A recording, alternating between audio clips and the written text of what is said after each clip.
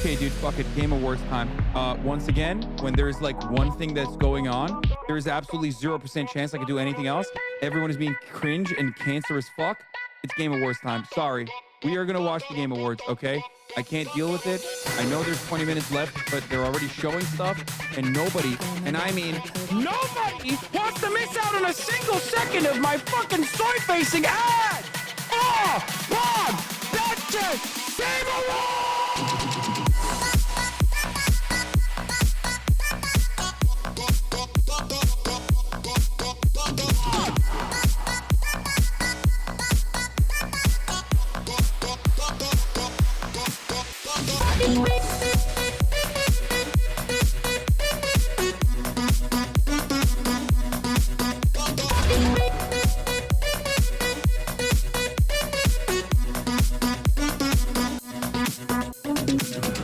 I can't focus on this anymore because all of you motherfuckers keep talking about the PlayStation event. Fuck you, dude. Fucking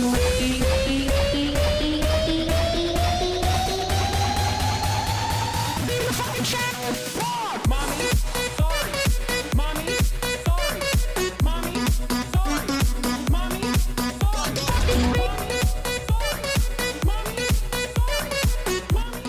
What's going on, everybody? I hope everyone's having a fantastic evening, afternoon, pre-noon, no matter where you are in the world. I'm Hassan Piker, and this is the HasanAbi broadcast coming to you live from sunny California, Los Angeles. Folks, we're live and alive, and I hope all the boys, girls, and MBs are having a fantastic one because today's a beautiful day. Today's a wonderful day. Today is Saturday. It's Saturday fun day. I hope it's going to be a fun one. It's Saturday, March 29th, 2025. People in the chat are saying their merch came in. That's cool. Finally made it to a live. That's also cool. It is 1 p.m. as a matter of fact. It's 1 p.m. on Saturday Fun Day. And unfortunately, the reason why it's 1 p.m. and I'm spectacularly late is because, of course, Austin and Will. And mostly Austin, if we're being really real, as a matter of fact. Austin show. Austin show's the reason why I'm late. He said, yeah, from the background, but this is the part of the broadcast where I tell you about my personal news about what's going on in the world of HasanAbi Piker. Please don't cut out your hair and grow it out like you used to, dog, please. No. In between the time period where I press the start streaming button and press the stop streaming button and what has happened in my life, for all the parasocialists out there, this is precisely the time frame where I will explain to you. This is what I'm going to be talking about. Okay? This is what I'm going to be talking about.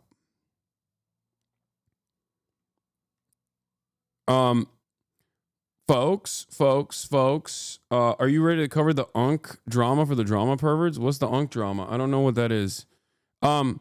Folks, personal news wise, I ended the broadcast last night. And what did I do? Nothing. Absolutely nothing. I actually went to sleep fairly early as well. My mom had some dry cleaning that needed to be picked up. That was it. And then aside from that, I just downed a little bit of NyQuil and passed out. Has anyone ever told you you have resting autism face? No. No one has ever told me that. I don't know what that even means. Yo, you might be shadow banned. You are not coming up on my follow channels anymore. Well, probably not. What? UNC drama? TYT? No, I am not talking about TYT. Are you insane? Absolutely not. No. Not even at gunpoint will I do that. Anyway. Folks. Yesterday I ended the interview with Vivian, Elon Musk's strange daughter. It was a fantastic interview. It was amazing. And I think a lot of people enjoyed it, and I'm glad that you guys enjoyed it. I'm glad that you guys took part in that. I went to bed early, woke up early, worked out, hissed some freaking deadlifts, okay? Hissed some goddamn deadlifts like a big man, okay? Like a big man. And I'm getting back up there on the deadlifts that I'm hitting. 425, not too bad, not too shabby. Could have gone higher. Didn't want to try it out. Didn't want to test it out. didn't want to, you know, really break the bank or break my back, if you will. And wait, actually, here is the footage of that. It's not a big deal, you know, hitting that 425 like it's nobody's business, right? Let's go, Hassan. This is too easy. Unfortunately. I should have went higher. Talking through a 425 deadlift, you know, kind of gives you an understanding. Yeah, it's a trap bar deadlift. I'll take ownership over that. That's true. There are definitely much better methods out there, and I can hit that weight, or I used to be able to hit that weight on the conventional as well. But TikTok of you and Vivian talking about Elon's fraudulent companies is going viral. Company that is single-handedly pushing humanity towards Don't you That, always? oh my God, not when you- colonizing Mars. That's not happening, people. It's a marketing scheme. Yeah. Do you know how long it would take to colonize Mars? Do you know how long it would take to terraform that thing? It's a The family Mars socks always. Yeah. The interview's already. marketing scheme that everyone somehow falls for. This is my native language, I promise. That everyone somehow fell for, despite being like debunked by a Google search. Like, are you serious? No, I do think that we are progressively getting dumber and dumber as a society. Is one of the things that I yell about quite a bit. But this was, I mean, you're nailing a lot of the reasons why I was always initially annoyed with Elon Musk from the jump, because of all of this stuff where it was like, this is not happening.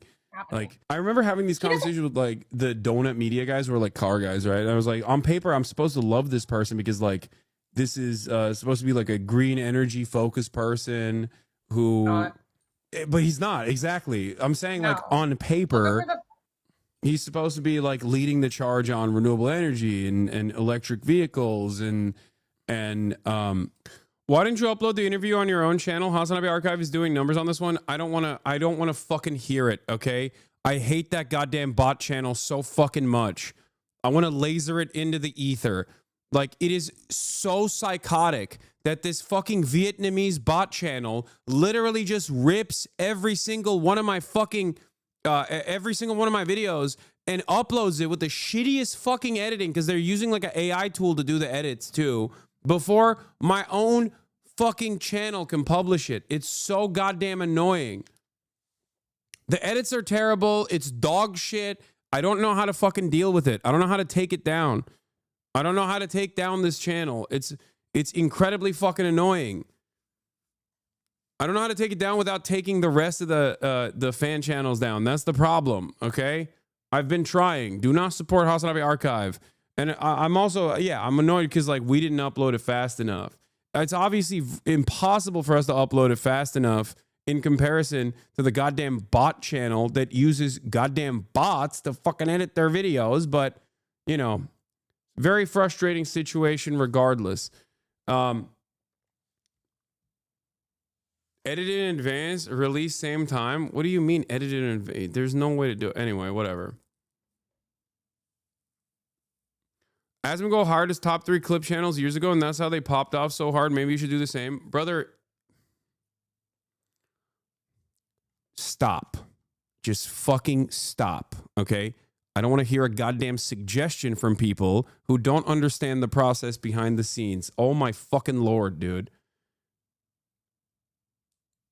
I don't want to hire the clip channels because they make more money this way. What the fuck are you talking about? Me hiring clip channels would imply that I would be taking over their revenue. You understand? And then I would have to then eliminate all of the other fan channels. What are you fucking talking about? That's not my... You guys are so fucking stupid! Oh my God, we already started off on a... I'm already pissed off. Pay HasanAbi Productions! You're fucking stupid.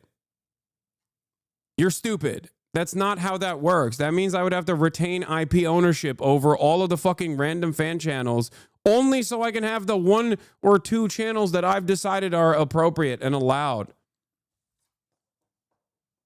God damn, dude. yeah. I started. It's been fucking not even like 4 minutes, and I'm so annoyed.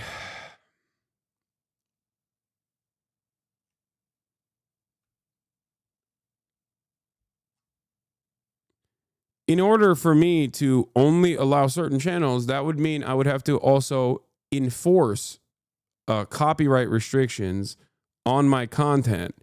And if I were to do that, then no fan channels would exist. And my editors are great.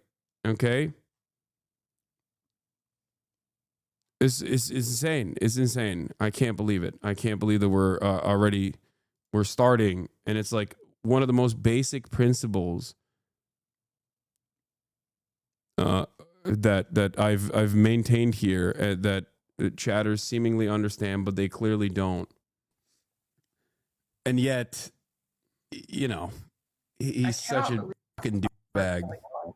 10 years? 10 years that facade worked? God. Yeah. No, but I mean, okay, so but all of these lies though, it still seems to work because I mean, this is the first time I've ever experienced like I've expected, and people who understand the market a lot better than me have thought that like, oh, well, you know, we should short Tesla. It's inevitably going to look at E ratio and then look at Tesla stock compared to other car companies. Yeah, no, exactly, because it's not a car company, it's a tech company, right? It's just like a silly it's not a car company, it's a Ponzi scheme. Yeah, exactly. Oh wow, he's made another company that is single-handedly pushing humanity towards colon. Don't you? Oh, anyway, the interview was great.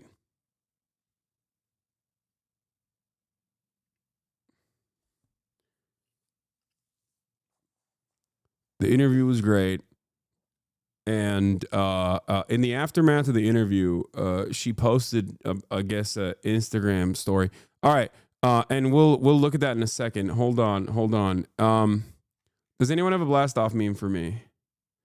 Yeah, there are multiple archive channels too. Like they literally all the way it works is like they take over older channels. They buy out older channels with like subs, and then they pump it. They pump it with like botted likes. They just do a whole bunch of shit, and they do everything wrong. YouTube is aware of them. Don't know why they don't like do anything about it. It's very annoying.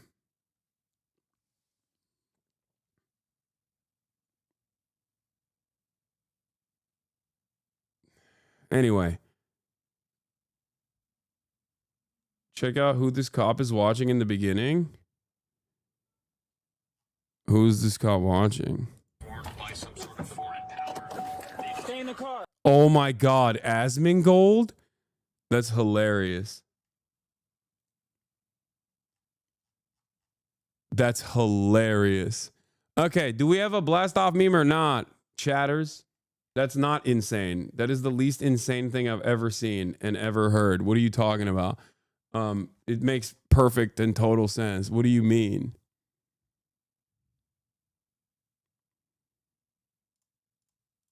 Do we have a blast off meme or not? Yeah, fork found in the kitchen type beat, honestly.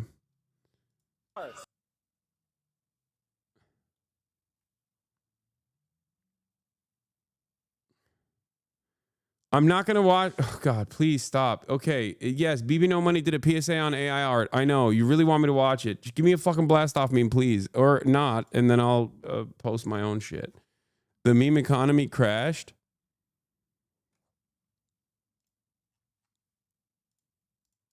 Okay. Great. All right. Complaints are already in.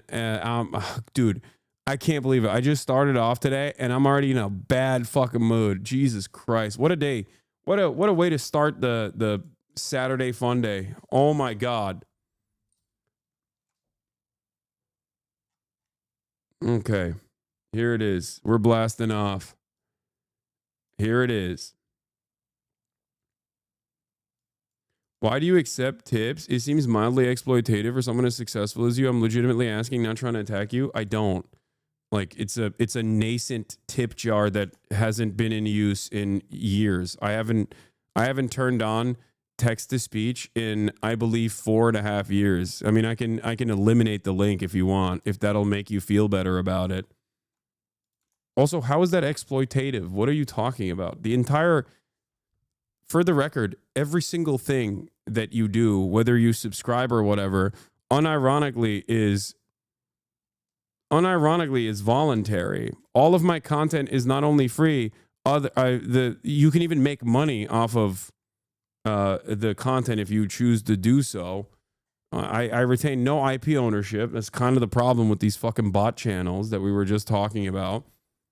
And it's like saying, dude, you're already rich. Why do you have subscribers still? You know what I mean? It's the same thing. You don't have to fucking tip, and no one does because I don't have TTS on. Well, gambling is also voluntary. Wait, what? Thanks for the response. Gambling is also voluntary? Are you equating voluntarily subscribing to a fucking Twitch streamer that gives you all of the content for free without ads because you want to support the channel, to gambling, an addictive, like a demonstrably addictive vice? Is that what you're saying? Because you have to understand there's a difference between subscribing because you choose to do so. I'm not even like paywalling anything, versus gambling. At that point, you can compare anything to anything, really. It's just like, dude, you're my vice. You don't understand. My Shayla, you're my vice. I have to subscribe to you. I can't stop myself from subscribing to you. I'm addicted to it. Unk fell for the rage bait? Yeah.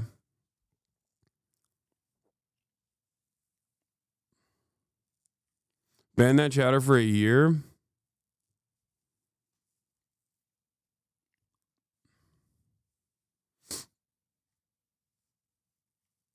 That's funny. Anyway.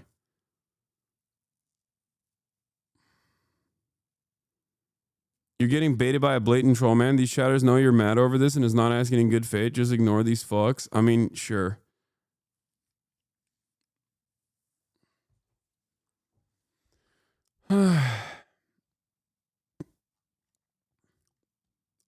Maybe that person was genuine. I don't know. Sometimes people are genuinely dumb. What is this? Male gaming cut you out completely? When I was like 12, he was bronze in Overwatch. And wait, what the hell? Me and my twin weren't. And he would try to constantly get us to play ranked with him. And I'm like 90% sure it was just because we could carry him. And I was like a 12-year-old Hanzo main who was like barely in silver. He was a bronze Torbjorn main. He was dog awful, like god awful. That's crazy. That's crazy. Daily Mail Gaming. It's like, I am a pro Path of Exile, whatever. Like, no. Phineas reposted trader? No, that's not. What are you talking about? I'm not going to send them a copy strike. I don't care. It's fine. Who gives a shit? Whatever. Not. This is so cringe. Why would you even pretend to be like, it's fine not to be a gamer? Yeah. If you subscribe, you can, when you subscribe, you get the opportunity to have a badge. You get the opportunity to use the emotes all around the platform. You get to avoid ads, even though I don't really serve them anymore. But maybe if I choose to serve them in the future, you would be able to avoid them. And you also get to send me links.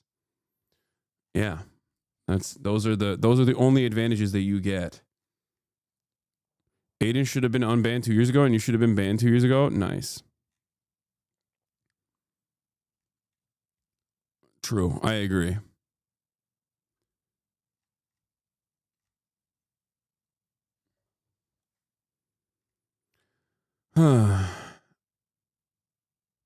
Check your Twitch settings. They auto-enabled a new opt-out feature where you pay for the discount on gift subs. Wait, what? An opt-out feature? What does that even mean? I don't know what that is. I don't know how that works. No one ever tells me anything.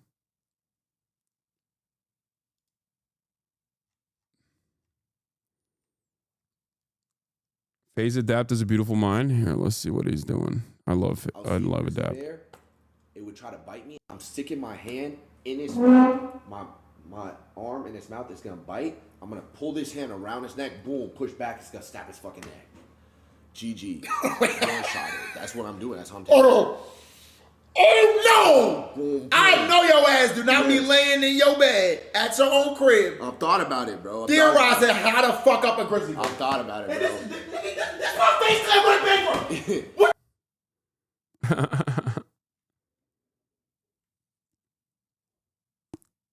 Nah, PBM Aura is so tough. Yeah.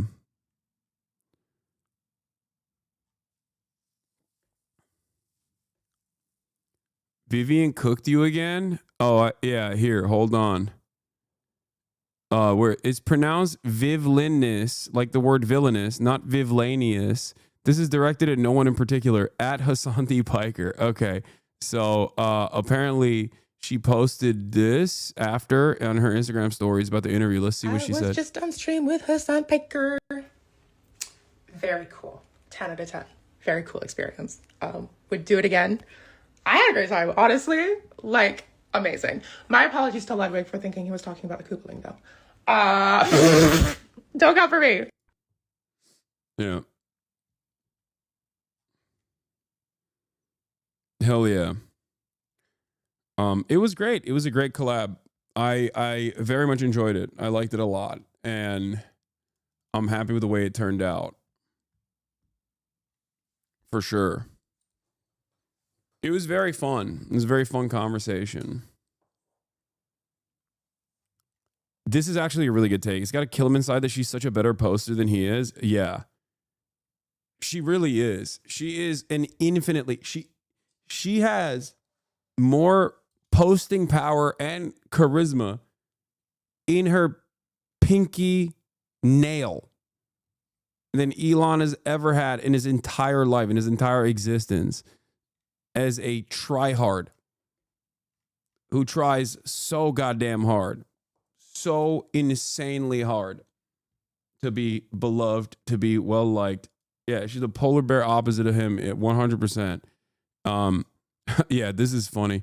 There was a lot of like funny memes that came out of this, but Elon Musk's daughter Vivian tells Hasan that Elon would ask her and her twin to boost him out of bronze in Overwatch because he couldn't do it himself, lol. And then Elon reposted this while the interview was going on, which makes me feel like he might have been watching.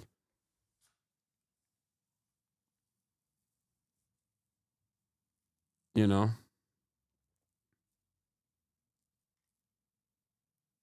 Now you have to play Dress to Impress. I want to.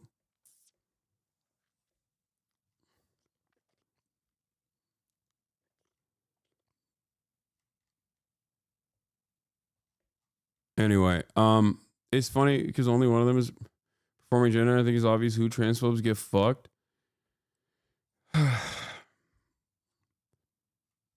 Yeah, I don't know why Elon just doesn't like hire a PR person to do his memes, like hire like a social media manager.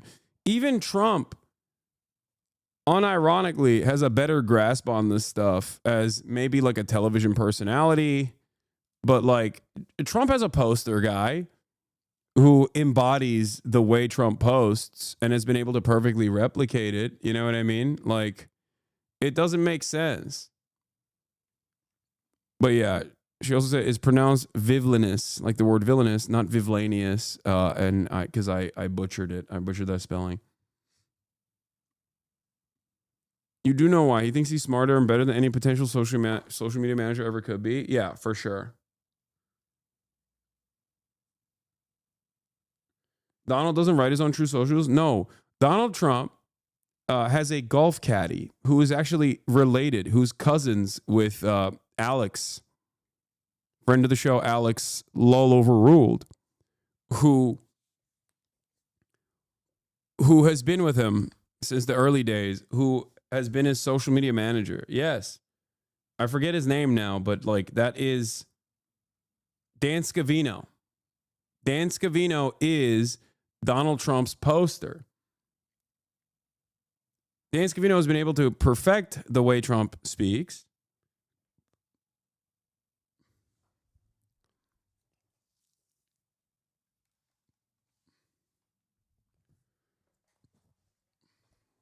His maternal cousin, yeah. Oh, I've watched this. I've watched one battle after another, the trailer multiple times at this point. This looks so amazing. I don't even know what's going on. Like, it's one of those trailers where you're like, oh, I'm more confused entering. I'm more confused leaving the trailer than I did entering the trailer. But, you know, that's another. Here, we'll start off with this one. This is crazy.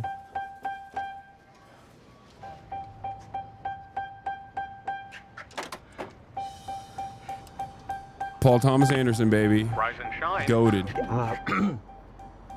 Bat an eyelash. Good morning. There are no hands on the clock Why? because they're not needed. What time is it? Fuck. You know, I don't remember that part. All right, let's just not nitpick over the passwords. This is Bob Ferguson. I was a part of the French 75. Bitch, I felt like Tony Montana! Steve Lockjaw just attacked my home. And I cannot remember, for the life of my only child, the answer to your question. Maybe you should have studied the rebellion text a little harder. I need to find my daughter. Well, then call us back when you have the time. Did you As much as a gross dude Leo is, he's such a good actor. Yeah, he really is. did you I think the uglier he's gotten over the years, the better he's becoming as an actor too. It's like kind of crazy. I don't know how, but the uglier he gets, the better he gets. He's like a cheese. You know what I mean? The grosser, the moldier he gets, the better he gets.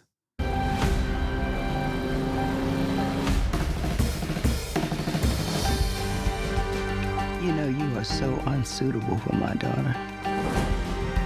My child comes from a whole line of revolutionaries. And you look so lost. What are you gonna do about this baby? Tiana Taylor is amazing, by the way. Both in this and in general, but oh my God. You know what freedom is? What? No fear. Go.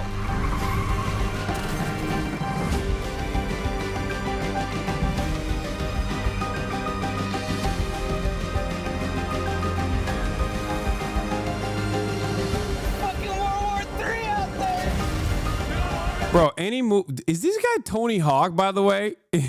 When I saw this, I was like, that looks for a brief moment, unless you pause on it, you realize it's not.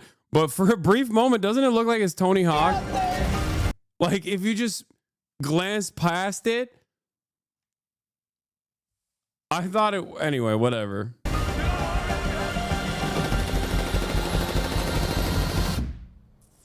Not one thing, it's another. Find that to be true. Benicio del Toro is amazing. Obviously. I'm very excited about this movie. I'm super, super excited about this movie. I don't know. God. There's something about Benicio del Toro where I feel a sense of comfort when I see him on the silver screen. I don't know what it is, but just... I need you, brother. Sensei, please. Courage, Bob. Courage. That's it. Courage. Yeah. Yes. Thank you. Hey, thank you, Sensei. Thank you, Sensei. Thank you. God damn it. Viva la revolution! Movie carpet roll. Oh, it's so perfect. It's so good. Have you seen Sicario? Of course, dude. Are you kidding me? It's a classic. Anderson is one of the reasons Tarantino try harder with his last movies. This feels like Wes Anderson trying to make a Tarantino movie. Lol. What are you talking about? No, it doesn't feel like that at all. I completely disagree with you. Anyway, shot on VistaVision.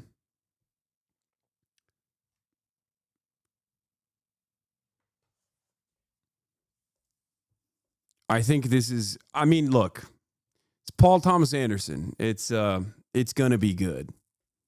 That's how I feel about it. Anyway, very, very, very, very excited about this. and I think it'll be super sick.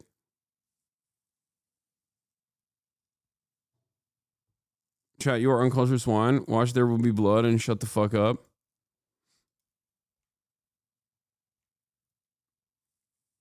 The music, I mean, the score sounds incredible just from the trailer. The beats look fantastic. I like that it's maybe not apolitical. Who knows? I'm emotional. Yeah.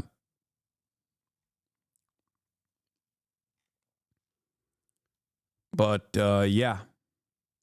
It's going to be good, but the budget is so high, they're going to call it a box office flop and then use it as a reason to not give artsy films big budgets. The Twitter post had a bunch of people calling the movie woke. Yes, I think for the sake of humanity, so that we can continue advancing humanity, we should collectively decide to never listen to people like that ever again. Okay? I think in order to maintain some semblance of soul in art, in cinema, in every artistic expression, we have to collectively agree never to hear from dipshits like this ever again, okay? I don't care. I don't care. I don't want to hear it. I don't want to hear I don't want to hear the opinions of the dumbest person. So who's the powerful person in the background who keeps pushing all these stories to be written about non-slop movies and TV losing money? There's clearly a campaign going on here and probably big money behind it. Paul Thomas Anderson and Leonardo DiCaprio's 130 million plus, one battle after another, will need to make at least 260 million to break even. A top source says the film was tested in at least 3 markets in recent months, and a consistent note came up. Audiences struggled to root for any of the characters. DiCaprio has been praised for a quirky performance, according to the testing. A character played by Benicio del Toro scored highest of all. Of course, Benicio del Toro. With one played by Sean Penn, also indexing high. Anderson reported, dude, I don't want to say what I think should be done for people who have this opinion. I don't want to say it because I will get banned. And right now, I think at a time when right-wing commentary is going to explode on this platform for one reason or another, I don't think I should get banned. But like this kind of analytical, quantitative approach to an otherwise qualitative product is so fucking annoying. Just make a movie and let it ride, okay? I hate it. I hate it. This is the one thing that like all of the dipshit studio heads back in the day still cared about, okay? They literally cared about, to a certain degree, making art. Maybe I have like nostalgia goggles on, but like no matter how big of an asshole a studio head was, he still cared about like the output of the studio. Now everyone is like, is this going to get people to watch it? Let's juggle some IP here.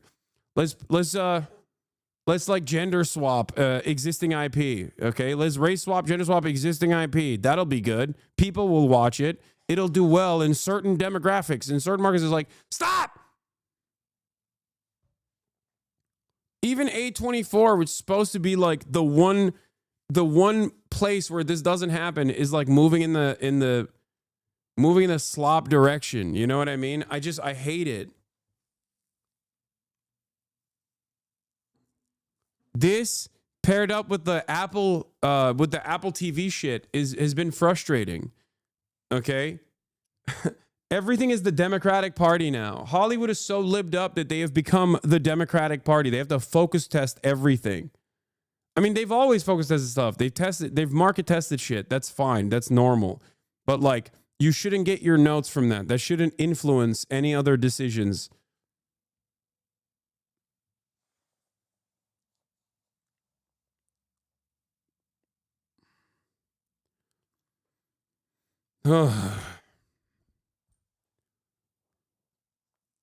Taylor Sheridan is the only one hog standby. I mean, yeah, he's tested and proven himself in the marketplace.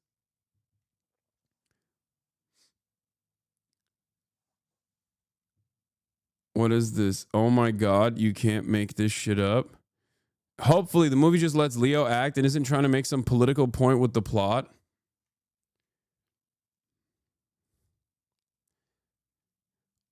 You know what's crazy about this? I think these people know we think less of them. And I think they don't care. I think they think it's good. They're like, they think it's awesome that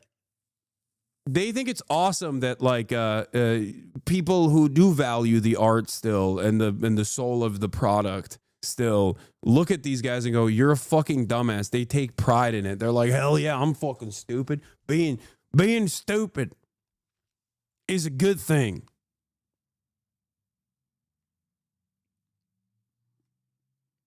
It's a good thing.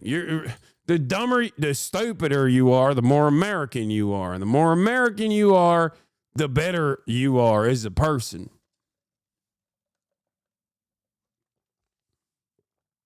No, it's great, man. We should be moving in this direction as a society where, art is worse, education is done, everything is cut. Yeah. It's great. It's fantastic. Yeah, it's my God-given right to be a fucking asshole. A dumbass. That's my God-given right. How dare you? How dare you come for me? They think they're taking cultural domain from their enemies. I know. Do you think that the far left in 68 caused Hubert Humphrey's loss? Oh my God, dude. Oh, anyway, we got, apparently there's an implosion taking place inside of the Daily Wire. I don't know the veracity of these claims, but turns out they're hiring a bankruptcy attorney and also laying off 25% of their staff. Obviously, we're going to be talking about that today because it's not just drama. It's also the news, and it's the perfect intersection of drama and news. This is something that your boy has been talking about for quite a bit, as a matter of fact. You guys know this already. I've been talking about right-wing commentary and where right-wing commentary has moved in the world of enshittification for quite a bit. This is actually a decent segue into that side of the planet as well. The reality of the matter is Daily Wire was always propped up by billionaires and millionaires alike, and it was never going to be a self-sustaining operation. They took some big hits in the process with Candace Owens, who, came out and was overtly anti-Israel. That was a big no-no. Not the anti-Semitism, mind you, but the anti-Israel perspective was bad. I also told you Brett Cooper was the only one with motion at the Daily Wire. I told you. These were the only two people that were carrying the Daily Wire torch. Ben Shapiro, no motion. He's out. Desperately trying to cultivate the edgy boy population to the best of his ability while he still fucking cries about Israel every goddamn day. It's not going to happen. The edgy boys have moved on. They want anti-Semitism and anti-Israel sentiment. Make no mistake.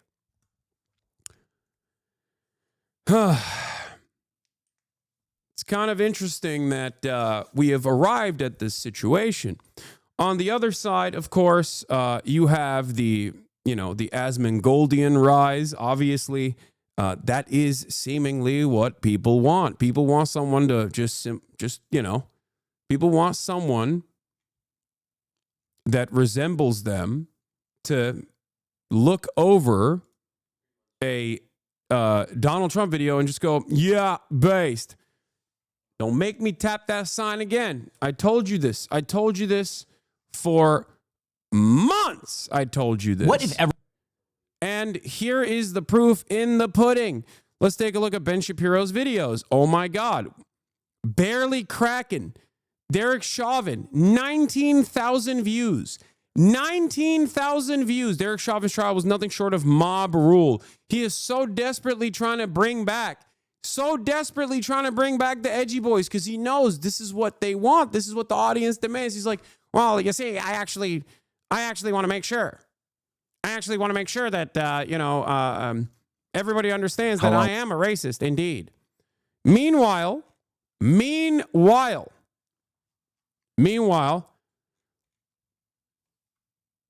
you know, let's take a look at Asmongold's numbers real quick. Once again,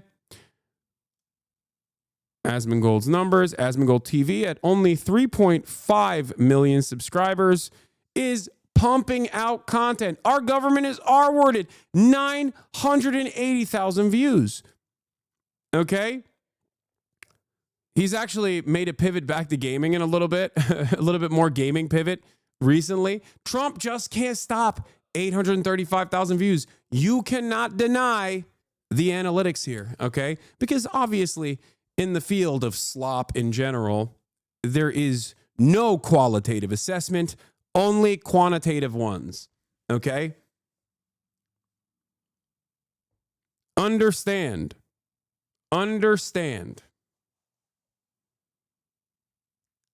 that this is what the market demands. The market wants a sweaty dude, okay, that resembles the market itself. They don't want a clean-cut Ben Shapiro to take this smarmy, entitled, educated, elitist attitude. They want Asmongold. They've spoken.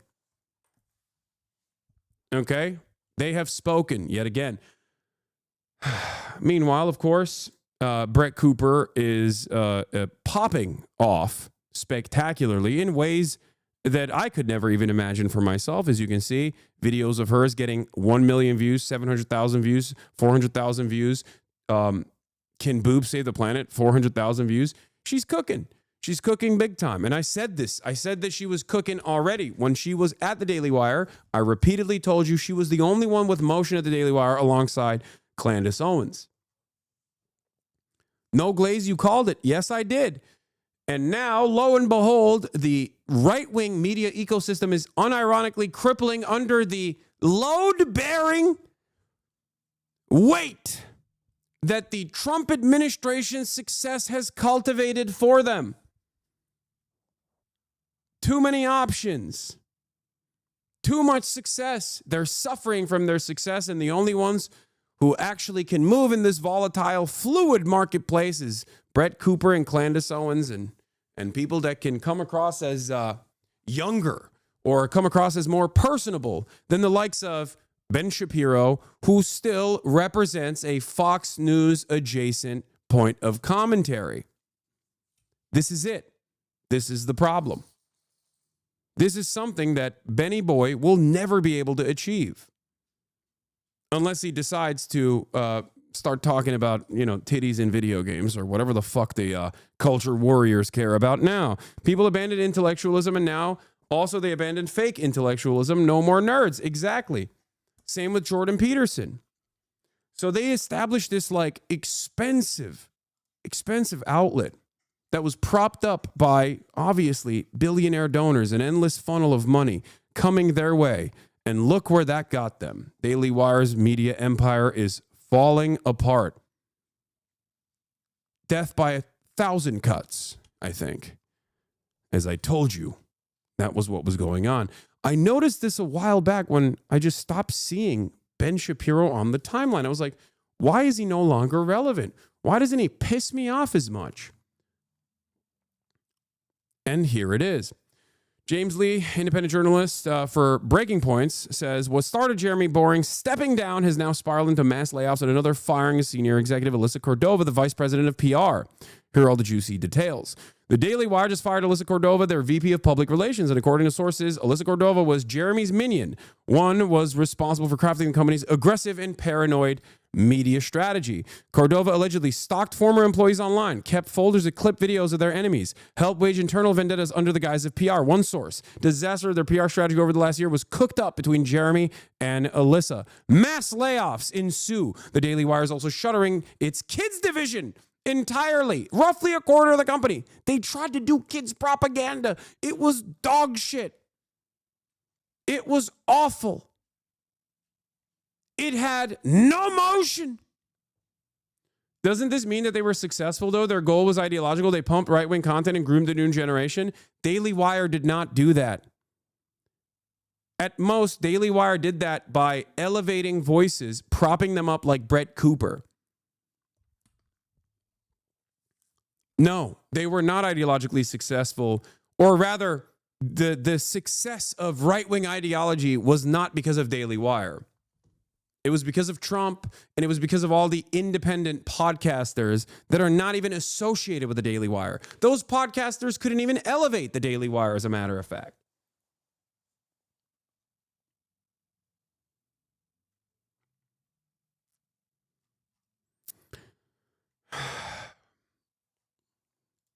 It failed spectacularly. They had grand designs.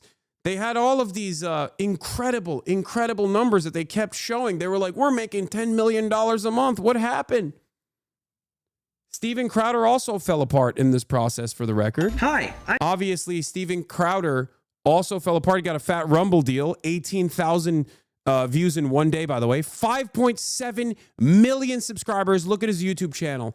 10,000 views, 40,000 views, 28,000 views. These guys killed their channels. They could not move in an organic trajectory that would consistently maintain eyeballs on the stuff that they were doing. So they had to move on to Rumble, where everything is botted. Remember the Daily Wire Steven Crowder saga. Steven Crowder says, $50 million, that's a slave labor salary. That's a slave contract. How dare you? If you can't let me be as racist as I want to be, then fuck you. And to a certain degree, I understood where Steven Crowder was coming from because, I mean, obviously, you're hiring Steven so he can be racist. So why would you shut off his money faucet when he accidentally is too racist in the way that you want him to be, and then all of a sudden his channel gets demonetized? That was the entire point. But all of these guys are falling apart. This is the old guard of conservative independent media. And because the market is so incredibly flooded with right-wing commentary everywhere you look, people want something more. They don't want a boring man to just tell you, this is what you need to think. They want someone to have a right-wing perspective that is simple to consume and simpler to understand for an increasingly dumber audience that is going to cover what really matters, which is titties in fucking video games. Okay, boobs in video games, black characters in video games. That is what has done them in for the most part, I think. That's it. Yeah, Brett and Candace tap into the culture war. They cover Blake Lively stuff, and they do it very well. They cover it from a right-wing shift, a right-wing perspective, aggressively. They pursue cultural touch points that normies care about. They also understand the language of this environment. They can easily just find themselves on the Sean Ryan show, on the Joe Rogan experience, on Theo Vaughn, as a matter of fact. They do it so well. They do it much better than like the likes of Ben Shapiro. Ben Shapiro is Ben Shapiro everywhere he goes. Why don't normies like you? Normies love me. I think your brain is, I hate you, Hasan. What? No, normies don't have, I would say that on the left, I'm able to do something similar to what like Brett Cooper does as well. But if you're talking about like normies, you have to figure out if you're talking about normies that are extremely online, in which case, no, they don't.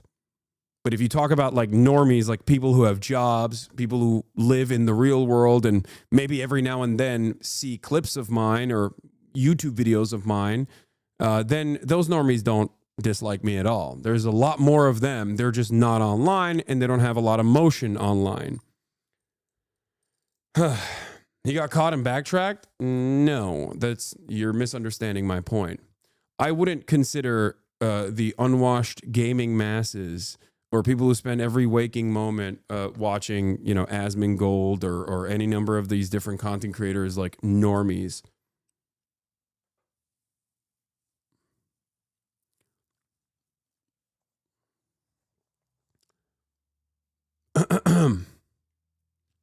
So,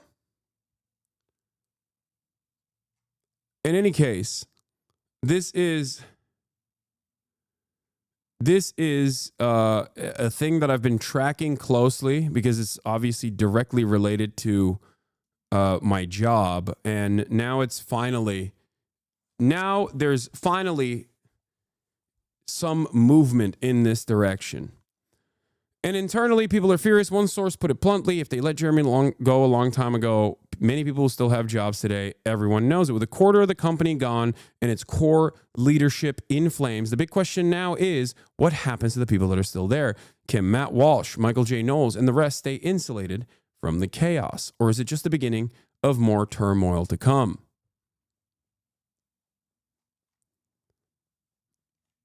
And that's precisely where it is. So if I were to segment all of the many different ways that this entire franchise fell apart, I would start by saying it was always destined to fall apart. It was never a self-sustaining operation. It was entirely too costly, and therefore it demanded a faucet of money from millionaire, billionaire donors who value the propaganda that this represents. Now that Trump's in power, maybe there's not as much interest in dumping boatloads of cash in their direction. That's one part of this. The other part of this, of course, and this was, I always told you, like, this was ridiculous. Exclusive. The Daily Wire made $22 million in commerce from commerce in 2023. It was entirely too costly for them to engage in media, like a higher level of media, like movies. The Daily Wire Studios, I think, is like also super costly. The kids shows were really bad and also really silly. But beyond that, the landscape grew. The right-wing media ecosystem grew tremendously over the past couple of years, with many apolitical content creators also feeding that itch that people had for right-wing commentary. And last but not least, they lost key performers, both Brett Cooper and Candace Owens. They lost Candace Owens, and I think that was also an important pivot that the Daily Wire had made at that point. First, they told Steven Crowder, you can't be racist. Some people looked at that, even if they don't fuck with Steven Crowder, and thought, yeah, why can't he be racist? We want him to be racist. We're not going to watch Steven Crowder, but that says something about the Daily Wire. I like my racist commentary. If you don't let Steven Crowder be racist, that means you are woke. So that was number one. Number two, Candace Owens represents a growing, very sizable movement amongst the right, but also even in the apolitical fandoms. Candace Owens' takes on Israel, while still guided by a healthy dose of anti-Semitism, is infinitely more, how do I say it, palatable? Like it's seen as like a more common sense perspective than the Ben Shapiro position is. So for the apolitical people, they look at Candace Owens' statements on Israel and they go, yeah, that makes sense. And then they hear all the anti-Semitism and they also go, yeah, that really makes sense, which is very dangerous and very scary, but that's for a different day. As a matter of fact, it's something that I talk about quite frequently, but for the sake of this argument, for the sake of this conversation, Candace Owens is seen as a more truthful orator than the Daily Wire is, for not just her anti-Semitism, which is also a measure of truthfulness in the eyes of the audience that wants this kind of content, okay, not to say it is truthful, but also for the fact that she is overtly and openly anti-Israel. So when they lost that, they lost another group of people that were like, what the fuck, what do you, okay, so you guys are just like, you guys just love Israel more than you love anything else, it seems. So while the neoliberal aesthetics within the Democratic Party has fallen out of favor, so has the neocon aesthetics fallen out of favor on the right. That was Trump 1 and also Trump 2, ironically enough. So for people who don't have any loyalty or association or positive association with Israel, or people who think what Israel is doing is gross and inhumane, or for anti-Semites who want to shit on Jews and Israel is a great vehicle to do that, you know, Candace Owens scratches that itch significantly better than the likes of Ben Shapiro. So regardless of all of the puff pieces that were written about from Axios and everywhere else talking about, how much money they were making, it was crazy. It's gangbusters. I never truly believed that. I could not comprehend how they were able to generate such revenues. And it seems like they weren't. Or maybe their overhead was insane. Yeah, Charlie Kirk himself found new light in TikTok. Charlie Kirk moved to TikTok and blew up over there. Charlie Kirk on YouTube, garbage. Charlie Kirk's YouTube channel analytics are garbage. Think about that, guys. My channel is infinitely smaller. I am a Twitch streamer predominantly. First and foremost, I'm a Twitch streamer. And you look at my analytics, and it hasn't been great this past week, let's be real. But if you look at my analytics overall, for a channel with 1.5 million subscribers, like, I'm doing significantly better than these other channels are, with the exception of when I do a video like Another Journalist Killed by Israel and it gets fucking obviously blacklisted on the algorithm. So that's crazy. That is like, that shouldn't be the case. These guys are like they're making tens of millions of dollars, right? Like they're generating tens of millions of dollars in revenue. I should not, especially with like no IP restrictions whatsoever on my content, like I should not be getting these numbers that are better overall on average than the numbers that like the Daily Wire is getting. And yet, that is where we are, interestingly enough.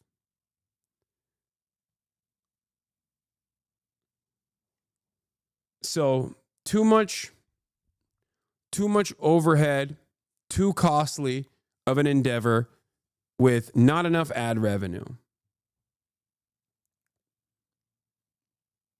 There was this too. Murdoch shops for podcasts. Yeah, that's different. That's a separate story. Hold on. Austin, do you want food? I mean, you had a bagel earlier, but I don't know.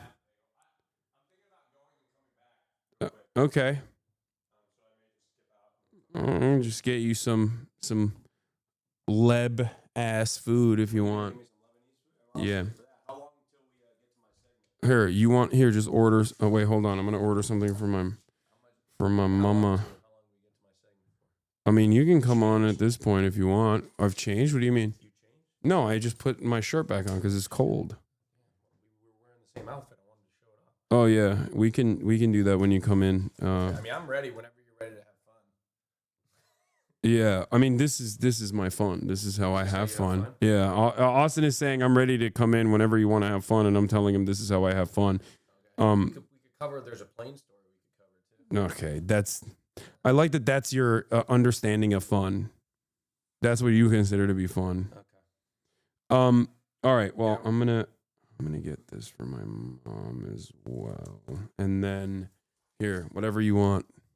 Yeah, we got couples fits. Yeah.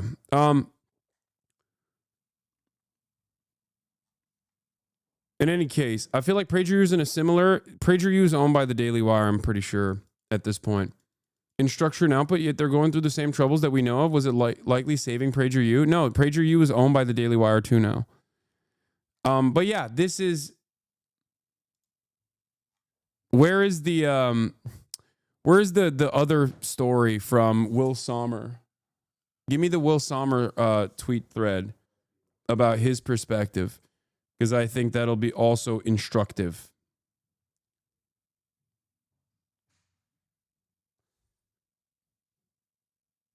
But yeah, PragerU is also owned by the Daily Wire.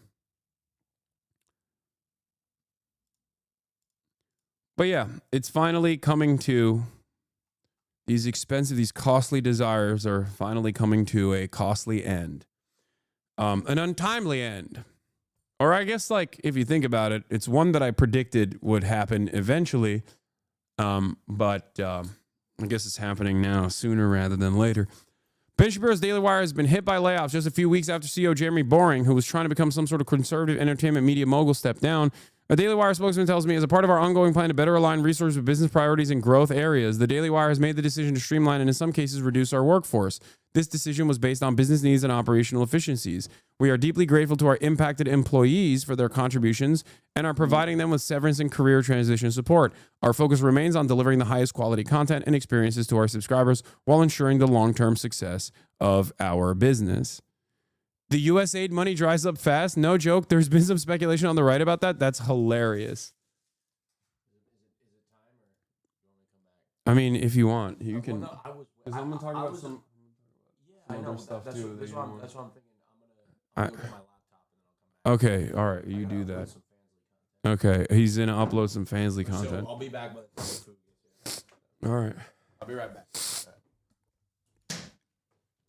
A crack in Ben Shapiro's Daily Wire. CEO Jeremy Boring helped build the conservative media empire, and now with no fanfare, he's out. Will Sommer writes for the Bulwark. PragerU isn't owned by Daily Wire. It's his own nonprofit media org. Okay, I was wrong. Sorry. PragerU is funded by the same people that funded Daily Wire, for the record.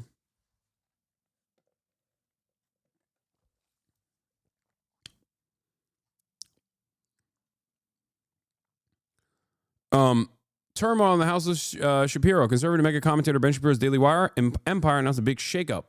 On Tuesday, co-CEO Jeremy Boring was abruptly stepping down. A contentious, outspoken executive, Boring had become almost as much a face of the company as Shapiro himself. He positioned Daily Wire into the success story of the right-wing digital media and ambitious attempt to swing the culture rightward. Rumors have been swirling of a massive acquisition in the offing. While Shapiro lives in Florida, Boring has been building the Daily Wire's main Nashville wing into a right-leaning content juggernaut. Along with the expected podcast and YouTube operation, Daily Wire has a streaming operation offering documentaries and conservative educational miniseries. For conservative preschoolers, their Bent Key streaming app hosts a combination of original programming, a puppet show, for example, and a chinchilla-themed cartoon, kind of like Bluey, and handpicked episodes from well-loved shows that have been checked and rechecked to make sure they are respectful of your family's values. In Profiles and Media Biz interviews, the 46-year-old Boring was positioned as a 21st century Rupert Murdoch, claiming the Daily Wire raked in $200 million in revenue last year, which I don't believe. Boring's superfans could even buy his eponymous anti-woke razor and chocolate brands. But as of Tuesday, all of that is on ice. In his press release, Daily Wire said that Boring was trading his co-CEO position for an advisory role, handling the company's creative projects, and that he'll appear on a monthly podcast. We can't wait to see what he does next, Shapiro said, in not a particularly warm statement. That's an abrupt drop in ambition from a man. They were besties, too, for the record. Like that, Ben Shapiro and Jeremy Boring were besties behind the scenes. Like, that's how they started it together. So it's like their indoctrination attempts failed. Their media empire attempts failed. And now they're restructuring. But without talent, without manpower in this media space, and without a steady flow of right-wing funds coming in to save the company, it's not going to work. You lose the Brett Coopers and the Candace Owenses of the world, and you're not going to be able to. You're not going to be able to survive, because at the end of the day, the media space is a very delicate landscape. It's very tough to make it out the mud, even on the right-wing side, especially when there is real competition on the right-wing side, and it's not just about who gets the most right-wing funding. Maybe old heads will remember the NRA was taken down multiple pegs, not because they lost their funding or whatever. They were taken down because of their media operation. The NRA tried to do a media operation and fucking failed spectacularly. NRA TV was a massive failure. But just like the Daily Wire's crash and burn, from the ashes of NRA TV, multiple content creators sprung up. Dan Bongino is an NRA TV guy, just like Brett Cooper is a former Daily Wire commentator. Think about that. Dan Bongino, who is now the deputy director of the FBI, and before that, a relatively successful podcaster with a fat Rumble check, I suspect, because he was always on Rumble, became a known entity as a consequence of NRA TV. So these guys, all they do is prop up media talent. and then they fall apart because it's not a consistent endeavor. It's an endeavor that requires a tremendous amount of backing. In November, interview on Puck's Grill Room podcast, Boring said he wanted to turn Daily Wire into the next New York Times and that he fell asleep every night dreaming of selling the company for a big payoff. So much for that. What's going on here? If there's one thing people in the fractious world of right-wing digital media can agree on, is that there's a backstory here we aren't getting. I don't really buy this or believe this, podcast host Elijah Schaefer, one of Boring's many nemesis, said on his YouTube show on Tuesday. I think it's a way nastier behind the scenes. Yeah, I also believe that, even though the person that's being quoted here is also a notorious figure in the right-wing spaces.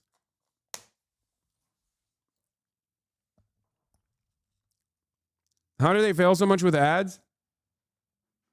Ginormous overhead.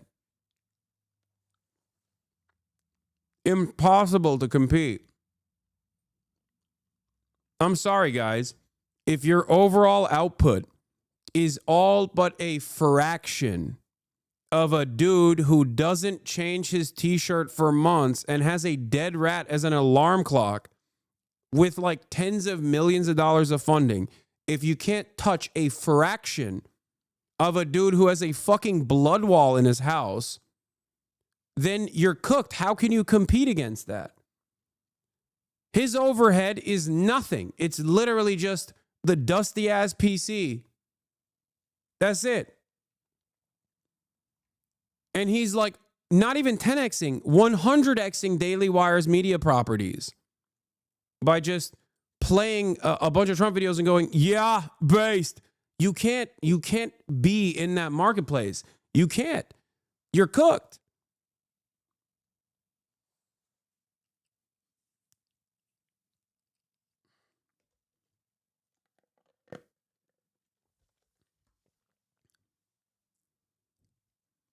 Asper should make one of those comical swimming pools full of gold like in those cartoons, not like he spends the money he makes. Exactly.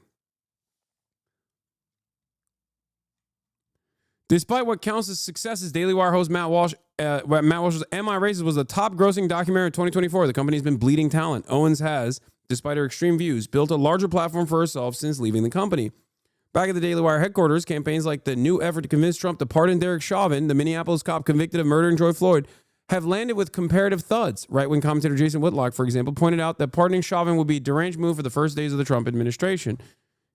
Jason Whitlock is calling you out, dude. That's crazy.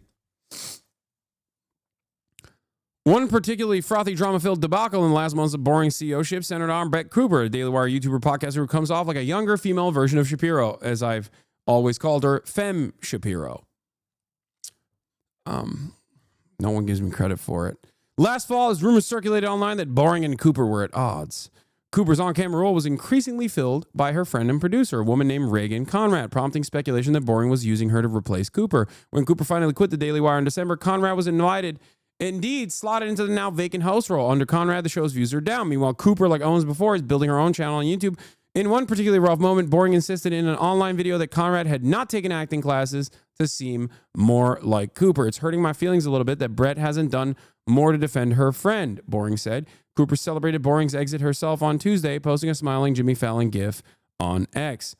To be fair to Boring, the Daily Wire may be facing some broader media trends that were out of his control. The energy on the right-wing internet is headed in an increasingly radical Nick Fuentes-style direction. And Boring and his crew look dull by comparison. Yup. Will is someone who tracks right-wing radicalism by his profession. This is what he has done, so he's way more tapped in than the average media personality on this sort of stuff, so he's right. He's right. Zoomers are groypers.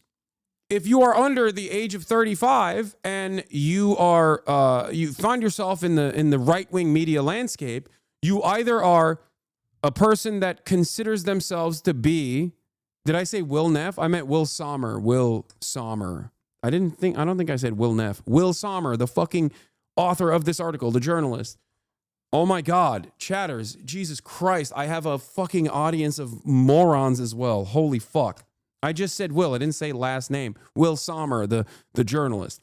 So,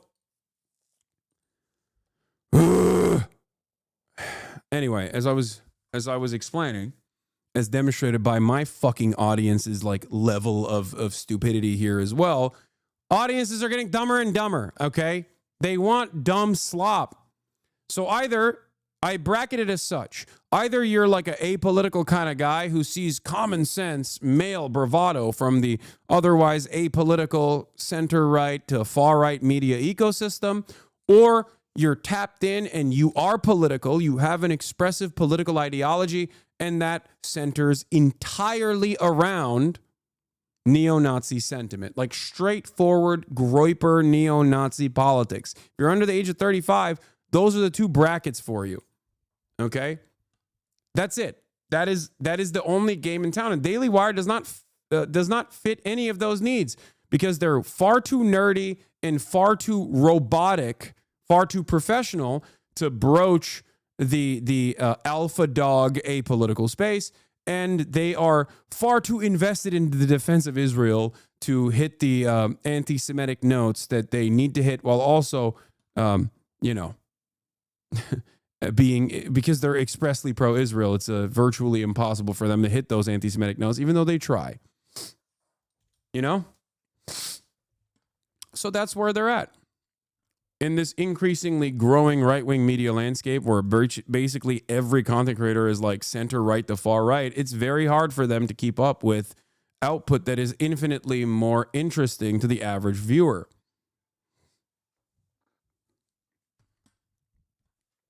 They got outgroyped. I mean, they also understand this. That's why they hired Candace Owens initially. They hired her because she's anti-Semitic, because she is a black face on white supremacist messaging. They wanted to have a black woman say the same things that you hear at a fucking Klans meet, okay? Which she did. She played that role very well. But the problem wasn't the anti-Semitism. The problem was post-October 7.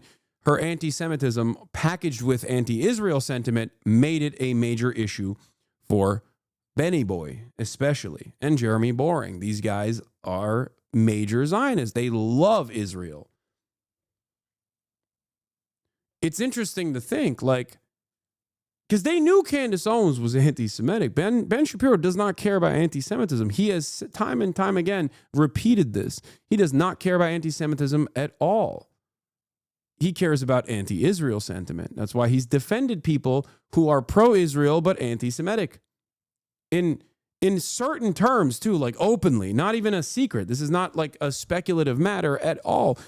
Ben Shapiro famously, as I like to pull that classic tweet off, has defended Ann Coulter's anti-Semitic statements and has famously said, Ann Coulter, regarding Jews, awful, definitely anti-Semitic. However, she's pro-Israel, so I will not be losing sleep over it. So just remember that. It was not Candace Owens' anti-Semitism that got her fired. It was her anti-Semitism partnered with her anti-Israel sentiment. That was the thing that got her the boot from Daily Wire. Here it is. Ann Coulter tweets regarding Jews. Awful, nonsensical. Ann Coulter is also super pro-Israel and has always been so I won't lose sleep. Boring, who wears a key around his neck that reminds him of the Texas Theater where he puts on plays as a young man, is, like so many in right-wing media, James O'Keefe, a wannabe entertainer at heart. In 2023, he announced that the Daily Wire was undertaking a massive project of turning the fantasy series into a streaming show, which was initially set to premiere in 2024. Boring is credited as the series creator and director and also looks thrilled on on-set videos the Daily Wire has posted. That's the problem. This is the other issue. A lot of these guys couldn't cut it in Hollywood. They're failed theater kids. So when they're failed theater kids, they never let that go. And they always falsely assumed that they failed in Hollywood because Hollywood is too woke and not because their output is dog shit. That's the problem. That is the issue. So when they engage in these creative endeavors that have to be standalone projects, because at the end of the day, your political motivations are not going to be enough for you to sit through 2-hour fucking pieces of media, right? Especially in the age of shortening attention spans, it's just not going to happen.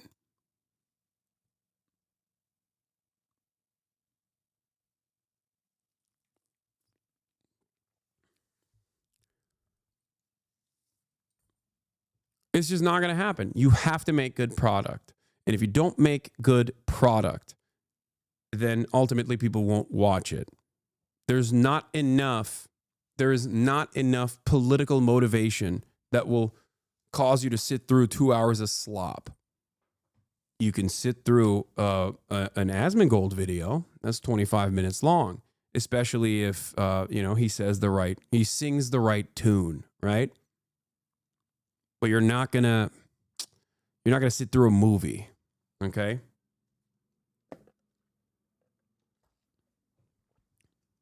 There are plenty of conservative directors.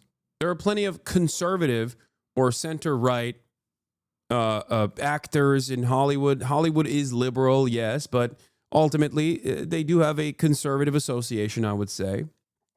And they have some radical ones as well. But the reality of the matter is their product is better. That's it. But 2024 has come and gone, and so far the first season of the Pendragon cycle still hasn't been released. Awkwardly, it's taken so long that Cooper, who plays a supporting role as a sort of Woodlands pagan character, has already left the company on what appears to be on bad terms. It's impossible to watch the show's production diaries on YouTube, which feature months of filming in Hungary and Italy, actors performing elaborate real stunts over rampaging bulls, and dozens of extras fighting in the marshes of Danube River, and not think this has been comically expensive. Certainly more than just filming another YouTube show with Ben Shapiro would have been. And that is where we are. Too much overhead, not enough output, can't outcompete with the moving market, and now their franchise is crumbling in front of our eyes. How long was it after you left the Daily Wire that... Adult friendships were really hard. When you left, your maid of honor... What does this next chapter look like? Do you want to say anything to her? What was the final straw? I mean, almost nobody would give that up. Yeah. And start from scratch. And that's why I respect you so much. Mm-hmm. No, it was terrifying. I had to, Alex and I had a conversation. This was not this is a lot of thinking and praying and analyzing. And if I was in charge of the Daily Wire, I would have never let her go, dude. Are you kidding me? Remember how much I kept saying, even though her initial, fake, I'm actually authentically in my bedroom act was lame as hell. Obviously, I very quickly recognized that she was capturing the attention, especially by weaving in conservative attitudes into, cultural criticisms. Like, she was doing pop culture lifestyle shit. She was younger, more vibrant, and also able to not make annoying, bland, conservative propaganda the centerpiece of her commentary. That's why she succeeded, and that's why she's still succeeding. We looked at each other and we're just kind of like, are we basically willing to lose everything and start from scratch? Because again, we had, Alex had just started his own business. We had bought this farm that was it was a stretch, but we really wanted it. And I was like, I could leave and it could backfire on me immediately. Nobody could care. Maybe I wouldn't make any money. Maybe I would have no anything. And I basically just had to decide, does that matter to me? And it didn't. And it worked. Yeah. But it wasn't because I was yeah. 1 million subs in 1 month when you launched your new show. Yeah. It was very humbling and gratifying. I was like, okay. But it's terrifying.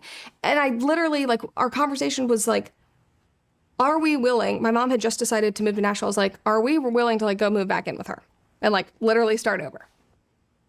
If you're funding our life now, Alex, and I can't help it all and I'm making no money, if all of it went away. And at the end of the day, I don't really care about being famous. It comes with what I do, but I would be just as happy if I was telling stories in a different capacity. Mm-hmm. Again, it's finding the root of what you love to do and then applying it. I don't need this to survive. I don't crave it. I do it because I love sharing stories with people. I love hopefully making them think differently about the world. I love making people feel like they're not alone in whatever they're going through, whether that's like on my subscription platform where we do. Bro, this is literally verbatim, bar for bar, what I say, except for, base boosted on the right wing side. She's talked about rebranding herself as a pop culture commentator to reach a more ideologically varied audience. Her first video with her YouTube rebrand was on Blake Lively and Justin Baldoni. Exactly. I'm not even kidding. This is low key. I have these interests myself, right? Like these are organic interests that I have, and I certainly lean into them. And in the process, I want to make sure that people have a semblance of charitability towards the things that I talk about from the perspective that I talk about, so that they see the world in a different way. Okay? Are you not a clout goblin? See, that's what I mean. This is like the stupid, the stupid method of this is, oh, he's just a clout goblin. The difference here is that there is a project here. There's an ideological project here. And I think a lot of people get it and some people don't. So they just have like a stupid perspective on it and they go, oh, you're a clout goblin. Yeah, sure. Okay. The question I have for you is that if all I cared about was clout, why the fuck would I talk about Israel all the goddamn time? Are you stupid? Like, especially in the way that I talk about it, where I also don't even entertain a second of anti-Semitic commentary on the subject matter. If I wanted clout and I had an anti-Israel position, you bet your fucking ass if all I gave a shit about was clout and not like presenting my vision for the world, I would be anti-Semitic as fuck. Look at all the top anti-Israel commentators that get so much motion on the matter. It is quite literally uninterrupted, full-blown, the Jews are responsible for it. Either I would never mention Israel or never mention any politics whatsoever and just simply talk about like, other shit, have fun, and do like silly content.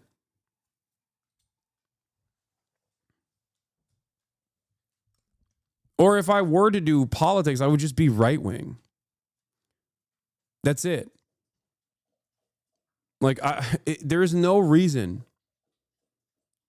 I was literally about to compare the way you two explain your passions in a very similar fashion. Yes, I think what she's saying here is really interesting because I even suspect that she might be cribbing my shit a little bit, because this is what I have said in interviews down to,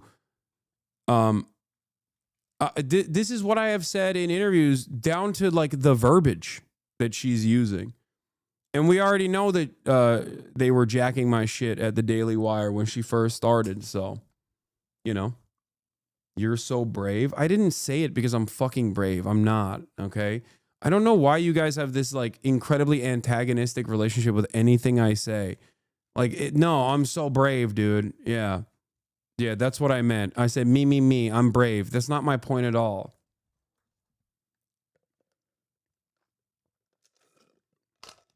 Isn't she a far-right grifter? Why are we relating and watching this trash? No, I'm saying that like this is a person who wanted to make a media career for themselves, and I think that they found a venue in right-wing commentary, but they are also very aware of other content creators in the space and have been able to pick up on like whatever is successful in that. I've been trying to do this. But obviously, as a leftist and right-wing commentators are dominating these spaces, yeah, absolutely. Absolutely. Watched Adolescents in the studio this morning. Both were amazing. Thanks for recommending them. Yeah.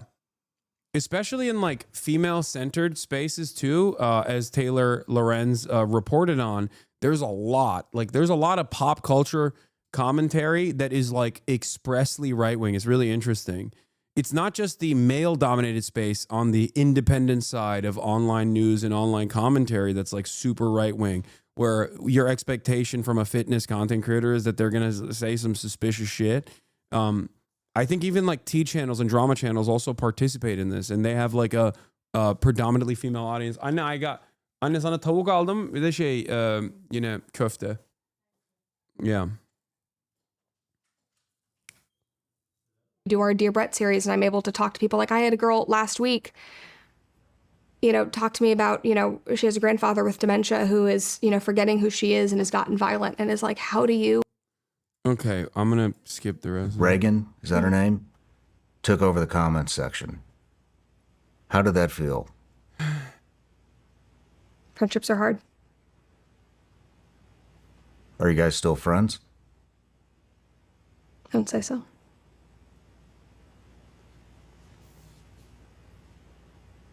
Would you like to still be friends? Of course. Also, she's not super pro-Israel, it seems.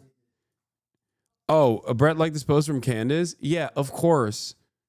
Dude, you can't be in that age group and just like express a super pro-Israel sentiment. You're literally just like whittling away your audience. That's it. There's a market for it, but that market is in like mostly liberal spaces. You can be pro-Israel, you can be overtly pro-Israel, but you're not going to get a lot of motion from the right. You're not even going to get a lot of motion from the left. There's like for a younger audience especially, being pro-Israel and overtly pro-Israel is immediately like, oh, you must be a grifter. Even fucking being anti-Israel and then being against anti-Semitism for many people, especially in younger audiences, tracks as inauthentic. It's really interesting. Like if you're anti-Zionist, if you're like a dedicated anti-Zionist for fucking decades, like someone like myself who's been doing this for 10 fucking years, but you're also combative against anti-Semitism in general, younger audiences look at that and go, you're fake, dude. You're fucking phony. Authenticity is tracked by being incredibly right-wing. That's what it is. It's just, especially online, people go, oh, these people are demonstrating their vices, and that means they're being authentic. Yeah, the anti-Semitic side of the right is winning the war on the right, for sure. Absolutely.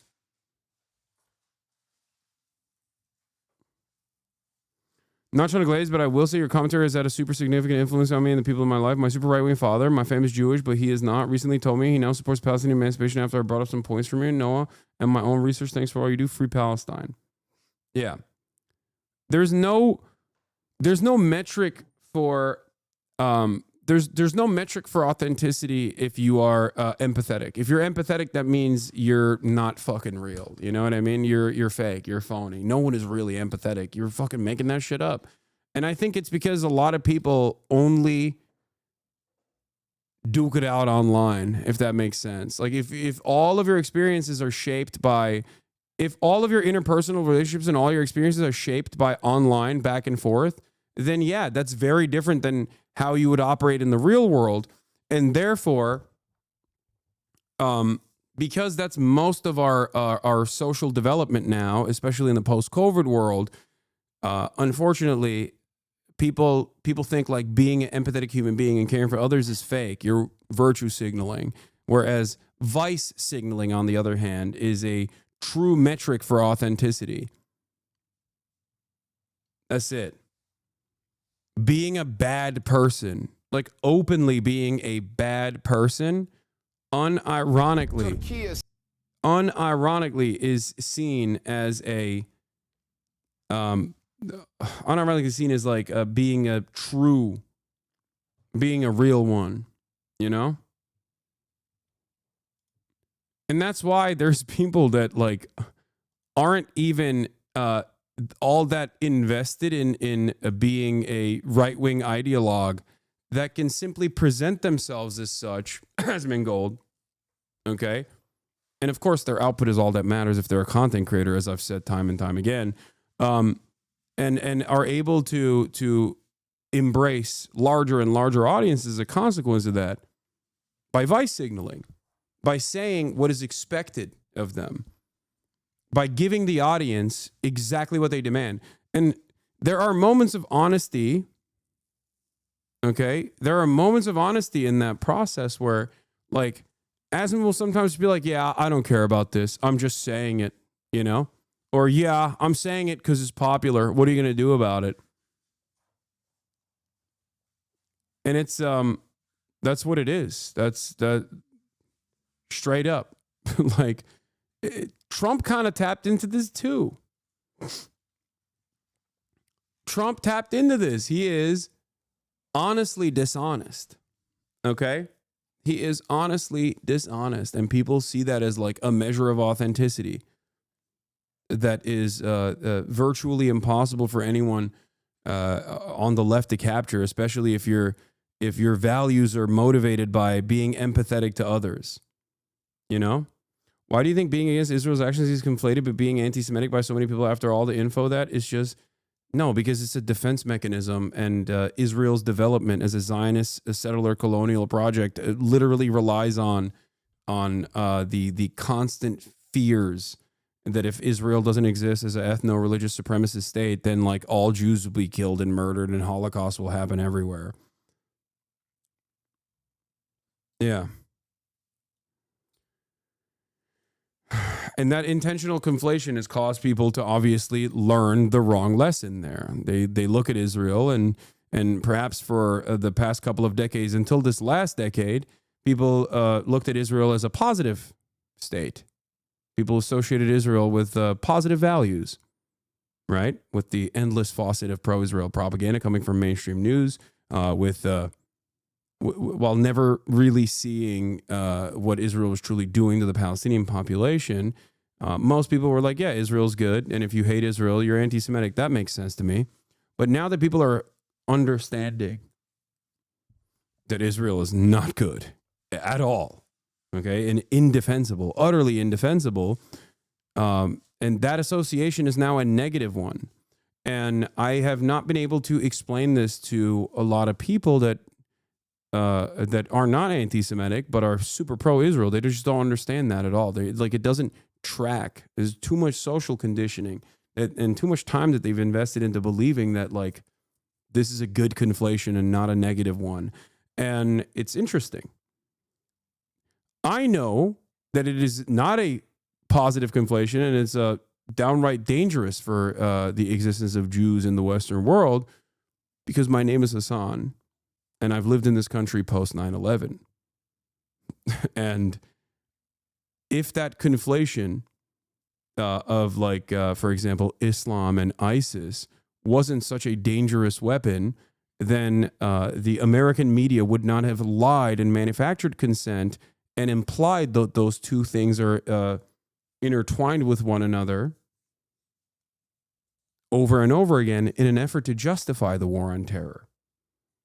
That's why I constantly make this comparison about Israel and ISIS, where it feels to me like, people fucking run around and say, it always feels like, pro-Israel people who are not anti-Semitic are running around making that association themselves for some reason without seeing how dangerous that outcome is, how devastating that outcome is for the overall safety of Jews in this country that might not want anything to do with Israel, as a matter of fact.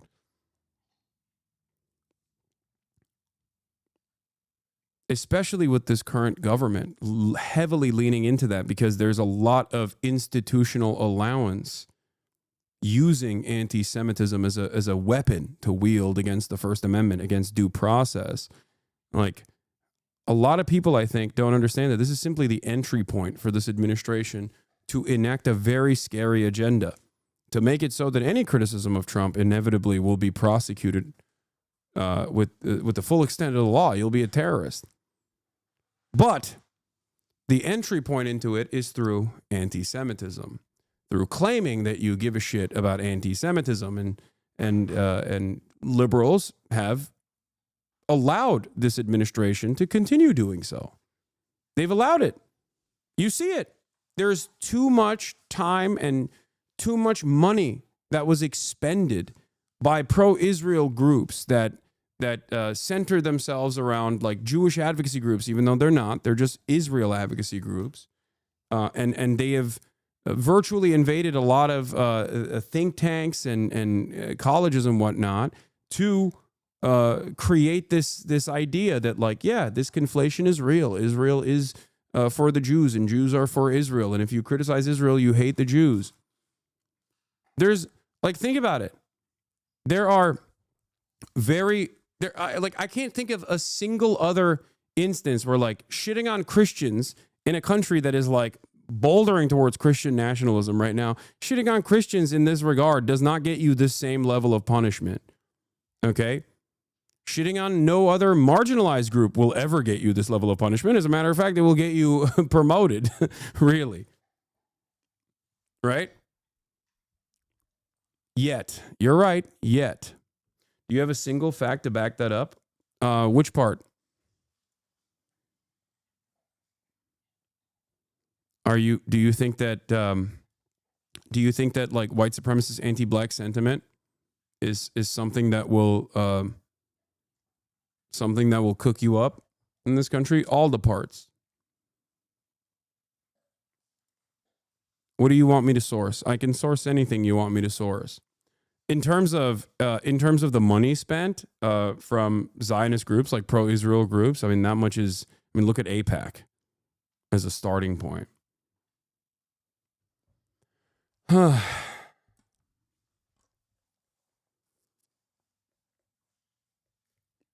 But, yeah.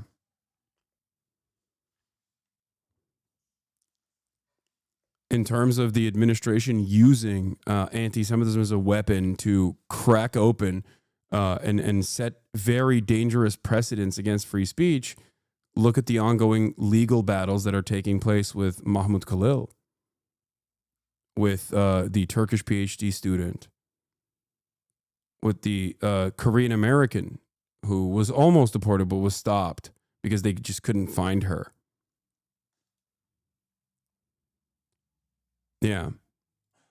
This is a militant Zionist group threatening activists online with a deport list. A century-old Zionist group has resurfaced in the U.S. with a list of pro-Palestinian activists it wants arrested. Now, the funny part about this is that Beitar and ADL and all these other pro-Israel groups like Stop Anti-Semitism and whatnot were previously seen as like crackpots, not ADL, but Beitar and all these other ones. And now they're receiving a warm welcome. Now, let me tell you something. This is not a secret. This is not a secret at all. This is being done in broad daylight. If you pay close attention to some of the immigration enforcement stuff, you will recognize it, that is precisely what they're doing, right? They're already trying to create a chilling effect on speech by threatening, using the arm of the law, and threatening students that have engaged in activism. They're lying about them. And in some instances, they're not even lying about them. They're just simply saying like, yeah, we don't like what you're saying. Okay? Here is the IHRA. Here's the person who created the IHRA definition of anti-Semitism, saying weaponizing anti-Semitism makes students less safe. None of this, of course, matters because it's not about anti-Semitism. It's not about combating anti-Semitism at all. If you think that, you're fucking delusional. It has always been about silencing anti-Israel protests and then using that new expanded, that new precedent that you set against the First Amendment and expanding on that by declaring anything and everything a terrorist.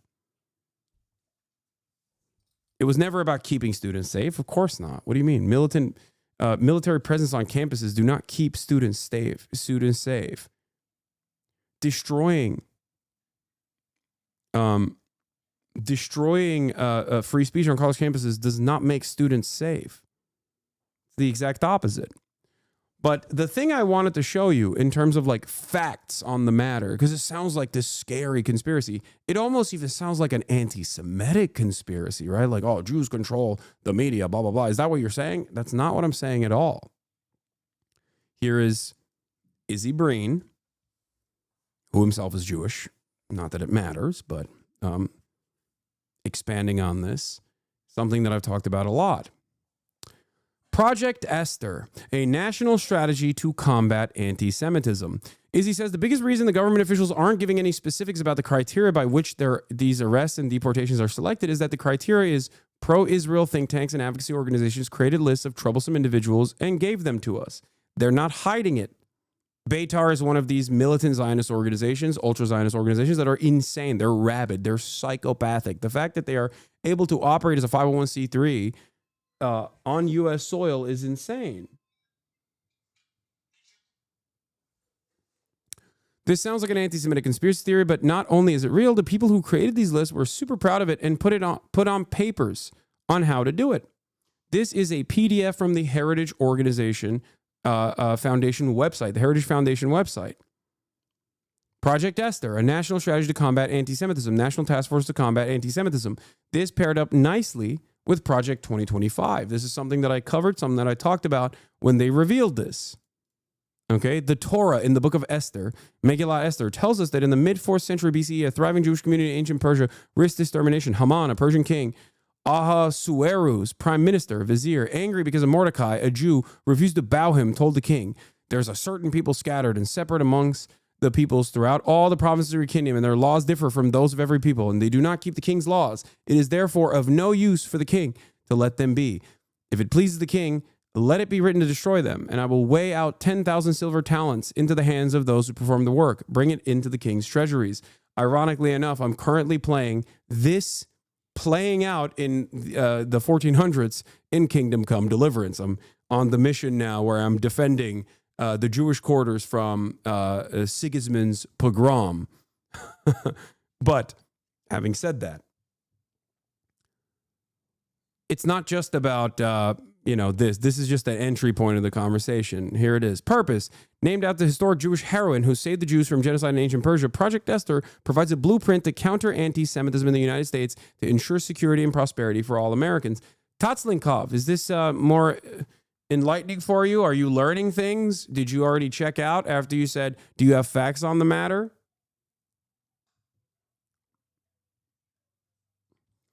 Introduction. Anti-Semitism in the United States and America is alive and spreading. Hamas, October 7, blah, blah, blah, blah, blah. Current situation. The HSN's strategic purpose inside the United States is to generate internal political pressure to compel the United States government to change its long-standing policy of support for Israel. Within the United States, the HSN, which they're calling the Hamas Support Network, receives the indispensable support of a vast network of activists and funders with much more ambitious, insidious goals, the destruction of capitalism and democracy. As their ends align, the HSN, Hamas Support Network, and nihilist supporters indoctrinate the gullible into supporting Hamas and hating Israel to create the street mayhem that serves their ends. This network is nominally American, but benefits from the support of training America's overseas enemies. Its members hope to achieve their goals by taking advantage of our open society, corrupting our education system, leveraging American media, co-opting the federal government, and relying on the American Jewish community's complacency. Is this even sourced? Yeah, the source of this Heritage.org paper is the hallucinations of a madman or a collection of madmen. That's the source of it. The mission statement: the National Task Force to Combat Anti-Semitism leads a coalition to dismantle the infrastructure that sustains the Hamas support network and associated movements, anti-Semitic violence in the United States of America within 12 to 24 months to restore equal protection under the law for all Americans. In the process, they dismantle free speech and due process and show America that they can do whatever the fuck they want, and it will expand on top of anti-Semitism. It will not just be anti-Semitism that they're combating. They will combat anti-Christian behavior. They will also combat anti-white behavior. Trump administration has already signaled that they were going to do that as well. Vision intent. Our intent is to organize and guide all willing and able partners. Anne yemek geldi bu arada, getirir misin? Oh, she can't hear me. Hold on, I gotta grab my food. Our intent is to organize and guide all willing and able partners in a coordinated effort that employs all available resources to combat the scourge of anti-Semitism in the United States. Here's Axios covering Project Esther.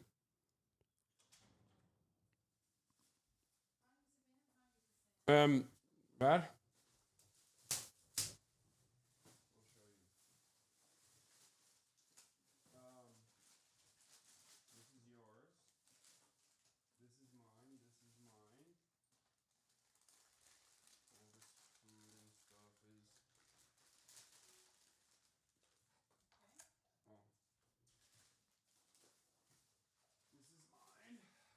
Onun içinde bir sos var mı? There might be a salad dressing in that white one. Anne. Okay. This is mine. I got one. This is my mom's, and then you wanted fakush. You want our tabbouleh salad. Here, this is yours. I got the. Can you give this to my mom? Yeah. Thank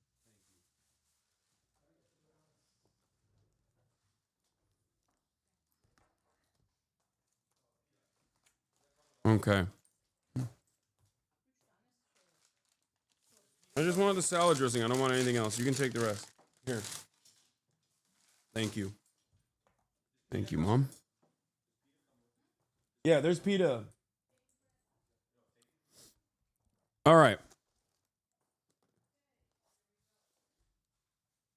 But yeah, everything that the Trump administration is doing right now, they are following through on this agenda. Ironically enough, the Project Esther document also ends with the first they came for the communists poem. Before their sources, hold on. First, they came for the socialists, and I did not speak out because I was not a socialist. Ironically enough, they literally in the beginning talk about how they want to eradicate socialism from public discourse. Isn't that funny? They talk about how they must eradicate, they must eliminate.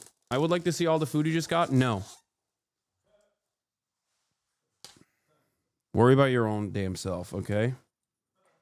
God damn. They literally say we have to combat the Hamas support network because they're socialists and they want to undermine capitalism. And we have to go after these like scary people. And you know, first we must do it by first going after, not the socialists this time, but going after the people that we have branded as Hamas supporters.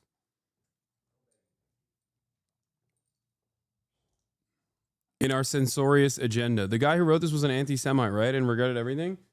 What? Martin Niemöller? I'm not talking about Martin Niemöller. Martin Niemöller was I think it was what is it, like a Lutheran or Protestant, whatever. He was a fucking German priest at the time. And he talked about how it was dangerous for him not to give a shit about anti-Semitism. And originally supported the Nazis. And then realized, they eventually came for me as well. Yeah, he was like a right-wing priest who didn't give a shit about the growth of the Nazi movement, only to realize far too late that the Nazis would eventually come for him. Yeah. Martin Niemöller, I think, is a great analog for many otherwise progressive, but still liberal Zionist Jews in this country.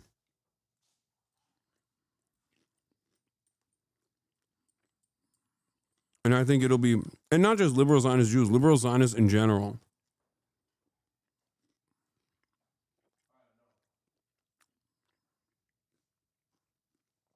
It will be far too late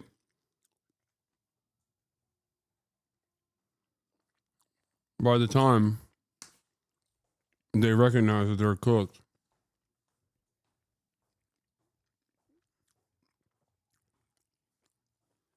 Anyway, just some of my sources and some of my thoughts.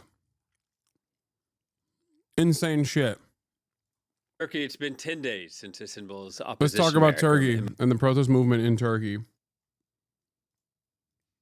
Malu was initially detained, sparking nationwide protests. This is a scene this Saturday, a massive rally taking place. Since Imamalu's original detention, there's been a crackdown on dissent, police raiding homes. Nearly 2,000 people have been arrested. That repressive response has been sharply condemned by human rights groups as well as political leaders abroad. Protests underway this Saturday. Let's speak to our correspondent, Jasper Mortimer, standing by in Ankara. Thailand. Jasper, just a quick question for you. How are the protests going this Saturday? Well, they've gone peacefully so far, and it has been a massive rally. According to the main speaker, the official leader of the opposition, Özgür Özel, there were 2.2 million people there in Maltepe, a district of Istanbul on the shores of the Marmara Sea. Behind the speaker's podium, you can see the ships at anchor in the Marmara Sea. On Monday, President Recep Tayyip Erdogan predicted that the opposition protests would fizzle out. But I think from the size of today's demonstration, the opposition has proved that wrong. During his speech, Özgür Özel said things like, let's show Ekrem İmamoğlu, the mayor of Istanbul, who's now in prison, and the dictator, President Recep Tayyip Erdogan, how numerous we are. He also said that in the coming presidential elections, the opposition wants a brave opponent. And by that, he means that President Erdogan is a coward for arresting İmamoğlu and putting him in prison so as to reduce his chances in the election. Then a third thing he said is, those who resist the coup makers defend democracy and the future. Towards the end of his address, just before I had to come here, he accused state television and the most popular private channels, NTV and CNN Turk, of This is not an accusation, it's just facts, by the way. betraying Turks. And he said, you know, here, as I'm speaking to you now, NTV is showing a weather forecast. And I changed to the NTV channel, and Özgür Özel was right. There was a weather forecast. A few minutes later, NTV began its news report, and Ekrem İmamoğlu was item number 4. And NTV did not show anything about this crowd. Instead, it showed pictures of protesters in the earlier protests this week of being arrested and frog-marched into jail. And the commentary was talking about how protesters will get sentenced from anything like 3 months in jail to a year in jail. In other words, it was making the point that to demonstrate against the government is a dangerous business. But it was not showing the massive demonstration going on today. I changed to CNN Turk, and again, the opposition politics was low down on the news agenda, but it was not showing the demonstration. Now, as a Turkish journalist, I can tell you, I find this shameful reporting. All right, Jasper, thank you very much. Jasper Mortimer reporting from Ankara. And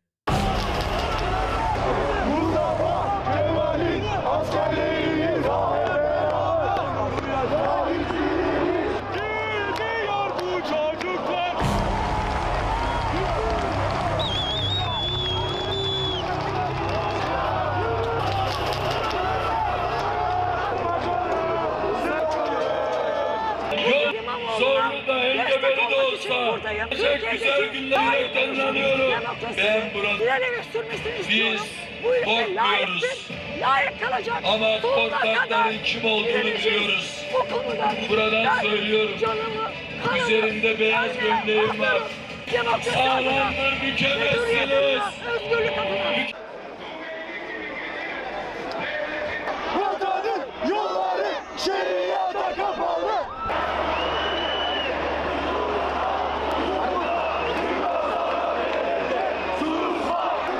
Oğlum taşak mı geçiyorsun benle sen? Taşak mı geçiyorsun amına koyayım? Ciddi misin şu anda?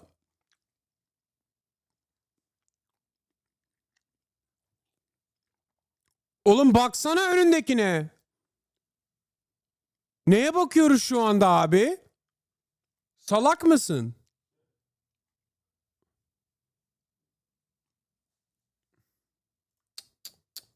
Now we got fucking the same shit that you guys do all the time in English. Now we got fucking Turkish chatters doing too. It's pissing me off. What is the #1 troll in this fucking chat? Oh, did you cover this? Can you please cover this? This motherfucker's doing it in Turkish now. I swear to God, bro. All of your brains are rotted. Pissing me off. God damn it.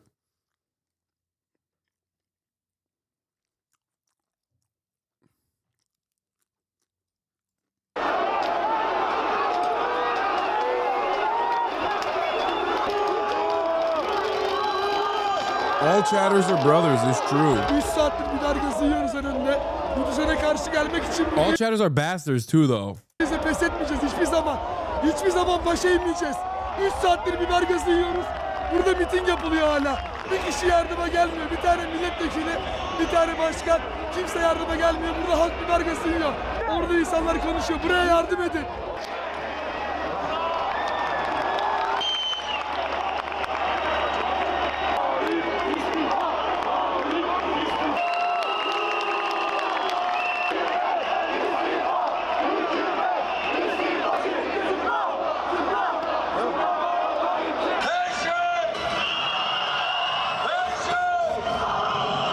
İktidardan kurtulduğumuz sabahı, o anı hatırlayın. Özgürlüğün, eşitliğin, dayanışma hep birlikte kavuşturacağız. Ne abi? Gelirim de döversin. Valla biz elimizden geldiğince polise iyi davranmaya çalışıyoruz ama suçlu suçsuz kim varsa gaz, plastik mermi yağdırıyorlar. Biz elimizde sadece pankartlarımızla burada direniş için varız.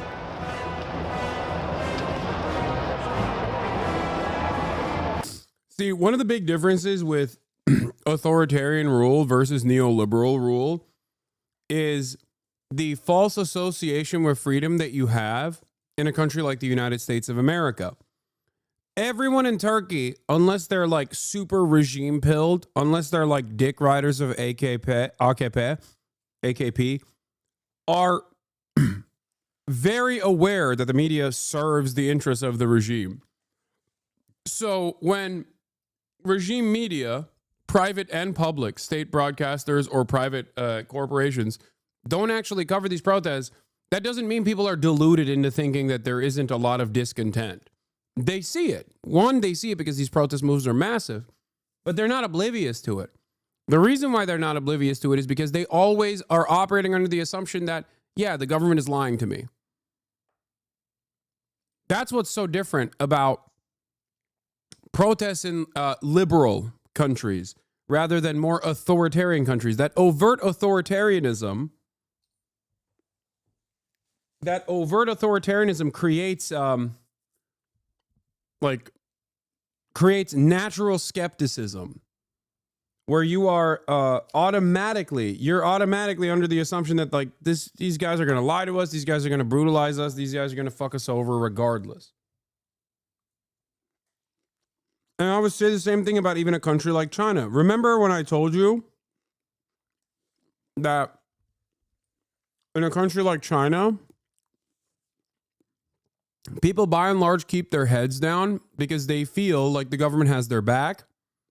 But whenever there is like real discontent brewing, like during the COVID zero lockdowns in China, right? Those initiatives were brutal for a lot of average Chinese people. It was mostly the uncertainty from what I saw, like the uncertainty of like not knowing when they will be able to release, like when they will be able to open like an apartment complex once it's like been branded as being COVID unsafe, right?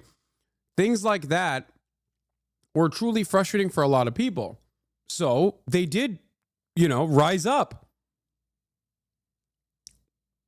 They rose up and got their demands met by the government.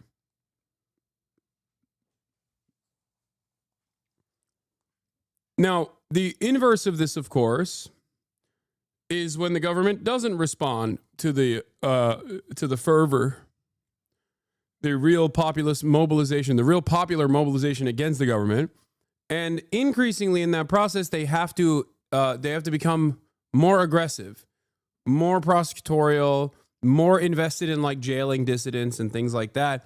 And that creates a timeline where the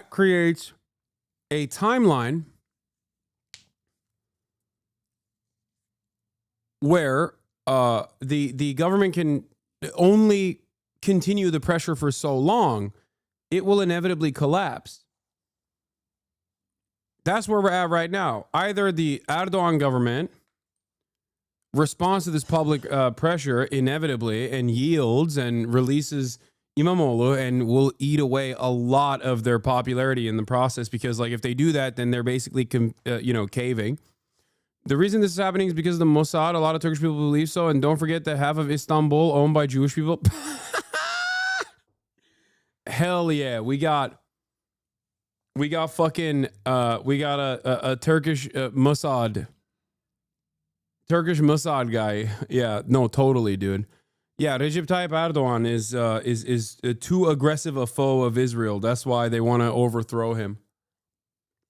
Yeah. Mossad made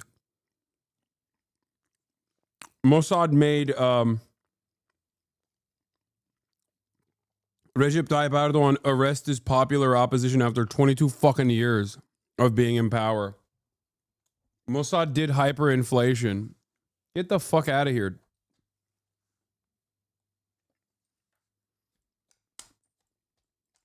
It's so funny.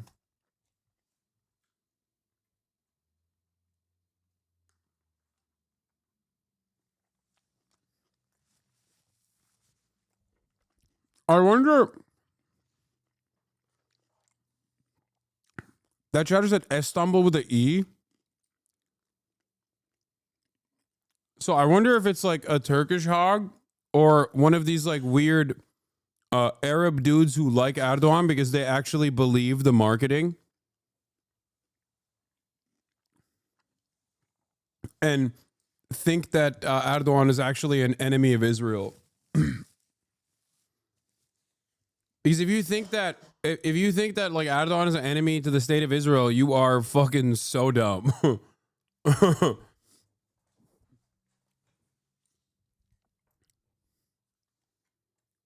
Erdogan basically packed up Syria at the behest of Israel and the United States of America, Israel's most important ally.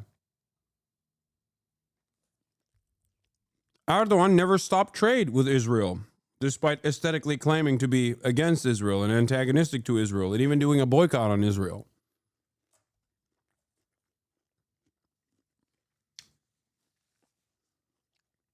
Just because pro-Israeli accounts on Twitter are too stupid to recognize that doesn't mean that it isn't the case.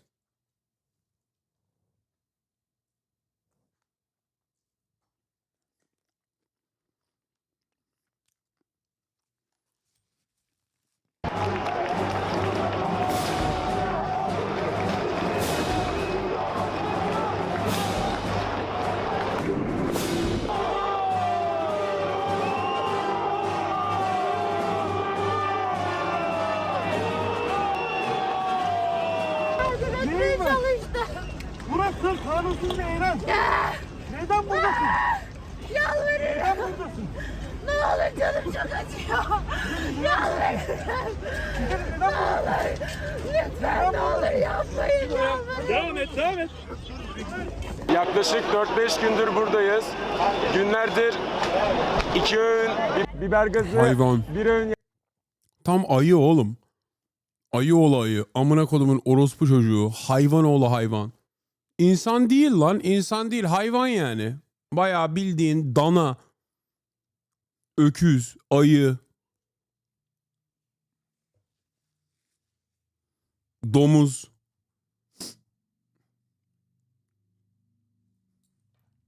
Polis lan. Ağlayan vatandaşa böyle mi davranılır? Önce ağzına sıkıyorsun biber gazını. Ondan sonra dönüp burada olmaman lazım. Hayvan işte. Yemek yiyorum. Hazırlıklı geliyoruz. Her gün daha güçlüyüz. Gençlik burada. Siyasetçilere şunu söylüyorum. Gençlik burada biber gazı yiyor. Siyasiler nerede? Aynen. Polis her yerde polis amına koyayım. Aynen. Ya bu tam Amerikalılar da böyle hayvan oğlu hayvan polislerimiz var bizim Bugünkü burada. tutuklama başlı başına hukuksuzluktan ibaret. Sürecin tamamı hukuksuz ve haksız. Recep Tayyip Erdoğan'ın koltuk sevdası için çektiklerimiz hak ettiğimiz şeyler değil.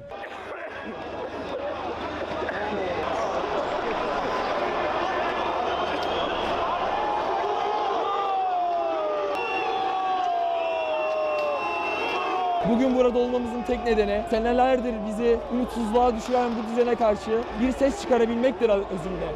Bize siyasetle yıllar boyunca birbirimize düşüren ve bizi birbirimize saldırtan bu düzene karşı bir kere olsun beraber olabilmek için biz buradayız. Biz birlikte mücadele etmek istiyoruz. Yalanlara ya da bizim gazımızı almalarına ihtiyacımız yok. Bizim istediğimiz tek şey hep beraber haklarımızı, özgürlüklerimizi kazanmaktır.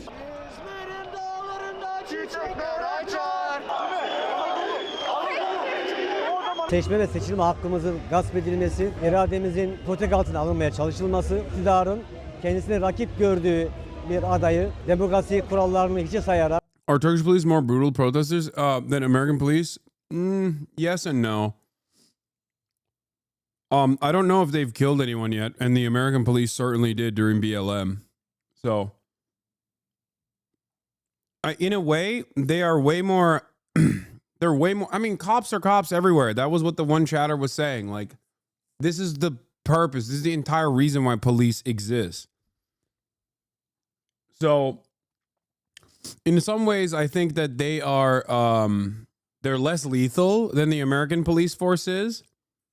That one is a certainty, by the way. And this isn't to defend the Turkish police at all. I'm not. They're fucking animals. But... I would say that they're less lethal than the American police by and large, but they still beat the fuck out of protesters. It's like ruthlessly lynch them.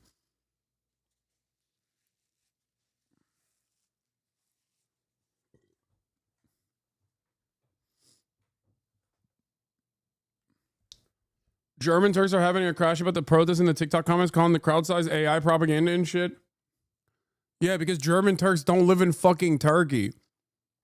And they love Erdogan. They're stupid enough to think that Erdogan is actually bravely fighting against like Western imperialism. Okay, they've deluded themselves into thinking this. And they don't have to fucking suffer from hyperinflation. So they just like, they literally are like, oh, Erdogan is great. He fights for my country. He fights for Turks all around. He fights for the Ummah, the entirety of the Muslim population. All laughable notions, by the way. And also, obviously, this is not all the fucking German Turks, but like there's a big chunk of hogs out there. Klasik gurbetçiler. Amına koyayım. Oh, wait, I'm in Ohio. Mal.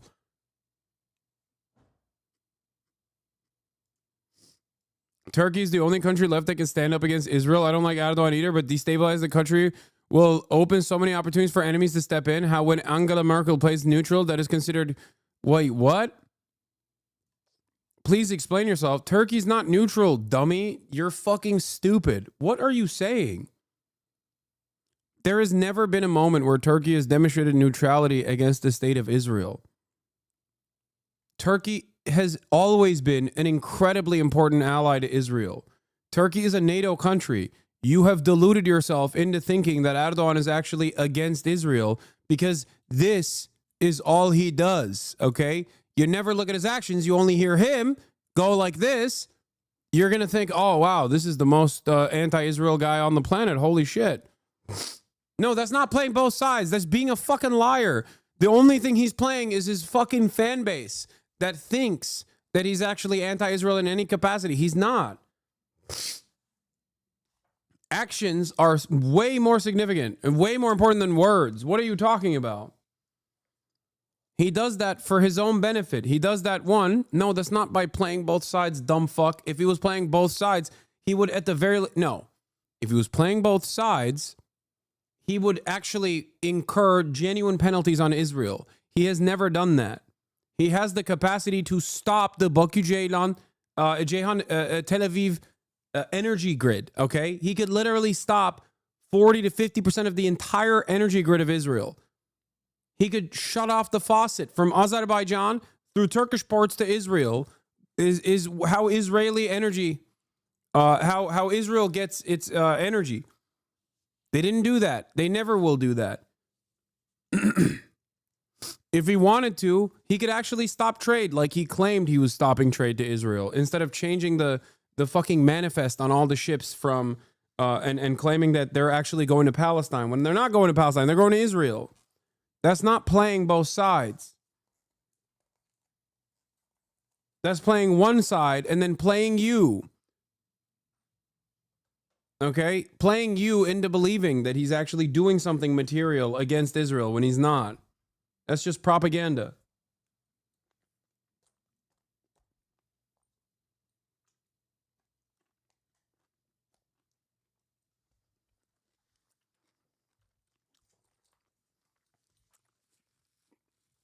Hukuku içe sayarak ekart etmesinin bir sonucudur bu. Bizler de oyumuza, irademize sahip çıkmak için.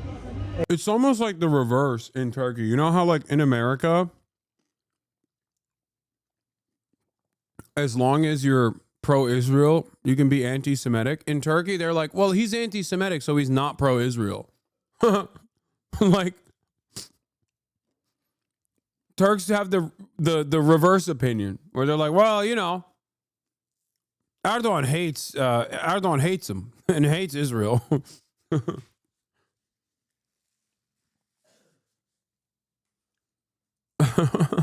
Ekrem İmamoğlu şahsında seçme ve seçilme hakkımızı korumak, gasp edilmesi engellemek için buradayız. Gurbetçiler bana diyor ki Tayyip giderse dış güçler ülkeyi bitirecek. Oğlum, bu en komik hareket bu abi. Gurbetçiler anlamıyor. Dış güçler zaten anasını sikti Türkiye'nin yıllardır. Soğuk savaştan beri Türkiye'nin anasını sikiyor dış güçler. Türkiye NATO ülkesi. Neden Amerikan emperyalizminin köpeği Türkiye? Neden Amerikan base'leri var her yerde? İncirlik ne abi? Amerika'nın nükleer füzeleri bizim ülkemizde. CIA direkt olarak ülke ocaklarını açmış bir grup yani. Ülke ocakları ve MHP partisinin bütün gücü CIA'den geliyor. Yani böyle bir olay yok. Türkiye şu anda Erdoğan'ın altında Amerika'nın uşağı aslında yani. Dış güçler zaten kullanıyorlar Türkiye'yi. Bu nedenden dolayı Erdoğan gidiyor diyor ki abi İsrail'in anasını sikeyim bilmem ne falan diyor. Ondan sonra gidiyor İsrail'e yine götünü veriyor yani her gün.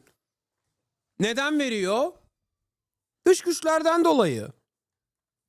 Salak bu insanlar. İnanıyorlar adamın karpuz satıcısının söylediği şeylere inanıyorlar. Bu kadar basit yani. Bizde de var böyle. Liberaller vardı böyle şeyde Biden'ın altında. Dönüp diyorlardı ki Biden diyordu ki Netanyahu çok kızdım sana diyordu. Ondan sonra gidiyordu 2 trilyon 2 trilyonluk bomba veriyordu ertesi gün. Amma da kızmış yani. Bana da böyle kızın amına koyayım. Ne güzel kızmış. Ondan sonra liberaller inanıyordu Biden böyle dediği zaman. Aynı bok. It's marketing.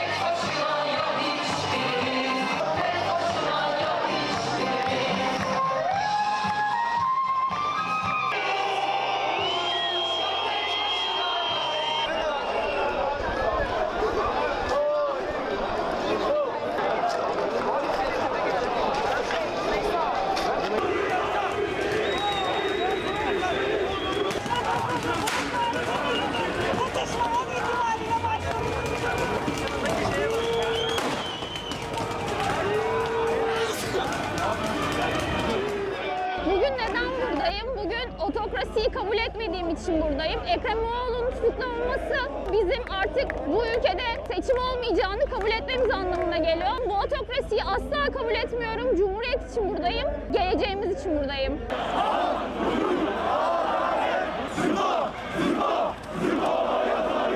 Buraya gelme sebebim Özel veya İmamoğlu değil. Kendi hakkımı bir Atatürk genci olarak savunmak için buraya geldim. İstenmediğin bir yerde durmanın çok da bir mantığı yok.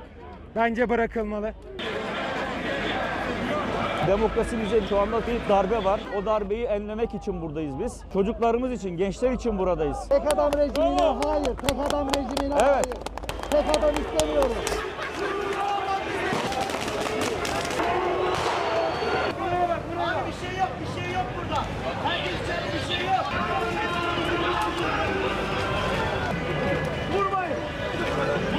milletvekillerimiz alanlarda, üçerli grup halinde tüm genç kardeşlerimizin yanında. Hiçbir arkadaşımız bu gençlerin elinde sopa bile görmedi. Hiçbir şey yok. Ben hepsini görüyorum. Araya kendi partilerinden belirlenmiş provokatörleri sokuyorlar. Ya da medyada algı yapıyorlar. Daha konuşma bitmeden, miting bitmeden saldırılar başlıyor. Neden? Neden? Onlar vatan evladı değil mi? Değil mi? Ya onlar pudra şekeri falan çekmiyor. Onlar suça karışmıyor. Tek istekleri iyi bir gelecek. O yüzden buradalar. Anayasal haklarını kullanıyorlar. O yüzden ben polislerimize sesleniyorum. Yapmayın. Onlara kötü davranmayın. Yeah, I don't think they're listening, bro. Faşizme karşı omuz omuza. Ve başımızdaki millet yine daha sonra gelecek muhalefetler. Hepsi aynı. Hepsi aynı şey ve hepsi yalancı. Hiç kimseye güvenmiyoruz. Hani Cumhuriyeti kaybettiğimizde bunun artık geri dönüşü yok. Biz artık son düzlükteyiz. Ben gerekirse her gün geleceğim. Bütün riskleri alıp geleceğim ama hiç kimse beni buradan alıkoyamayacak. Demokrasiye yürekten inanıyoruz. Biz demokrasi aşkı.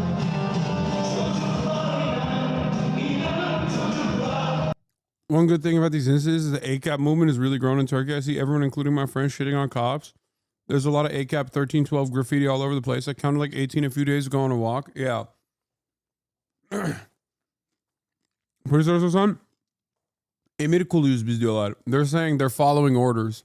They're a slave to their orders. That's what they're saying when they ask the cops directly. Why do you do this?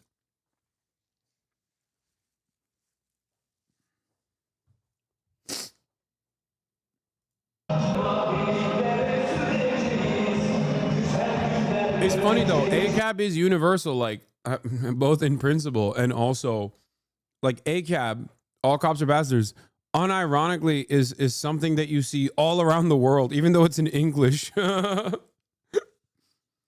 Like even in Turkey, they'll spray paint ACAB or 1312, which is American.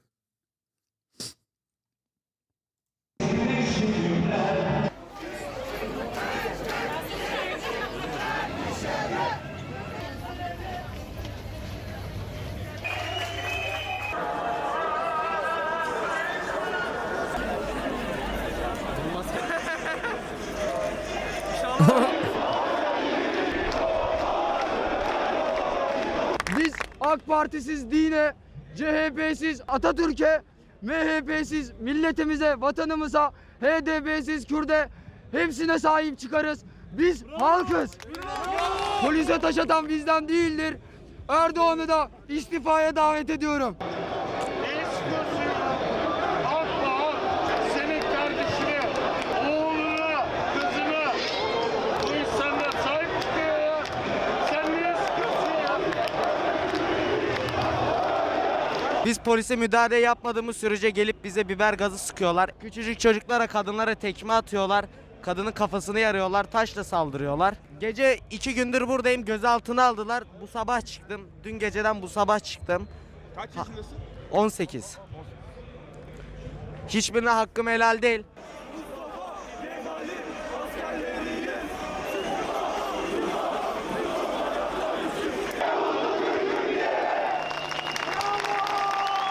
Bugün buraya gelmemizin sebebi birinci olarak paramızın değer kaybı. Ben de bir eylemci olarak buradaki eylemcileri kınıyorum. Türkiye Cumhuriyeti Cumhurbaşkanı Bro's rocking the Gucci hat, being like hyperinflation has hit us hard. I mean, no disrespect. I mean, respect. makamına kimse küfür edemez. Buradayız. Adaletin yanındayız. Adaletli bir seçim istiyoruz. Kesin sahte, pazardan almış. Kesin, %100. Is most likely a dupe. He probably got it at the bazaar. Seçim öncesinde yapılanlardan dolayı buradayız. Kadınlara olan eşitsizlik, haksızlıklardan dolayı buradayız. Dergahlarda çocuklara istismarlardan, onlara haksızlıklardan dolayı buradayız. Yani buradayız. Biz bu ülkenin vatandaşıyız. Biz bu ülke için savaşırız. Biz buradayız, halkız. Biz burada. Kim? Başka kim olacak? 15 Temmuz'da da çıktım, yine çıkıyorum. Haksızlığın her zaman karşısındayım. Kendim için kalmadı hiçbir şey. Umut yok, hiçbir şey yok. Sadece 1300 lira para alıyorum, yemin ediyorum günlük. Yol param 300 lira, 1000 lira 600 lira kenara koyuyorum kiramı ödemek için. 400 lira kalıyor.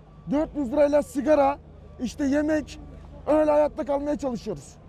Ama yani ben doğduğumdan beri bu adam burada. Yani değişsin. Ben kötü demiyorum veyahut da bir şey demiyorum. Değişsin istiyorum.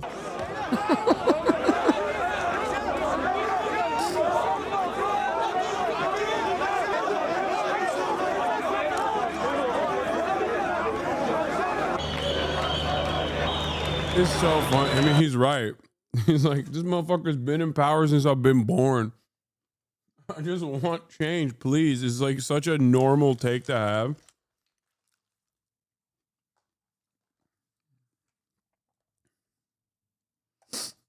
Like, it makes total sense when you think about it. You're like, you feel so powerless. You feel so fucking powerless when you're like, come on, dude, it's been 22 years. You fucked the country up. Let somebody else take a shot at it, you know? Oh my God. Of course, his ass is never leaving.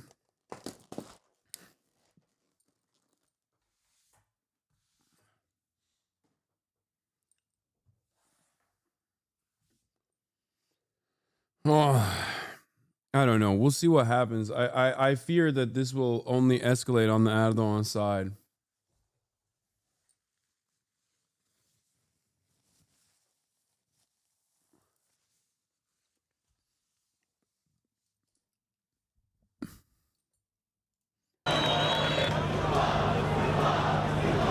Ve Atatürk bulvarı üzerindeki gruba sesleniyorum. Toplanan gruba sesleniyorum.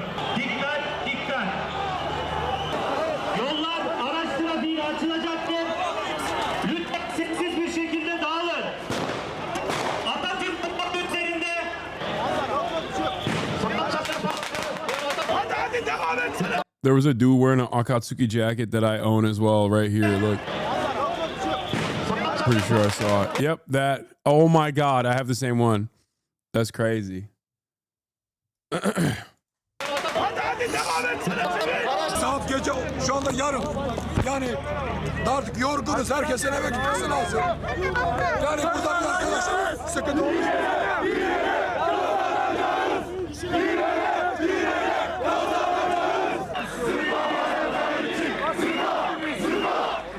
I don't know why, like, this coalition also has like supposedly nationalist figures as well. People throwing up the fucking Grey Wolves. But I am a little, like, I'm a little out of touch with all of the minutia of Turkish politics. So if there's any Turkish chatters in here, you can tell me why they're fucking throwing up the Zafer Partisi diyemem.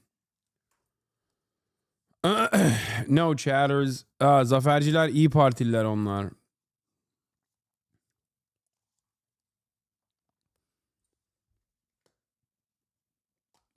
So there's two different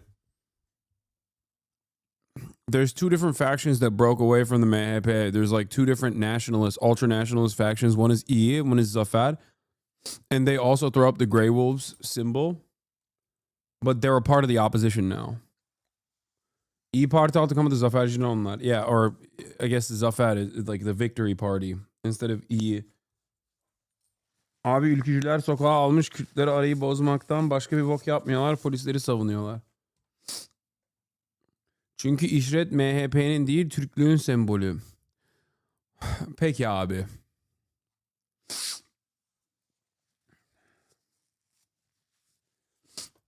Çok iyi ya. Yani bayağı normalize etmişiz artık faşizmi. Helal olsun. Ne diyeyim yani. Bayağı bildiğin adam diyor ki abi herkes yapıyor. Yani bu siz anlamıyorsunuz abi, bu şey hani millet hani Elon Musk attı ya Nazi hareketini. O aslında şey Aryanları sevdiği için, o Aryan sembolü aslında. Beyaz adamın sembolü aslında.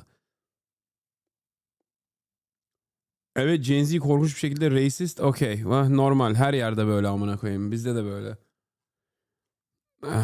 I'm terrified of like the new growing movement within Turkey. Even a part of the opposition amongst the youth is not like a liberal take or a socialist one, which would be far more preferable, but instead is like kind of fascist. Not even kind of. Polis konuşuyor. 15 Temmuz Şehitleri Caddesi üzerinde toplanan gruba sesleniyorum.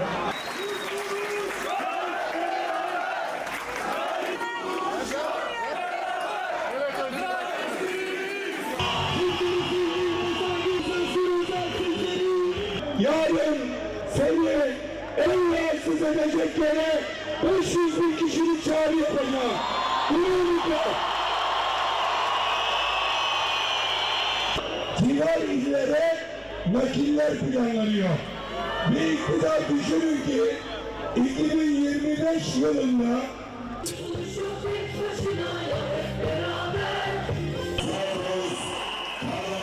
Student-led protests turned nationwide democracy resistance with millions participating in Turkey. The Minister of Justice announced that 1,500 people were detained during the protests. Around 200 people were arrested. The opposition vows to continue protests. You know what's crazy, actually?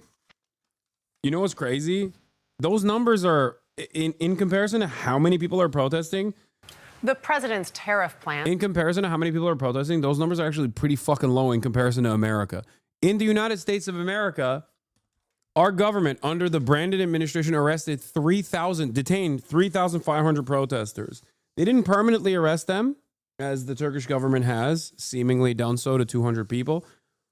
But those protests weren't as large in comparison. Even though it was across the entire year, those protests weren't as large as this one here.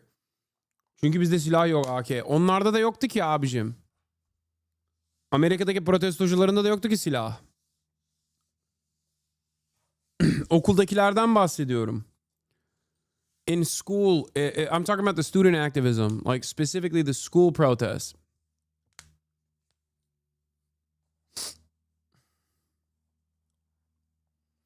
Isn't that a total compared to just one day? Yes, but I'm saying the number of participants as opposed to how many people were detained is smaller, I think. But look, the point is that the benefits for the government are the same. They're doing it so that, you stop protesting.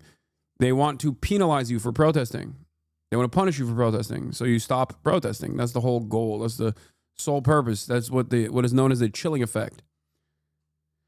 Abi silah olsa vurup vurulmayan mı kalır bizde? Aynen. Bizde de böyle ama. Vuruyorlar vallahi. İyi değil. It's not a good thing to have guns. I don't think it's a good thing.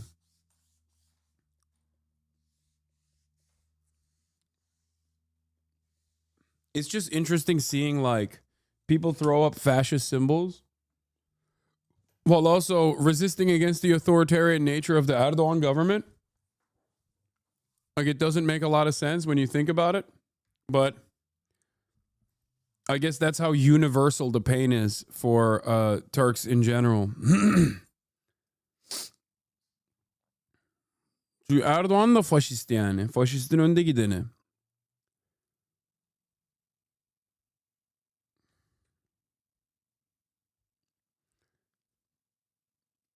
Anyway.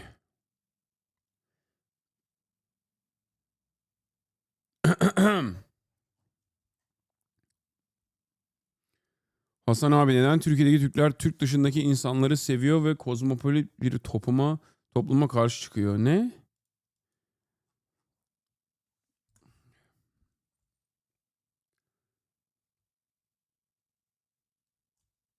Are the people throwing up fascist symbols the small business owners? No, they're young. They're the youth. They're the youth, which is even more dangerous, in my opinion. The fact that they're like the youth is scarier.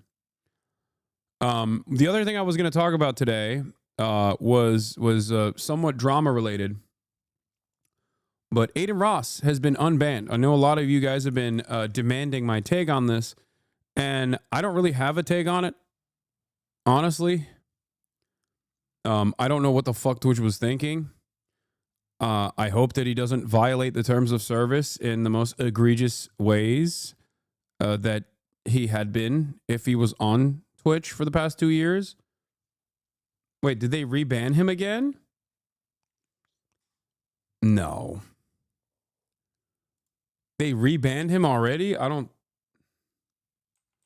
I don't think that's the case.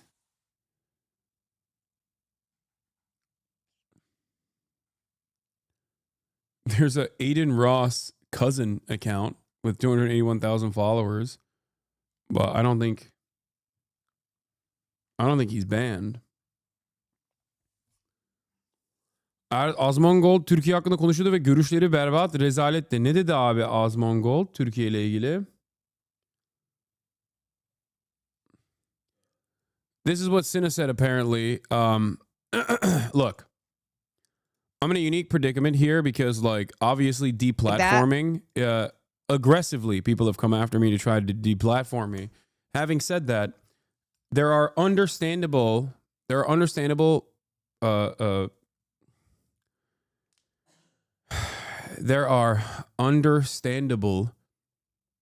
enforcement decisions that platforms need to take. If you're fucking constantly having Nazis on your platform, it's like not just clown behavior. That's something that, like, obviously no one wants to have on their fucking platform with the exception of Kick. Okay? And considering that he was still doing that trolling up until recently, I don't think that he is, like, genuinely changed. I love a positive story. I love a story about someone who goes, you know what? I fucked up. I'm reformed.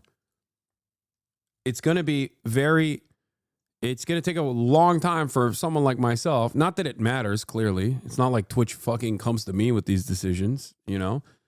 But at a time when the right-wing media landscape is so dominant everywhere, and we have incredibly right-wing content creators in general popping off on Twitch to begin with, the very fact that Twitch is making this decision is a statement in and of itself.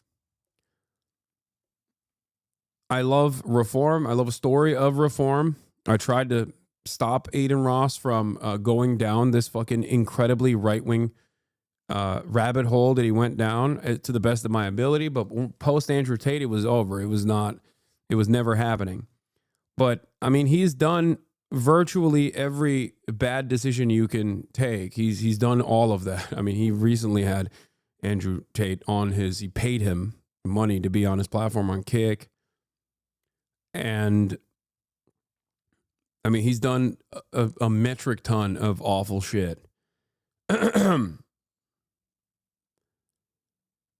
And there's not really much I can say or do about this process. I would want, I hope that he is more limited. I hope that he is limited in what he can and can't say now that he's on.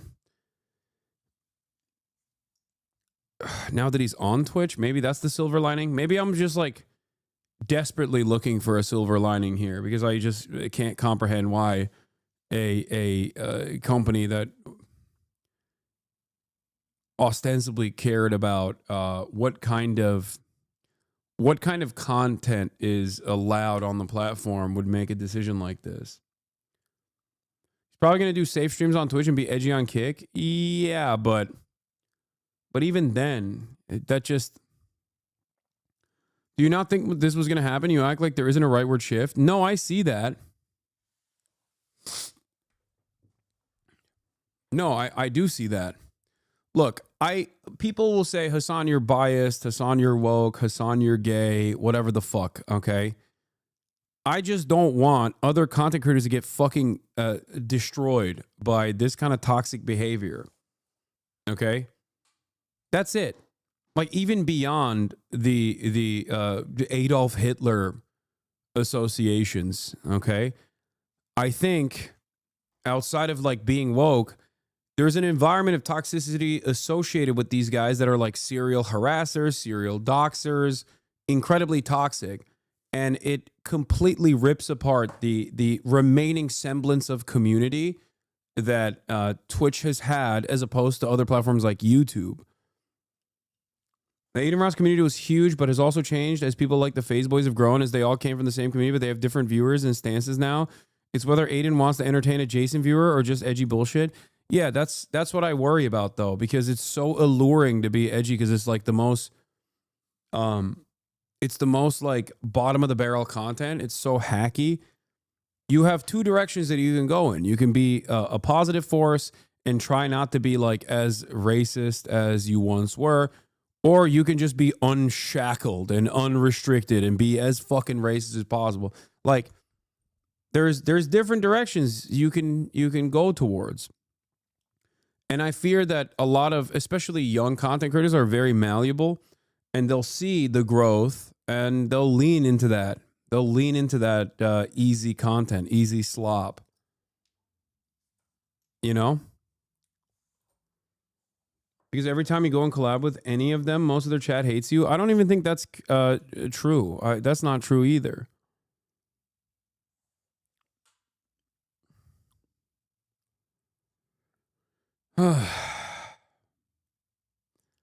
How? They don't push their views onto their viewers? What do you mean? Their viewers have these views.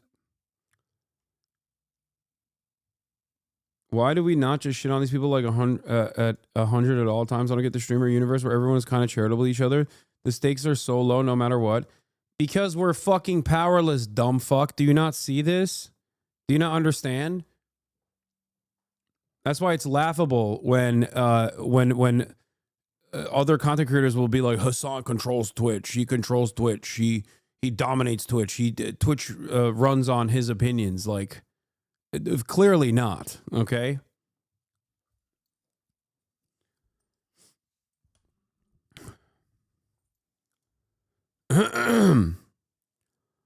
Like, I think that there was a time and place when people would just be like, okay, if you're espousing neo-Nazi views, if you're espousing like Holocaust revisionism, you're done. You're out.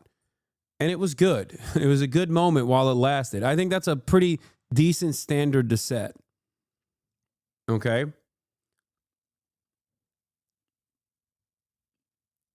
But then even beyond that, I think that there is a big disagree. There's a big difference in not having a say on whether or not he's unbanned and openly saying, I don't know, maybe he changed, good luck. Yeah, I think these are people that just don't want the endless torrent of fucking hate coming their way. Doxing, swatting, shit like that. Because let's be fucking real. ADINROSS entertained that for years. He actually, he literally fucking, he hyped it up. He loved that shit. 100%. And he got rewarded for it. And he never actually turned around and said, yeah, maybe this is not the way to go. Hasan, I like your mansion. Thanks, man. ADINROSS literally said he would give $1 million in cryptocurrency to anyone who finds fucking dirt on me. Like, that's the type of shit he was doing. And that was not that long. It was a couple months ago. And that was because he was mad at me for recognizing that he was violating FEC laws on a stream that was viewed by hundreds of thousands, if not millions of fucking people, where in broad daylight, he offered Donald Trump a watch that was infinitely higher than the individual campaign contribution that you can engage with. Like, that was him doing that. Me calling that out is not the reason why the FEC saw it. The FEC saw it because you did it on your stream. It wasn't even dirt. He didn't even offer $1 million in cryptocurrency, which is fucking bullshit to begin with. He said it for someone who could find dirt on me being a sex criminal. He was begging to God. Here it is. Oh my God, Hasan, I cannot wait for that. Bro, I'm like, this is insane, dude. This is insane behavior. Yo, I'm praying to God your shit leaks this year. I will pay $1 million. Whoever finds the shit on him, $1 million. Swear to God, locked. I'm sorry, but I'll be honest with you. For every single fucking content creator that sees this and still fucking cozies up to ADINROSS, like, they're cowardly. Okay, that's it. And this is like, this is everybody. Okay, everybody. Yeah. Hasan, what's your address, Poppy? I'm horny and submissive. Okay, man. Like, we've already started, it seems. Like, holy shit. Everyone sees him as like a pioneer in the space. Everyone sees him as a big content creator that they like to be around. They don't think about what, other content creators face in the process of like allowing this kind of torrent of fucking hatred. Why does he hate you when you've been exceptionally charitable and inviting to him? Because hating me is a symbol that you're on the not woke side. That's what it is.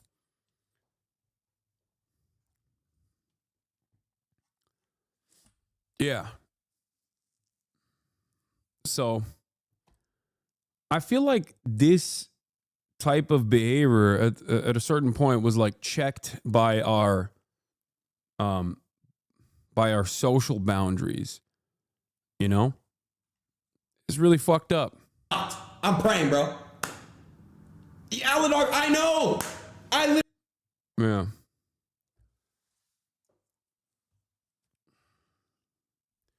The issue is these dudes say so much bullshit that move on and repeat and doesn't get enough coverage. XQ goes, yeah, that's too edgy to racist shit, Asman and Aiden says, and then spends 1 week talking about Hasan. Exactly.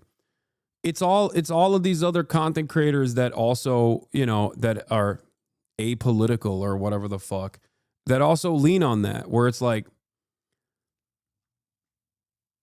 those are the dudes that like the XQs and the Asman goals of the world will be like, yeah, this is free speech. Yeah, based, you know? Or every now and then when they push it too far, we'll go, oh, that's too edgy. But then they move on. But then they spend a week and a half talking about like me saying cracker or something. You know what I mean? Like that is the environment that we have all played a role in cultivating at this point. And it's not one that is nice. You know? It's not one that's positive. It's not one that is nice. It's one that is so fucking unimaginably toxic that it actually harms the very same Twitch streamers that like lean in on it and even recognize that it fucks them over too, but they're too cowardly to fucking put their face and name out there. They just want to be an asshole without any accountability whatsoever. And they think that this is a decent freedom, even if it like inevitably blows up in their own faces. Because like every streamer gets fucking doxxed and swatted and have to deal with like psychos and stalkers and shit like that. But then when you turn around and like lean into a streamer that is pushing their fans to engage in this sort of behavior, you're basically saying like, no, this is permissible, this is allowed, this is good. So the problem is not just about political opinions and whatnot. Even though that in and of itself is like really fucked up, you know.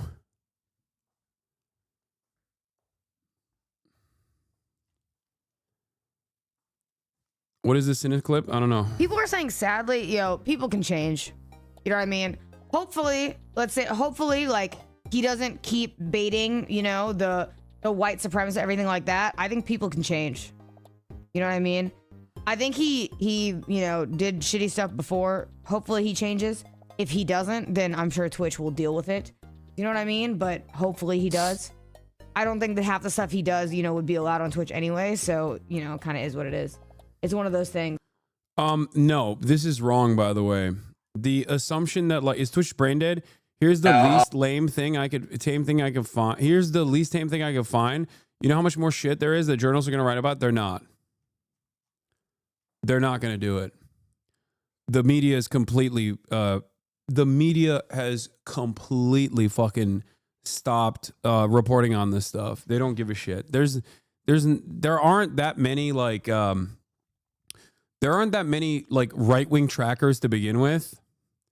But I mean, think about it. This isn't even about ADINROSS. What I'm talking about is not ADINROSS at all. This is a much larger problem within media right now, is that in the post-Trump second term universe, like how much stink is being brought up about people who are overtly anti-Israel being fucking disappeared off the streets for no crime whatsoever.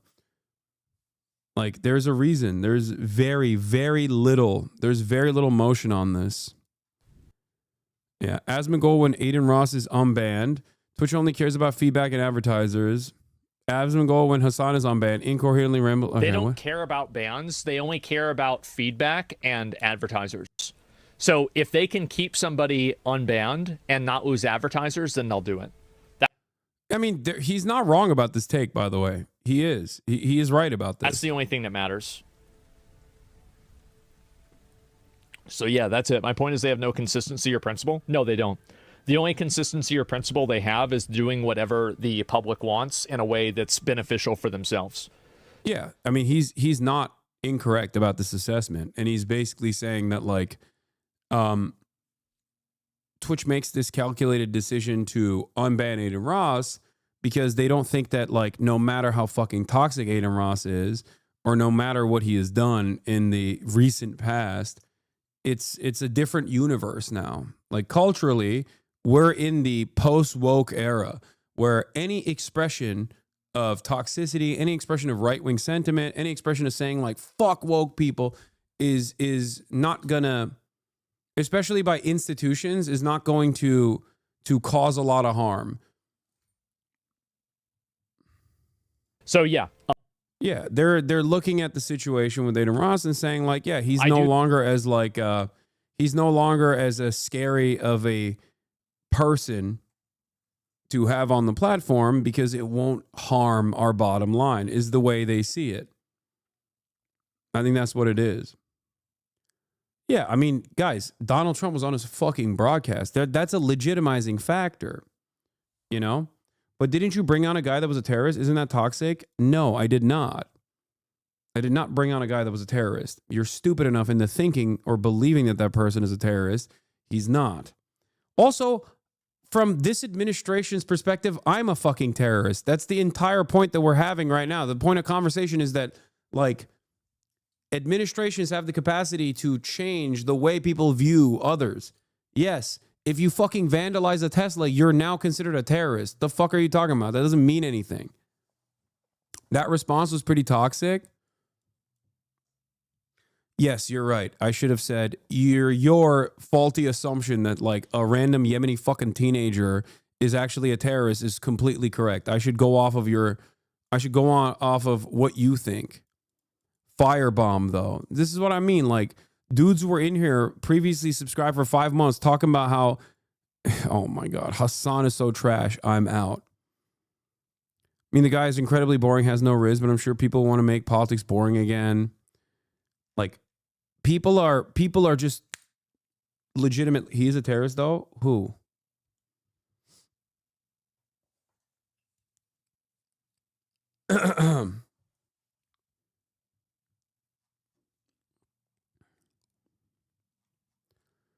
You've already discussed the bank shooting. You're gonna have a hefty child support bill with the chat's mom. I'm so happy he at least got like coverage on the issue. Hopefully people start noticing more.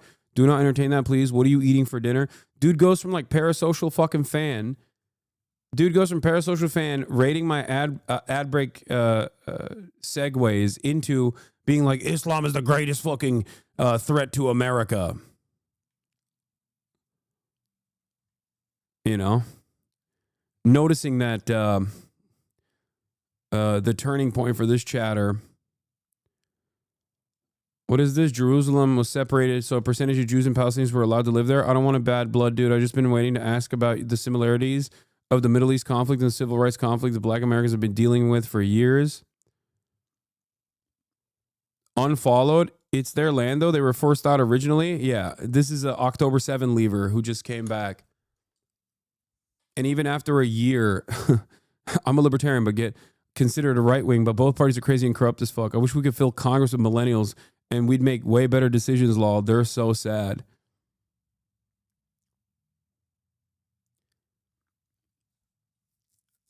Libertarian but pro-Israel is a weird dynamic.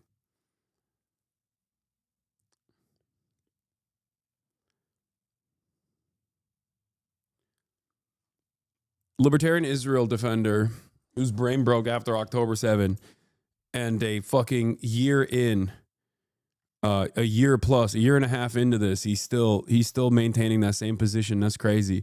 And has also decided, I was a fan, but I'm not a sheep. Dog, if you're pro-Israel 17 months into Israel's genocide, you are less than a sheep. Even a sheep would have recognized that they're being pushed to the slaughter by this point, you know? You're beyond a sheep, big dog. You're like a sea cucumber, you know?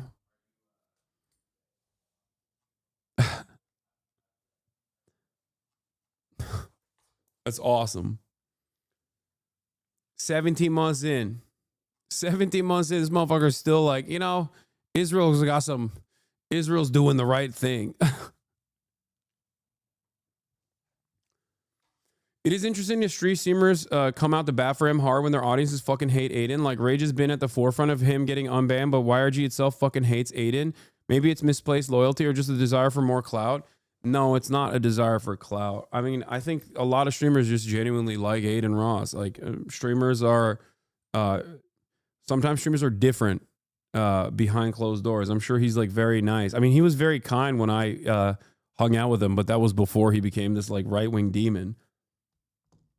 But I'm sure that that attitude hasn't changed. But yeah, of course the fan bases don't like him because they see only his output. It's not right, but it's deserved. Yeah, it's not right, but it's deserved. Palestinians deserve a genocide. I'm a libertarian, by the way. No, dog, you need to reevaluate your worldview in its entirety. Okay. You fucking freak.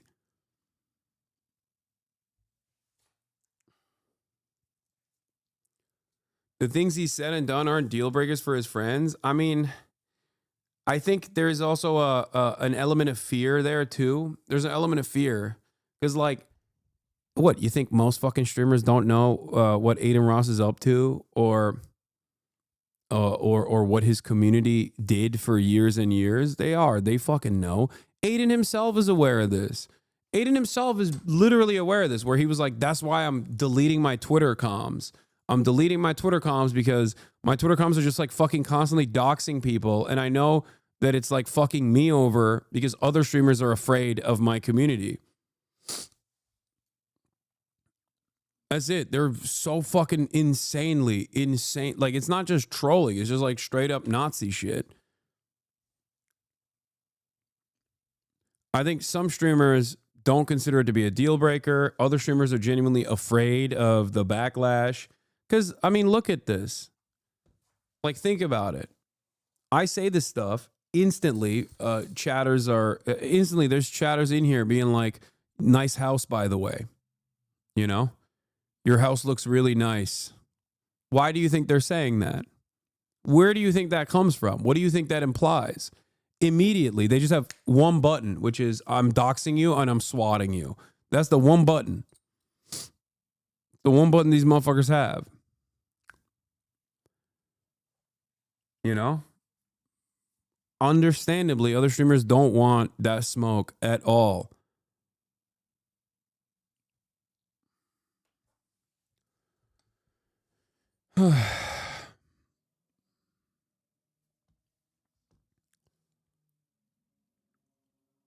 This is not just about his fans, though. That was the cope everyone had. He got banned for bad chat when the reality is he's openly called for violence against multiple marginalized communities. Why do we have to whitewash this shit? No, I'm not. I'm not doing that at all. What is this? Aiden ban also opens up conversations like this. Oh, I'm sure they'll say, why isn't Destiny unbanned? Yeah, exactly.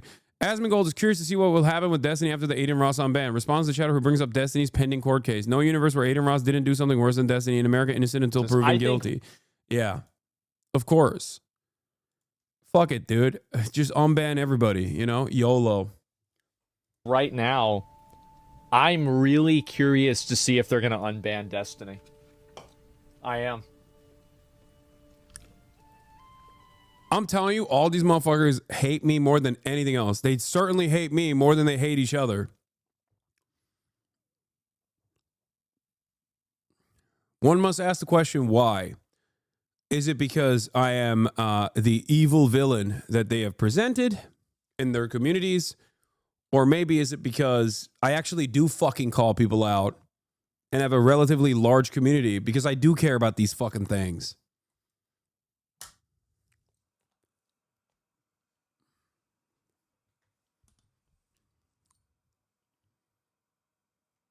There's no one more dangerous than someone who actually cares about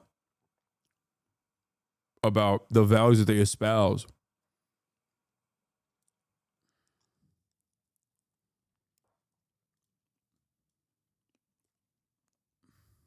Yeah, innocent until proven guilty is so funny because like Destiny admitted that he fucking distributed this person's sexual material without her consent. So I don't know what you mean innocent until proven guilty in that regard. But he did do that. I don't know if you're like speculating on whether Aiden has done that or worse shit than that, but because if they unbanned you're so obsessed with what people think about you that you will talk about people hating you for minutes on end just to fill time. God damn, is the worst part of your stream. We're currently talking about a bunch of like a pretty prominent figure being unbanned. there is no universe where ADINROSS didn't do something worse than Destiny. Literally no observable universe in which Destiny was worse than. I think it's very similar in terms of the toxicity, in terms of the overall harm to like random content creators in general. Yes, their operational methods are pretty fucking similar. It's not incorrect. Yeah, doxing, swatting, going after content creators, going after fucking people that are in the trust and safety side of things. Like Destiny, I would go so far as to say is like gone above and beyond, even beyond what ADINROSS has done. ADINROSS, as far as I know, has not tried to like fucking dox people that work at Twitch directly. Having said that, on the politics front, yes, of course, ADINROSS has significantly worse statements than even Destiny. ADINROSS.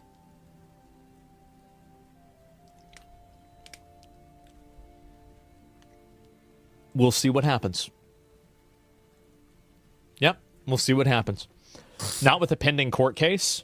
I think that Twitch might not unban him for that reason. They're concerned that basically, and this is the issue. No, dude, I don't think that's the reason. I think it's beyond that. I think the big difference here is that like the Your Rage and XQCs and the HasanAbi of the world were not actively petitioning to unban Destiny in the way that they were with ADINROSS. There's also an environment of normalizing ADINROSS's politics right now that's happening all around. Asmongold himself reflects maybe not to the same overt degree of like having Nick Fuentes on his fucking stream or whatever, but like there's certainly a association with right-wing politics that is no longer seen as like harmful or toxic. That's, I think, where this is coming from. I mean, the dude interviewed the president, you know? What is this guy still talking about? What? If your grandmother, what are you? Yeah. It does not matter. Okay, dude, you must be joking. DGG is 100 times worse human being than Aiden. No, Aiden's community and Destiny's community do the exact same shit. That's why they're so fucking harmful. Aiden, on the other hand, in terms of politics, is also incredibly right-wing. Destiny is like pro-genocide and very fucking right-wing on a lot of issues, but they both of these communities do very similar things. In terms of individual politics, however, like I can't believe I'm saying this, but one is overtly collaborating with neo-Nazis. The other one at least like seemingly debates them, you know, even though behind the scenes it seems that he's doing a lot more than just debate them. He's getting real cozy with them. But at least in terms of their output, one is like far more open about aligning with like Holocaust revisionism and neo-Nazis in general. I mean, both are still incredibly toxic and engage in the same exact actions in terms of doxing, swatting, brigading, and making this space a significantly, take Aiden's dick out of your mouth, you bum. You're just sad that your daddy's back. This is what I mean. Dude's not even live yet, and his fucking delusional fanboys are already in here. Like, do you know what I mean? It's fine. It is what it is. I mean, they never really went away. They just like kind of fizzled into other communities overall. And I get this. I get this from Asmongold's fan base as well, so it's all good. And Asmongold's pretty fucking large. So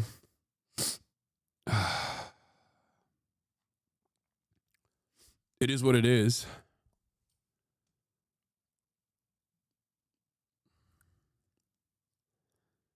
But yeah, I guess maybe, hopefully, fingers crossed, the silver lining of this is that he won't be as toxic and as awful, because he will most likely get banned again.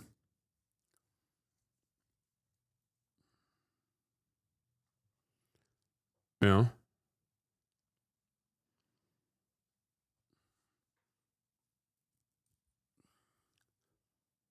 Did Twitch state why they unbanned him? I don't know. I have no idea what they were doing.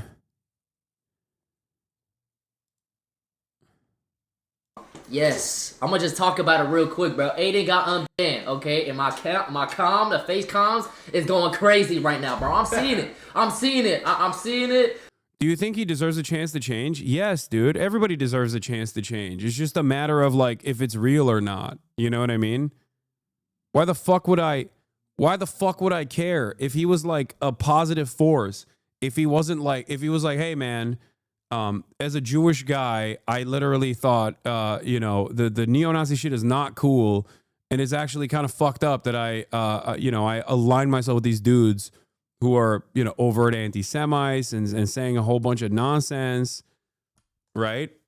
And I've learned my lesson. I'm just gonna do like fun content. I don't give a fuck if he does that. Great, awesome. I would love that. My fear is that he has not changed. And he won't, as a matter of fact. He collabed with like Andrew Tate last week. All around the world, we're looking at like why the youth are so right-wing. And then, we just normalize this kind of fucking behavior. It sucks. It sucks. But I do want him to change. I do want him to be a positive force. 100%. Why the fuck wouldn't I? It's infinitely easier. So you can say whatever you want, but he can't. Who are you to filter what's okay and what isn't? First of all, I can't say whatever I want. I get banned for even people misunderstanding what the fuck I'm saying on a regular basis. And secondly, bro hates Andrew. That's comedy. Dog, Andrew Tate has already a second court case opening up against him in California, because after he came to fucking United States of America, he still pulled up the same shit, it seems, that he was doing that initially landed him in Free Palestine.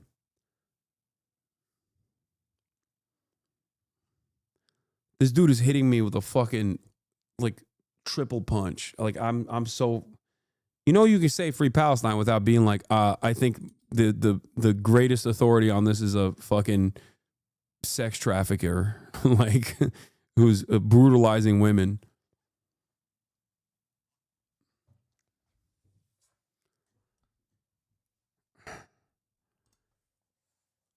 Ay, ay, ay. And I just want to say this, bro. Okay? Listen. Oh, wait. The comms have been going apeshit, bro. All right? Hashtag fence sitter. Bro, I'm not going to fence it. I'm going to say exactly my opinion, bro. And Davis, you keep getting on my dick. Bro, me personally, me and Aiden never had a problem, bro. Me and his comm, though, it's still AR loyals. They're weird, bro. I'm not going to lie. They're still weird to me. Yeah, Aiden's fan base is fucking so insanely toxic, and everybody fucking knows it, by the way. Everybody knows it. Make no mistake.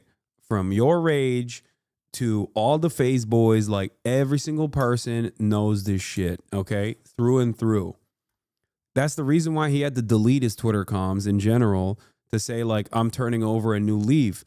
But I think a lot of people don't understand that like he developed this community off of the shit that he was saying and doing. It's not like these guys, you know, randomly encountered him and were like, this is awesome.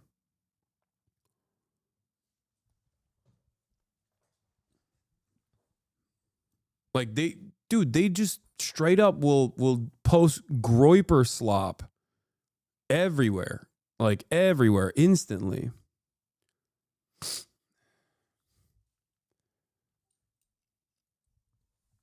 Another big creator is putting you in the crosshairs. To all the AI Okay. artists in my DMs. Okay, stop. I don't want to pull BB No Money into this conversation right now. How in the hell he has a fan base? You got to be brainless. Yes, dude. There's a lot of people who are. And no, I don't think that XQC is avoiding ADINROSS. I think XQC wanted him to be unbanned. They said that over and over again. What are you talking about? Yeah. But he did a good thing in deleting his comment, bro. So, because I did get doxxed by the AR loyals, bro. Pizzas was sent to my house for however long. You know what I mean? But me and Aiden personally, I had no problem with Aiden ever, bro. So stop painting the narrative that we are fucking beefing, bro. That's not a real thing. Okay? So chill out with the fuck Aidens, all right? I've always, as y'all know, I feel like it started as a bit, then ran a bit far too long, and now he actually believes it. Dude, if you expect any content creator to come out and actively say what I'm saying right now, you're fucking delusional. At most, the expectation will be silence, okay? That's it. Nobody wants that smoke. They don't. They don't want it. They're worried about getting fucking dominated. That's it. I don't think you guys understand. You guys are like, I'm thinking about the damage overall of this sort of behavior getting normalized and shit, but like, there's a reason why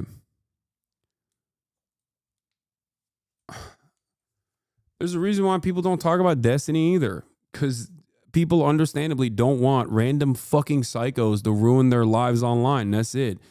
These guys, they put crosshairs on a person and will use their audience through and through to fucking individually ruin their lives. They'll be in here all day, every day, waiting for a clippable moment, posted on a million different blue check mark accounts on Twitter, pump that shit into fucking oblivion, ether people that way. It's just like a relatively sophisticated propaganda operation. That's it. And these guys are rabid. They're anonymous. It doesn't matter. Most people don't want the smoke. And even if people say, like, even if people gently say something along the lines of like, I hope he's reformed, people will still go after them aggressively. But I do think it's like Twitch permanently banning people is always bad. You know what I mean? Even if you don't like a person, it's always bad, you know? As long as you can hopefully grow from it and change, that's what's better. Now, I do say that loosely, but like, you know, then there's streamers like fucking Johnny Somali that exist, and, you know, let's be real. Let's keep him far the fuck away from Twitch. If their livelihoods didn't depend on it, more would probably speak out. No, it's not even clout. It's just their, you know, it's their safety. Please, for the love of God, like, you know, that's holy fuck, dude. Let's keep him far away. It's safety. What white supremacist stuff? Oh, some hostility I'm hearing. Hot topic employee opinion. This ain't about getting unbanned. It's about what he does now. And like Cinna said, if he slips back in the old patterns, which better have the spine to shut it down. Accountability doesn't end when the ban does. Cinna in this moment. Yeah. Twitch streaming ain't a human right, in my opinion. It's not. Look, I'm of two minds on this, obviously, because like, look, I can't be fucking advocating for heavy-handed censorship, at least in this time and in this place, okay? Because that is quite literally what virtually all of these fucking content creators have demanded from Twitch. Constantly being like, look at the inherent hypocrisy and, you know, keeping Aiden banned, but then keeping Hasan unbanned. Like, that's literally what fucking Sneeko is saying. Think about that. Everybody constantly talks about the hypocrisy. Why is it hypocritical? Because I have a position on political issues that they can manipulate into being far more radical. When I say, like, I don't think apartheid is appropriate, you know what I mean? I've always maintained a policy of not going after individual content creators or like unleashing my fucking audience upon them. Although this is a sizable fucking community. And yet, every step of the fucking way, from the likes of ADINROSS and Sneeko and even the likes of Ethan Klein, for example, or Destiny, these guys have never stopped doing that. They just very openly were like, this guy fucking sucks, go after him aggressively. And sometimes even openly say that they want to, brigade other content creators. It is what it is. I will still maintain my principles regardless, but I don't see anything beneficial from this unbanning happening. I think that it'll just like make Twitch an even more right-wing, more toxic area. I do hope, having said all that, I do hope that Aiden has, I guess, learned some lessons, and we'll see, I don't know, the direction that Speed has taken, right? That's why I like Speed so much, because I Show Speed could have turned out exactly like Aiden. They are friends, and they were friends, and and he did do a lot of fucking like crazy shit when he was like 17, 16, right? But look at where he is now. Okay, look at where Kai is now. Same shit with Kai. He could have been an incredibly toxic content creator as well. He didn't. And then look at the success that they have seen as a consequence of not doing that. And it's not just about like, being inauthentic or whatever, because I don't think it's necessarily inauthentic to try to create a fucking environment and a space that is like otherwise hospitable to every single person.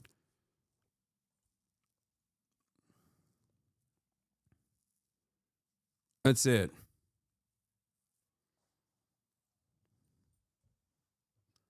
Stop denying reality. That fucker ain't changing, bro. What the fuck? I'm not saying that I think that is possible. I'm just saying that is my hope. Okay? Please understand the words that are coming out of my mouth. A lot of you in this fucking echo chamber hug box have developed certain opinions where you think that the environment online, not in the real world, but the environment online is infinitely, you assume that the environment is not as right-wing as it actually is. You're fucking delusional. Wake up. Okay? Wake the fuck up. Wake the fuck up. You're asleep, dude. You're oblivious. You're so locked in on the day-to-day awfulness of the Trump administration, but you are so delusional about like how fucking infested right-wing thinking is, especially online. You're wrong about that? Yeah, totally. I am. Yeah, it's not even censorship when these streamers actively threaten others in the space. It's like firing an employee of a company that actively harasses others in the workplace. Warranted. I agree. That's the way I see it as well.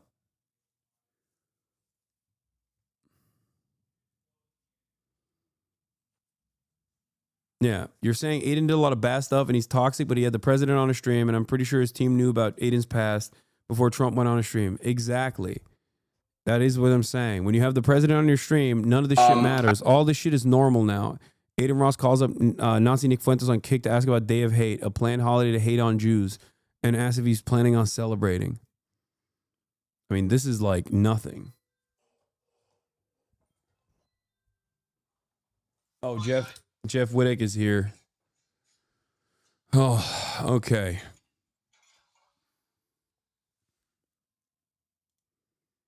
Hold on. I gotta figure out what to do with the fucking noise gate. Hey, what's good? About to get my shit chopped. Yeah. What's going on, buddy? Good to see you. long ass time, dude. I know. Hold on. Let me do your Bisexual biannually haircut. hold on. Keep your jokes fucking Can you hear me? No, they can't hear you. Keep your jokes in. Keep your jokes in your Yeah, I did. Hold on one second. I need to Are you gonna bang her? What? No, dude. I saw you flirting with her. No. What? Okay, I'm glad that no one can hear what you're fucking Nobody saying. can hear anything? Okay, don't say anything. Don't say anything. Stop.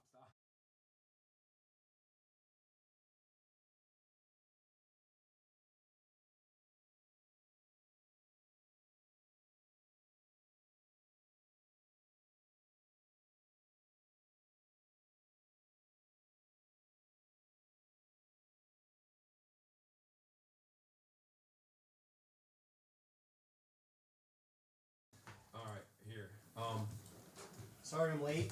Turn around. No, it's all good. I forgot where you live. I was like trying to remember from memory. I just tried to find it and I was way off. It happens. It's all good. Don't So I worry tried to about do it. Yeah. All right. I'm Okay. blind. We got. This is the one mic we'll use for this. I brought disinfectant this time too. What is this? That's a hat for you. It's my merch. This is your merch? Yeah. It's Jeff's Barbershop, All American. It's gonna be. We're gonna make it great again. That's good. We're gonna make it great again, right, guys? Look, there's no branding on it. There's just a. Where's the what little- happened? You see What- that? You brought a different. That's all that's on there. You Jeff brought a Barbershop. different guy instead of the micro Put it on penis. for once. Be a proud American. And this. Lot to be proud of. And this. Jeff's Barbershop / Tana, the cleanest girl in the social media business. We have this now that's available. That's on why this motherfucker's Amazon. here, chat. 'Cause Hawk is goddamn. JeffsBarbershop.com. Hawk is fucking product, dude. Elon, if you're watching, this shit will work great in your hair. I think we should partner up. I got ideas for shit. We're gonna make a hair loss product soon. There we go. Sit down. I need the hair loss product. I'm not gonna use this one. I'm gonna use a different chair. What's up, man? Hassan. Nice to meet you. You going shirtless? Where do you fucking find these hipsters, bro? Look at them. I just found this fucking crackhead. They all. What's up, fam? How are you, man? Austin's here. Austin, nice to meet you. Jeff. Nice to meet you. Austin, pleasure. Got nice hair. Thank you. Well, what's left of it? I got you. Cutting his hair today? Yep. All right. What do we got? What do you got for me? I can't see shit. I thought I could just bring you the hat and we could call it even. All right. That's wear great. it. All right. Great. Haircut done. on. Done. Do you have like an assistant or something that I could? No. You actually don't have an assistant? No. At this? What do you need? You need to plug that in? Yeah. You got one. I'll have one of my goons do it. Yeah. Get one of your fucking goons. Get a surge cord. The fuck's this guy? What doing? if I unplug stream? Because I want to get like a. No, shot it's blow above. drying. It's above. There's probably a better place to use above the. No. Above the desk. Give it to me. Give it to me. I got it. I got it. Fucking. How many people This we got? guy, bro. He's still running the camera and everything. Yo, who'd you guys vote for? Drop it in the chat. No, This is a political shit. What?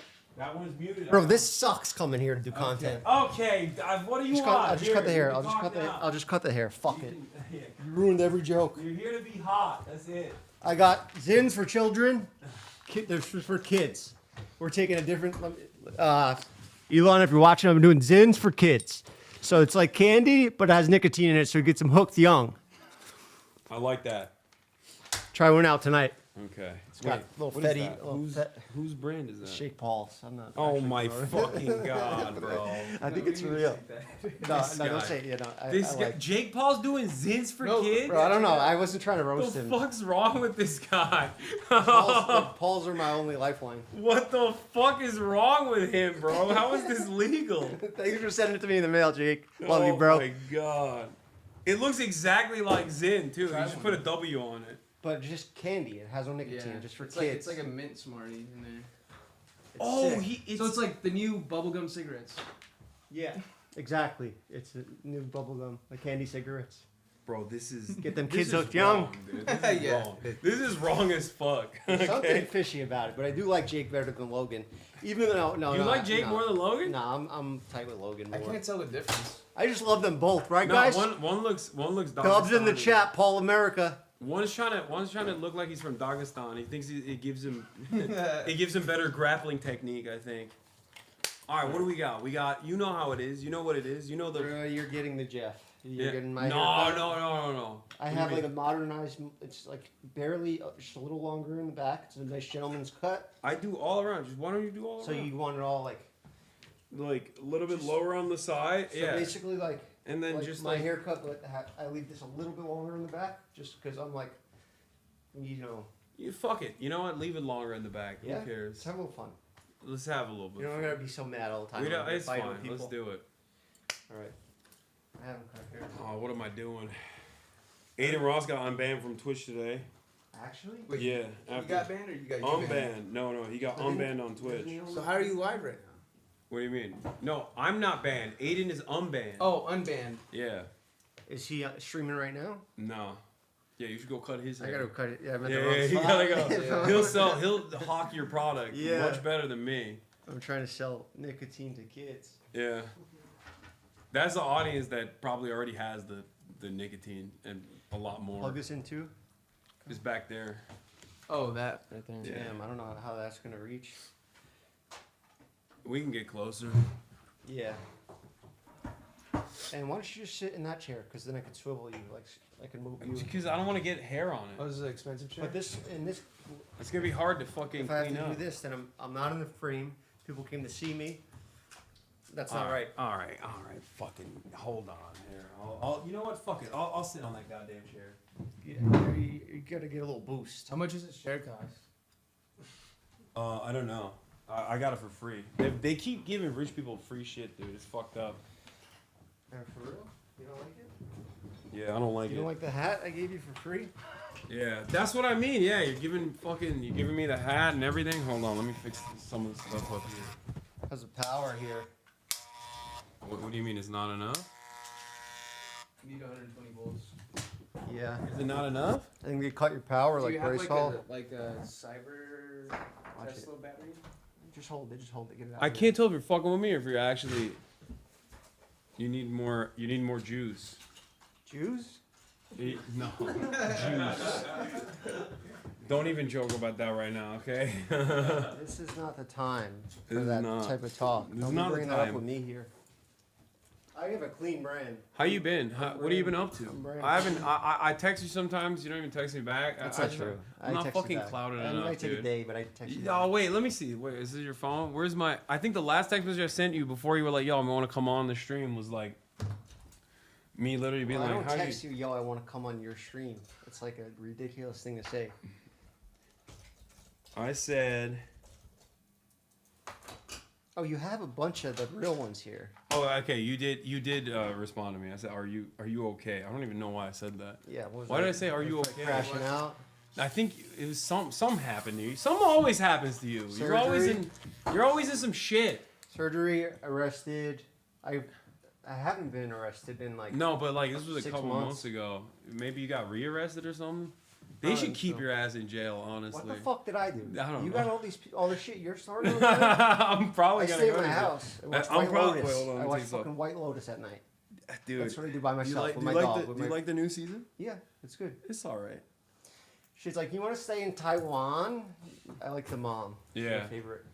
All right. Or- Where's the fucking cover? Anybody else watching White Lotus out there? Bro, you did not bring a fucking. Oh my god. He's got like a fucking. What is this? I guess you're gonna take your shirt off. I'm Margiela? not Is this taking. Margiela? No, it's Amazon. Take your shirt off. No, I'm not taking my shirt off. Get your views up. Do you want a No, trash I'm too bag? fat, Let's do the bro. trash bag again? Remember the trash bag? Ain't no way. You don't I have custom capes too, and I Yeah, need we a do. fucking cape. You didn't bring a cape? At least I didn't forget this or my scissors, so you can still get a haircut. Yeah. Bro, hold I- on. I- What that's- do we? I That's need. the least important thing that I. So we got two Forgot. options. Take your shirt off or a trash bag. I'm not taking my shirt off because then I have to fucking wash up. Like, Bro, that's I'm not even. I don't do this for a living. I know. Your ass. The fuck? Call a real barber. And pay him. Hold on. Let me get a trash bag. I have to fucking try to squeeze out any penny I can over here on this channel. Say a message to Elon. What's been going on, guys? I heard he used a certain. It could be taken as a slur to certain people, but I don't know. Was he using a derogatory way? Yeah, open up to me, guys. Tell me an update. Should I be collabing with him, or is this a brand risk? 1 for yes, 2 for no. 1 for yes, 2, this is a brand risk. Leave now. I can't even see. You're going to get canceled, they said to me. There's a lot of 2s. Yup. No good. Bro, this shit's hard. You do this 7 hours a day? That shit's harder than a real job. Every time you're here, bro. Every time. Fuck, man. I'd rather be doing fucking construction right now.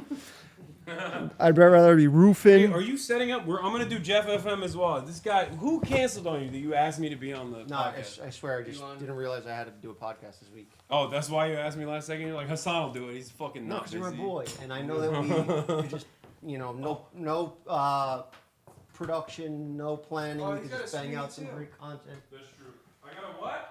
It's streaming? That's for nothing. It's for fucking complaining on a stream with no editing, no cool shit. We got a stream for doing a cool documentary. No you don't care. What the fuck? What are you doing? What's he doing? Hassan? Yeah. Tom, what are you doing? I thought I'd give it a shot. Bro just gives me 40,000 people and says entertain them. Entertain them. I'm sorry. No, I'll entertain them, but that's not my job. I'm here to cut his hair. 28,000. Half what you just said. They say don't acknowledge the chat, right? But I like talking to the chat. 30,000. 30,000. Guys, if you had to blow up one country in the world to save the whole world, what country would it be? You have to blow up at least one. I'm gonna get him banned for real. Say in a video game, in Minecraft. Okay, in Minecraft, Yeah. if you had to save, okay, everybody's saying That's what you say. and banned, and he comes back and his career's done. We just break the shit. Bro's a fan. All right, I just want to fucking cut his hair and get out of here already. Cause no offense, you guys, you 30,000 people over here, we're gonna go do our show, which is Jeff FM, which is way more important. Where we talk about the real stuff, the hard hitting topics, no filter. We have 9/11 survivors come on and confront Hassan to his face, and that's something that Hassan needs more of. More people standing up to him, because he thinks he's a big shot and his ego's getting out of control. But that happens with success, Think if you guys had 30,000 people watching you every single day for 10 hours a day, you think you're not going to get an ego? You tell me how you're going to stay humble. I'm the humblest guy on the internet, and I can be way more. I should be way less humble, because let's be real. You want to talk about a fucking entertainer? I'll hop on this shit. I don't care what he talks about. Oh, politics. Oh, where's our tax money going? Our tax dollars are going to migrants, and they're getting deported. What is it? We're doing too much. What is he saying? Oh no. It's not about tax dollars. I didn't say shit. Oh no, here we go. You said I want to get through this quick. What's this guy's name? Or girl? Kaya. Kaya? Yeah. What the fuck is up with this they're like, is he red pilled? Yeah, he I'm is. Not anything. I don't know what the pills do. I'll take both of the pills. Yeah, he is brain damage. That's true. I don't even know what they are for. I just stay out of it, guys. I'm pro crime. Do crime. Do what you got to do to make it. Take care of your family and your loved ones. And that's all that matters. No, that's not the right answer. Right? I'm gonna stop talking. A resounding success for the California penal system, okay? Right there. Fucking LA County Jail's very own. All right, you want to pull this over my arms, please? Jesus. I don't even know if it's going to fit. Can I have an assist? Can you give me a hand? Damn, you're just too buff. But what did Elon Musk's daughter say? I wish I could just shrink you. No, that was Grimes. Give you Ozempic. Oh, and that was Grimes. It just yeah. shrinks you down. Like makes you 10% Fuck. smaller.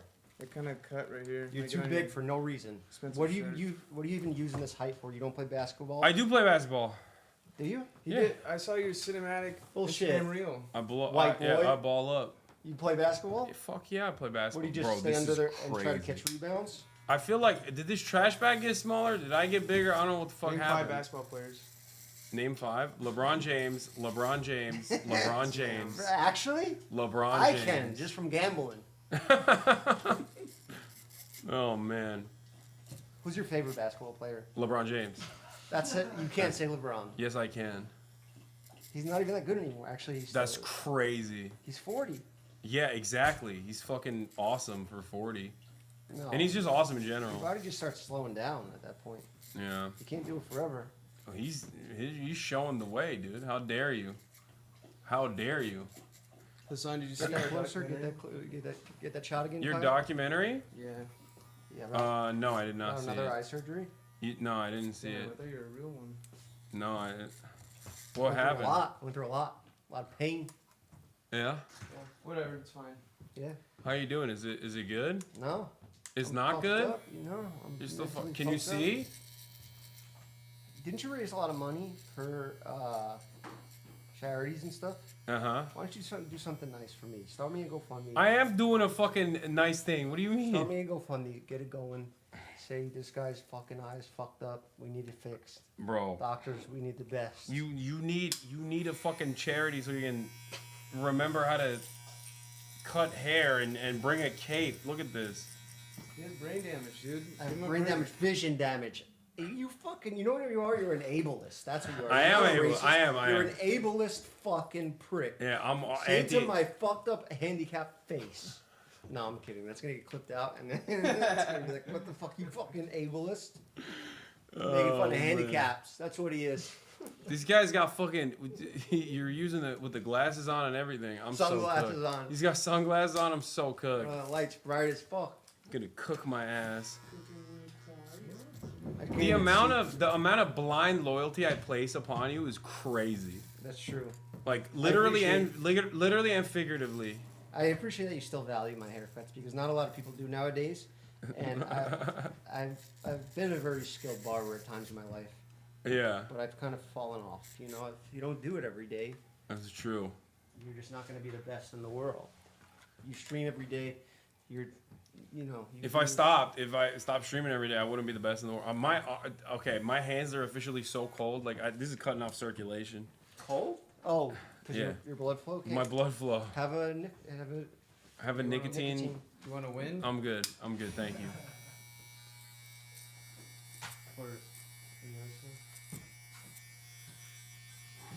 How's everything else going? Do you still hang out with Mike? I feel like he's always. Yeah, but He's fucking globetrotting. Yeah, and I can't be doing all that. Yeah, he's. We are too. We're on tour right now. Yeah. If you guys want to see some of this silly action live, What do you do on we tour? will be in. Where are we going this weekend? We're going to San Diego, San Jose. We're all over California this weekend. So wait, what do you do when you go on tour? Fucking same thing we're doing here. You just cut fans' hairs? Make out with them. Yeah. Yeah. Nice. We do like political debates and stuff too. That's exciting. I tell stories, but the Uh-huh. real shit. I talk about my criminal past, the mistakes I've made, Yeah. but stuff that would get me in trouble if I really said it on the internet. So I gotta say it. I'm pretty sure you've said all of it on the internet. That is true, but I You've said still have you other- said most of it on my podcast. I have jokes and stuff like sit up punchline, like stand up comedian and Uh-huh. shit, but I'm not saying I'm a so you stand up get- comedian so because you get- I don't want to compete. I'm not trying to be the best stand up at anything. I'm just trying to go and see my. So you're saying you get supporters. real racist on there? That's right. He just lets the slurs fly when it's in front of a live audience. I don't see race. You get one? Yeah, exactly what. Yeah, that's what I'm saying. Do you Do you want a beard trim? No. Clean up. Okay, so you already fucking trimmed it to there was begin just, with. there was a patch that was all gray that looked dead, like you're dying, rotting away. You're killing me. Yeah, there's just this patch right here that nobody sees because you only show the front of your face. No, people see it on the side. Bro, I do IRL streams. It's a 360. Gaia. I know, it's Get the out of there. hardest. It's the hardest job. Is she a drug dog? He's like sniffing the backpack. Yeah, she is. She's a drug sniffing dog. Wow, what kind of drugs you got in there? Nothing. Bro, he's shaving it all right. Well, Elon Musk can't grow a beard. Is that true? Probably. You think he has low T? No testosterone? He's richer than all of us in this room, and he can't grow a beard. Yeah, we got that on him. He's fixed his hairline up though. He got the rich guy special. Yeah. Luckily, we still have our hairlines perfectly intact. Don't worry about the beard. I'll most likely do it myself afterwards. Want to get out of here? No, it's not that. Oh my god. Nice, guys. More distractions. Firecrackers. Like the M80. I'm just joking.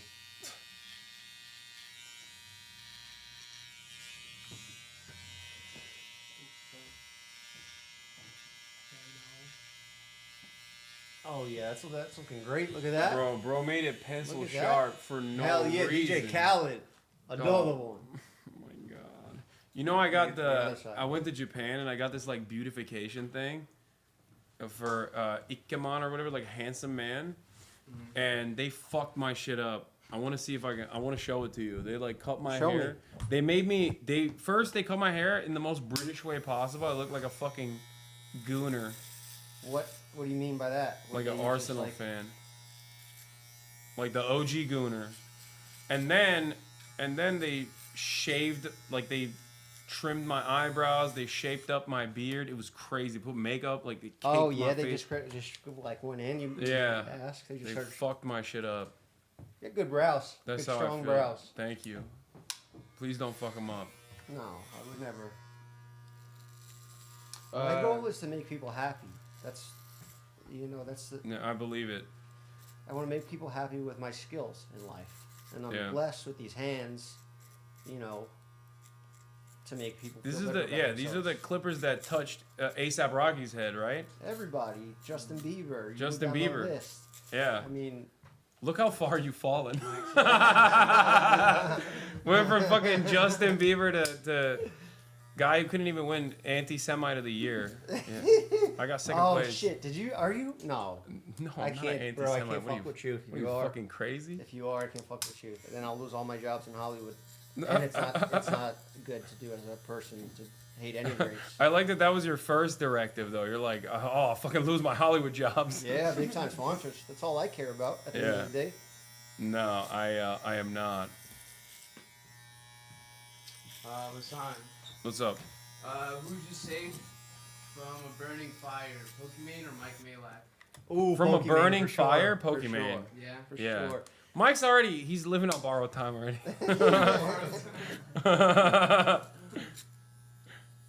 Have you seen that man's legs, dude? He's cooked. If I was in that situation, I would give my life to save Pokimane. Yeah. Wow. Why? Brave. Just because I'm a hero type of guy. Yeah. And that's just who Jeff is, dude. A hero. I would sacrifice myself for her. Yeah. To be safe. Not like. Well, you got any other good questions like that, man? Don't be going? Do you chat GTP in those? No. That's sick. Sick. Do you ever chat GTP or interview questions for Fuck no. people? What do you use ChatGPT for? I don't use ChatGPT. I hate that shit. AI? Yeah, I hate it. You think it's gonna Bro, get his stance, please. Look at this fucking ballerina, dude. Oh my god. Oh my god, dude. What are you doing? I can't bend over. You're like the naked barber. He's like the Zohan. What I wish you guys could see this. Bro, I'm pretty flexible. He's damn near doing a full split right now. It's crazy. You're dressed like you're gonna beat on someone for not paying their debts. That's what I'm gonna do after. You look like a fucking debt collector for the mafia. What do you do when somebody owes you money? Like 5 to 7 grand area where it's not enough to be violent and like go do some shit over, and it's not enough to take it to court. Will you just let it go and let people rob you for 7,000? No, you find out this guy owed you and just you find out their deepest, darkest secrets. Owed 7,000. 7 grand? He wouldn't even know 7 grand is missing. I've stolen, you know how much jewelry I've stolen from him? That's true. Wait, hold on. Let me get the pimple patch off. That looks good. No, I barely see it. I'm gonna get it off before you fucking shave it. I didn't even notice you had it on. Yeah. You still get pimples when you're. In your No, I late- just late 30s? there's this one. like a hormone thing? There's like a it's like a cystic acne that's just been there forever, and I tried to pop it and it You didn't need to pop. inject it with cortisone. Yeah. Cortisone. I fucked it up, and now I just have a scar. It's actually not bad at all. I was hoping it was worse so we can make fun of it. No. How often do you wear this hat? How often do I wear that hat? Every day? You not show it on stream? No, I show it on stream. It's a bad hat. I'm not gonna show it. No, show it. No. Go put it on your head. Kyle, stop taking a political side here. I'm kidding. Yeah, we know what Kyle's takes are, bro. Look at that. We stay out of it. Yeah. We're not smart enough. I don't think Kyle's staying out of it, dude. He's getting in. You've worn it though. It's like a. First he brought the Jake Paul treats. Jake Paul's big. He stays in it. What do you think about Kanye's merch? Yeah. What, the swastika? Yeah. Yeah, it's fucking insane. Why was it Sick? delivered Like to your front insane, door? good or bad? What do you think, bro? I don't know because you said the other thing earlier. That What other thing? You were Anti-Semite? Yeah. No, I'm not actually an anti-Semite. All right. Just gotta make sure.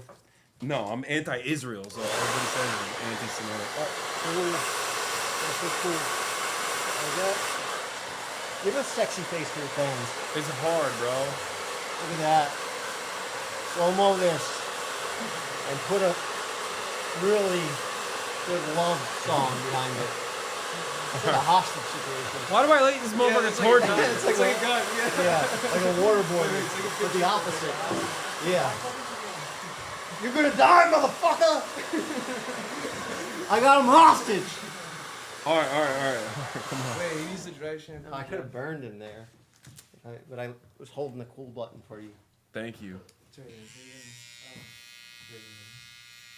Thank you for not burning me. Do you use dry shampoo at all, son? No. You should use it while you travel because you probably don't have enough time for showers. Damn, that sounds like a great ad. It's not. I'm being real. Take a shower in a can. Shower in a can. You can No. get just from there to clean up these little ones over here if you just want it. You know, you want an entertainer. It's not like it's gay or something. What? Like not to dye your hair. What? Oh, you want me to dye my beer? I'm not gonna do that. It's too much work. I don't give a shit. You gotta stay young, bro. Unfortunately, if you're gonna be streaming, saying these words and mid and shit, clock and T and all, you know, you gotta fucking. He's talking about himself right now. This is him. No, we still want you to turn to. Is this? Wait. Why? Is that how? Evolve. Your audience wants to see you evolve with them. Is that how? Is that how Mike? Does Mike say mid? Yeah, he says mid. And he's Team Drake. Cat, bro. Are you Team Cat, Drake or bro. Kendrick? Team Drake or Kendrick? Yeah. You probably like Drake. No, of course not. Why the fuck would I like Drake? Probably A minor. Mike is Team Drake. That's crazy. Yeah, he tweeted. Everyone with clout is Team Drake. The Drake. Nobody likes Drake. Nobody likes Drake except for all the online content creators that fucking Drake hangs out with. I He can't. went to have a strip club to gamble by himself. It's so depressing. Pusha T ended his career, if you ask me. He should have retired after Pusha T exposed him for being a bad dad. Take care of your kids. He did though. I mean, he shamed him into taking care of his he bullied child. him into taking care of his child, being a good dad. Dude, we're gonna have to cut my arms off after this. I'm no more blood flow right now. Shirtless. It's shirtless would be worse. Then I would have my entire body covered in hair. It already is. But it's growing out of your skin. Yeah, more than that. It'd be even hairier. I feel like you and me are like very close in DNA because we look kind of similar. But you got like a little bit more growth hormone. Extra chromosome. Yeah. I saw you have, or you scored. Stavi? Scored high for. Autism. Autism, yeah. Yeah. Knew it. I knew that about you. I mean, what about so you? guys both have one. Bro, you should do that, Jeff. We did. Wait, what did you score? Perfect. Oh, you got the high score? Well, you got 120. What'd you get? I got 127. What did Jeff got get? 118. Dude, yes! Okay, there's a real thing. Yeah, you got 118. I remember. Dude, okay, you are autistic, bro. You are. You motherfucker, you. What? No, he's artistic. No, he is autistic, but because, okay, I'm gonna say something right now that's gonna come across as kind of like an asshole, but because we have skirted by with the way that we look in social situations, people don't immediately assume that we're autistic. Hasan, he introduced himself. Like that's already. Yeah, that's why he's 118. What are you doing? And actually, wait, Do is you have that a lighter? Do you have a lighter? No, don't do that. Don't do that. Don't do that. Don't do that. Bro, come on. Wait, before it happens, Oh. wait, say don't do that with your product. Don't do that. Don't at do home. that at home. Don't Do not try do that at home. Dog, what are you doing? I'm Gotta gonna do get it, fucking gotta do it, banned. gotta do it. Stop, How do you stop. get banned for using hair? Stop. You're fucking insane. Dude. Tana and I created this together. She's JustBarbershop.com. sweet girl, real sweet girl. Also, the smell on this. The smell on this is very. I mean, it's definitely. I wouldn't say it's for men. If that blew up, Well, it crap could have. Tana, it's The can could have shot through our bodies, and strap metal would have. Yeah, this is exactly the type of. severed an artery. You've become what you hate. You're putting others in dangerous situations. For fucking content. You see that? It's live. You can't even edit it. Where's Casey Neistat? Shut up. What's been going on with you? You dating anybody? Dude, you know I don't talk about my What the private fuck life. what is in here? No. Right now? Oh, just my product. Yeah, what the fuck do you mean? You sprayed my shit. I was clean before this. Yeah, it smells good though. You smell like a woman. I do smell like a woman now. It's good Oh for my our god. What's going on in my bisexual haircut? Yeah. Dude, fucking Ethan hates me now. Oh, what's the deal with that beef? Because I like both you guys. No, I know. You gotta I pick a have to side. pick a Sorry. side? You have Is to it pick a that side. serious? Yeah, it's that serious. I mean, I don't give a shit. Dead. I don't give a shit. He probably will though. Yeah, because we're loyal. Yeah. Yeah, you're loyal to him. That's why I'm you're loyal to fucking everybody that fucking fucks with me. You're loyal to me. I'm loyal to you. That's back. why you're fucking my hair up right now. This was an inside job. Whoa. No, Correct me hair if looks I'm good. wrong, but I feel like you've had a I'm ladder. fucking up your career. That's what I'm doing. Yeah. Your hair's gonna look good. Yeah. What did you? Were you asking, I was Kyle? gonna say, like, correct me if I'm wrong, but I feel like you've had a louder response about Elon than H3. A louder response about Elon? Yeah, like you're just ignoring H3 stuff. Yeah, for the most part. Because it's like, what am I supposed to do? You just fucking... Bro, he just says, like, the dumbest shit. He's like, your glasses are fake. Okay, yeah. Elon called you a chicken shit R word. Yeah, also, Elon is literally in the government. Rapist? No. No, Rapist? chicken shit R word, like the ableist one. The hard R. No, Ooh, yeah, Elon is the shadow president. It's a little different than like some fucking Got that much off, chat? 40-year-old drama YouTuber. Chat, how much we want off? No, not a lot. Please don't take a lot off. Yo, please. chat. Oh, come on. Jeff! Centimeters. Jeff! Do it in metrics. Don't do it. Jeff. More. No. Not too much. They're gonna fucking. So I have, whatever I do here. Okay. What do you want off? Like you say. Just a little bit. You should do a buzz cut and bleach. No. Be like a easy guy. I'm gonna go with that much.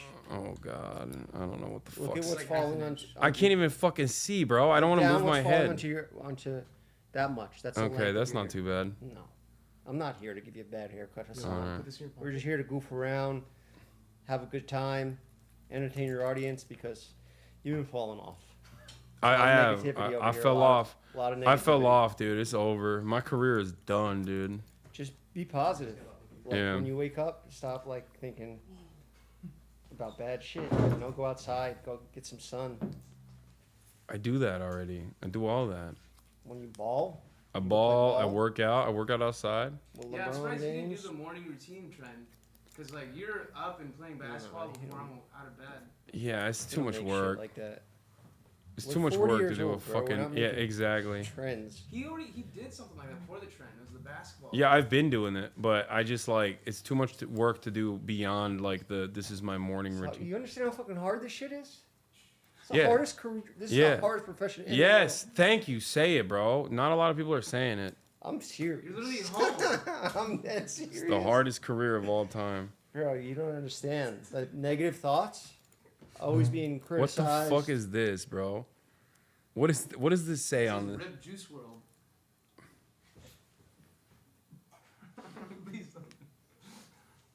Who's? I What didn't is this? expect you to read that. Give me that. That's What is mine. this fucking It's lighter, mine. bro? I found it. You're gonna get me in trouble. I didn't know you were gonna take it. He gave it to me. Jeff did. I need you to hold it for me. And he's fucking blind, so he doesn't know what's on it. I miss coming here, man. It's like Yeah, it is He's fucking blind and illiterate. very little off the top, right? Yes, please. Very little. Not a lot. What was the worst part about Japan? The worst part? The There's no bad part about Japan. It was awesome. Why does Fucking- everybody say that? Because it's so clean? It's clean. It's safe. polite? There's public transit. People are polite. Food is good. It's all great, bro. Video fucking with people over there. No. Yeah, do that. Go to the forest. Yeah, We should do a haircut at the forest. Guys? yeah, See somebody yeah. Don't do that. I don't think you should do that. Also, hella people do that now. Let's do it IRL. Logan was a fucking IRL suicide forest. Yeah, Logan was a visionary in the way that he went to Japan and fucked shit up. Now every content creator does it. Like Yo, every chat, IRL suicide forest, now that it's already been done, so Yeah. it's cool for us to do it. every kick streamer. You couldn't walk a mile in my fucking shoes. All right, get out of here. I was locked in, sorry. Yeah, all you do is cut hair, be pretty, hang out with fucking cool famous people. That's all you've been up to. I see Actually it. not. Sorry to say, it's actually not how my life's been. And no? Recently. What's going on? Talk to me. I've just been spending time with my family. I've been on tour a lot, so that's been taking up a lot of my time. Bro, you haven't Taking care cut of my shit dog. with this goddamn dude. That's like that thing is I got a new dog. dusty, What? bro. What is that? Are your scissors rusty? What's going on? I can These are feel thinning it. shears. These are different. I switched when I went over here and now Yeah. I'm over here now. This Different fucking scissors. guy. Different Okay, scissors. Different okay. ones. You know. Okay, I don't harm any okay. eyes. Okay. You're asking me questions that are jeopardizing my legitimacy in this. Crap. Why is- and why- I own a brand. This is my reputation that's on the line. Look, this is what chat does when they don't get their way. When I'm not paying attention to them, they start trying to spell cum. That's really funny. Yeah, they're like You got a little. cool audience. They're like little fucking babies, bro. Look at this. Do they like when I come in here and fuck around? Or No, not? they hate it. Oh, shout out Whittick It's Piper. kind of like, yeah, shout out. Yeah, Whittick she Piper. was really. I saw she was in my Twitter comments. Like she was really excited. Yeah, she gave me questions for you on. She did? on the podcast. Yeah, I had her do my work for me. Oh, nice. She's awesome. But they're probably like real, actual questions, so Uh-huh. I'll probably just skip through those and go to. Your mom's not calling in this time, right? Maybe you never know on Jeff. Oh no. But nah, you already got. Since then, Fox News wrote another article saying I want 9/11/2 to happen, We're having his dad calling in. which is ironically what you said that I wanted as well to your mom Yeah. over and over Well, we didn't again. get picked up and put on the news. That's what I was going for. Oh yeah, you were trying to get Wanted me in some front viral of. traction. You're trying to get on Fox. My mom crushed you. Brave blind barber.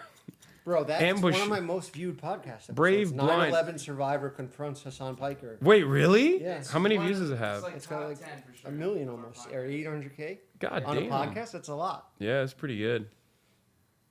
You know, no Hassan numbers. I see Hassan clips. I watched that whole interview this morning. Oh. that you did with. So, What, where Elon? are you at with this Elon beef? Are you guys gonna do like a fight? He's never gonna do that. You're gonna. Is it to that point? No, not You're like talking about fight Well, like, did physically. he respond to your No. response? He backed out of the Zuck Damn. Yeah. beef. Yeah, he Zuck- wouldn't even- Zuck's training. He's down to fight. Zuck would fuck him up. Yeah, because he's got technique. He's got age on him. He's got He's cardio's a big part of it. significantly more physically Do fit. you own a Tesla? Do I? No, I don't own a He's Tesla. probably gonna fuck with your car then. Yeah. Oh, he probably could just crash it. Yeah. He could just Yeah. make somebody. And go in nobody and would fucking- know because make those you shits drive crash into a all the wall. time. Yeah. All of a sudden, never mind. I don't want to get you down. Whoa, that's crazy, bro. You gotta be careful who you're beefing Yeah. with. But it's cool that you go out there with that courage for your people. You fight for honor. I try. I try. Yeah, we'll start. being All I nice to you. fucking get in return is just a torrent of fucking hate. Yeah. You know? Well, same the 9 to 5 Why stuff is though? I crazy. get it. Yeah. You say The some 9 to out-of-pocket 5. shit. Yeah, I didn't fucking say it's harder to be a Twitch streamer than a 9 to 5er. What the fuck? I said that. It was misinterpreted because it was clipped out of context. It is what it is, though. I don't give a fuck. Yeah. It is what it is. Yeah. Keemstar versus me. Who's more pro labor? Guy who fucking works with labor union organizers and fucking fundraises for labor unions, or Keemstar? Yeah, of course. Okay, so not a fight, not even like, you guys are gonna do like 1v1 Rust or anything like that? Not Rust. I mean, I probably could cook him in most games. Elon, I'm not even a good gamer or anything, but he's just ass. I have time to do all this shit. Play video games and stream and I just spend do it time on with your family and walk these dogs. I do. Date women. I do play it. basketball. I do it all on stream. That good? You I like give my whole life to the stream. That's what it is. Is that good? It looks. Out of it with your muscles. I can't. Yeah, rip through it. I mean, this defeats the purpose of having this. Yeah, shit, you messed up my spin. I was giving them a. So much hair on Go sit back down. Sit back down. Where's your Just vacuum? for the spin, so I can Alright, get a watch clean out. shot. Bro, hold on with the fucking spin. I'm Oh, here, covered here. in this shit. Here, hit me with that. Oh shit, the table. Hit me with that. I just blast you in the skull. That'd be a good one. Three Stooges show. Boy. I don't even know what I look like. I haven't seen it yet because I don't have my glasses. Where are your glasses? So I have no idea to see what it looks like. Hold on, let me get my vacuum. Here, you want these? What? You want mine? Can you, is it, wait, look at this. Damn, it's pretty good. Actually? Yeah. Oh my god. Damn. Yo, where are your glasses at? What? Where are your glasses at? Oh, are you wearing them? Ah, you're blind as fuck, man. These hurt. He's gonna get mad. You're taking a side. These hurt to look out of. Wait, are you taking a side of the glasses? Huh? Make him take his shirt off? No, I'm not doing that. What if Ethan doesn't fuck with you after this? Ethan? Yeah. I don't think about things like that. I just go where I am told to go. Yeah. Look, Hassan wants a haircut. Ethan wants a haircut. I'm gonna show up for my people that had my back, and I'm gonna cut their hair with the best of my abilities. You know, one eye or not, 2 eyes, 3 eyes.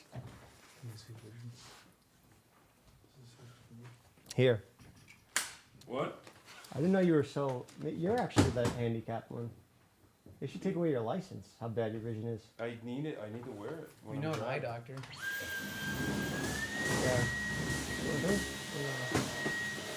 Yeah, let me just.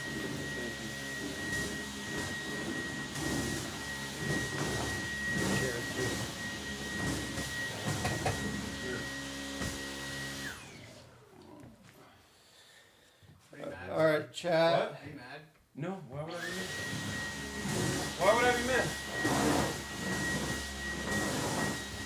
Should I just.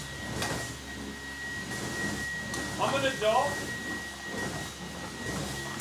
I know what happens when I tell Jeff, yeah, sure, come cut my hair. You know what you're gonna get. You know what you signed up for. Yeah.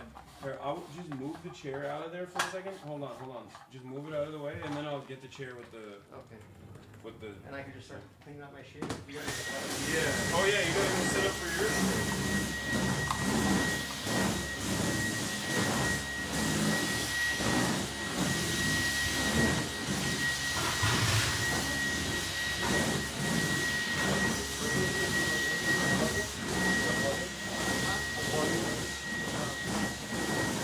What are you looking for? Let's unplug shit. Unplug everything. I gotta take a shower before I come to your shit now Yeah, because that's I'm fine. fucking. We need some time to set up too. What are you gonna? Are you gonna ambush me again? Nah. What kind of fucking ambush journalism are you gonna do this time, bro? It's gonna be a normal podcast. I don't believe it. Tune in. You'll see it next week. I'm Or you see it actually excited. tomorrow. It'll be out tomorrow. Yeah. Oh damn! That's how you know your ass was desperate. Shut up. I'm about to lose my ass. Dude, what the fuck? Yeah. Oh Keep it no. clutch. Yeah, you're one of my last friends here in LA. That's not true. You got Tana. What happened with her? Where's she at? Tana, Mike, yeah, a few people. A few people I don't put on camera. I keep them hidden.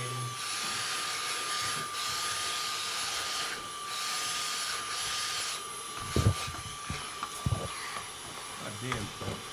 Why don't you run an ad or something right now? No, I don't run it. Guys, go to jeffsbarbershop.com. Go to Amazon. We're #1. So that means the people. Wow. You fucking. You took the communism away. Oh, you like communism too? I hate communism. The most dangerous ideology. Yeah, whatever. Whoa, watch out, bro. We got a felon with a weapon in his hand. Hey, yo, dude. Hey, authorities. It's a joke gun. It's a joke gun. It's not real. Pointing it at him? Yo, Bro, no, I'm not pointing it at him.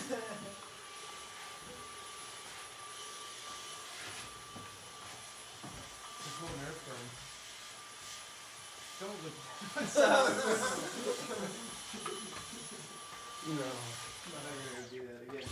It's not a real gun. No, I won't like it. I know, but I was like, it's not. Oh. Still. Yeah. Did you plug everything out? Yeah, I think so. You good? All right. You wanna? Oh, shot my eye out. What are we giving him? The wins and the dry shampoo? The tan and the Nah. Jake Paul product? Oh yeah. Wait, is it Jake Paul product too? Yeah. The wins are. There you go. What are you fucking promoting Jake Paul shit now? No, he just sent it to me in the mail, and I was like, it's funny. It would Actually? be funny to bring to you. Yeah, because Yeah. I know, like, you know, it's such a crazy thing to just. I make know. that. I mean, I guess it's like when you say it's like a candy cigarette, it makes sense. Yeah. It's not like it changed my perspective a little bit. Well, we know what hair products you use. Hasan, the back of your shirt is hairy. Yeah. That's just part of the game. Here, get me with the gun. Here. Can you?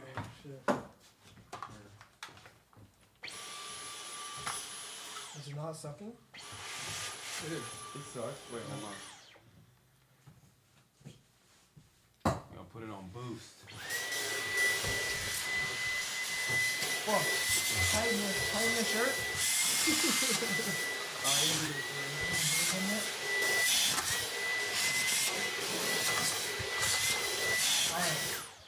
All right, that's it. Is that good? That's the best. All right, y'all. Thank you so much for supporting Hasan. I hope you like his haircut. And if you don't, I don't care. So W Jeff, bye Jeff, love you Jeff, love Jeff. 10 out of 10 Jeff. W Jeff. All right. I'll see you at 7. Yeah. All right. Jeff's out for now, but I'm gonna be doing Jeff FM, his podcast, because he's desperate for people to come on his podcast. Friends, clout, money. Did I leave anything here? No, well I can bring it if you. Is this ours? Oh yeah. Yeah, that is nice, yours. Good find, Nick. Thank you, man. All right, guys. I'll see Where's you the next Where's the time. other one? Where'd he go? Right here. No, not you. You The talking about Steven? yeah. Damn. What's going on Jeff FM? Yeah. Oh really? Yeah. Is he alive still? He went the other way. Not really. He went deep down that way. He's wearing that hat around now. Wait, really? Yeah. Here, there's your water. Oh, that's what I was looking for. Thank you. All right, I'll see you at 7. All right, boys. See you in a little bit. See ya. Thank you. Bye. Take care, man. That's like not my real personality. Oh, no, don't worry. We all. Jeff, they can hear you. They know you're faking it now. That is his real personality, by the way. He said he was on his way out. He was telling Austin, "That's not my real personality." All right, get in here, dude. Bro. It's your segment now. Hold on. It's. There we go. There's so much hair everywhere, dude. What the fuck? What the fuck? Bro. Bro, you can't do that in Hasan's house. I was about to hit the deck. That's crazy. Where is it? Oh. Oh, yeah, that's it. Scared the fuck. Thank you. Scared the Alright, I'll see fuck you later. out of me. Dude. Bye. I was like, they left a bomb in here. Yeah, you can't do that around here. Hello? Austin, what do you think of the hair? I think it looks pretty good. Oh, shit. Where did he leave his glasses? Bro, y'all motherfuckers can't leave. Oh, is that it right there? Or those yours? No, those are mine. Where did you leave it? I don't think you did. put it in my bag. Yeah. Whatever. All right. Just look through it after. Wait, is this yours? No, this is Austin's. If not, just wear them. All right. Oh, you guys are matching. Oh yeah, no, isn't that cute? Cool. Yeah, he got me. Well, I stole it from him. I steal his jewelry. What brand is this? It's Amazon. It's like, yeah, it's not. If no, oh, thank you so much. That's the nicest thing. No, no, we're not related. But if anybody calls him gay on the internet, it's because of me. Yeah. I start rumors. I think people were calling me gay way before you. No, I started it. All right. Nice to meet you guys. His glasses are in his white bag. That's what Chatter said. Well, thank you so much for having me. There was like the fucking DMV out there. Austin is smacking the fucking gum, huh? I put, I took my number earlier. Oh man, the lighting was so good. I looked so good from that angle. Now you fucked it all up. I'm gonna do a different shot anyway for us. Like, oh hell no. What? Oh hell no, no. What? Why? Bring it back to the what? No, it's good. No, move it back to the other one. I will leave right now. Wait, why? Tell them. Look, they're laughing because it sucks. Go back to the other one. Wait, why? Look at the. Go back to the other one. They're laughing because we're twins. No, they're laughing because I look better in the other one. Everybody knows it. Chat, you're with me, right? Go back to the other one. It's too close because you cut off my entire body. You cut off you. Yes, see, there you go. The perspective. This is a more realistic perspective. The camera wasn't realistic. You got it. You got to make it look. There you go. Oh my God, this guy. Thank you. Thank you. Okay, I'm gonna make you fucking talk about these issues then. Now that you're here, okay. The fuck you gonna make me talk about politics? Politics, Asmongold, ADINROSS. We're talking about all of it then. Oh fuck. No, okay. I'm kidding. Don't worry, I won't put you through that. Fuck, I have very controversial opinions as a gay man about this. Let him show off the goods. It's true. Austin looks like Andrew Lincoln from The Walking Dead. Yep. Yeah, everybody says that. He is that. Everybody says that. So how you been? I haven't been on this stream in a minute. You've been oh, by the way, I do have a confession to make. Okay, go on. I mean this, I'm dead ass. Okay, what is it? Okay, and I apologize. Some of my language has changed because I've been hanging around Christian too much. Mm-hmm. But I'm dead ass about this, okay? What are you dead ass about? All right. You know that HasanAbi Archives channel? Yeah. Bro, I thought that was a person. I watch it all the time. Oh my God. I had no fucking idea it was a bot. Yeah, it's a bot channel. I had no idea. No, many people don't Part know. of my evening routine is I get to go to your favorite YouTube channel, HasanAbi Archives. Yes. That's crazy. Because, like, I mean, don't take this offensively, but I like watching VODs more than I like watching it live. Wait, really? Yeah, because I can control what I like. Sometimes you'll be live during the day, and I'll like my routine is I'll go to the gym and then I sit on the couch and I eat and I pull up HasanAbi VODs on YouTube. Wait, really? And you'll be live, and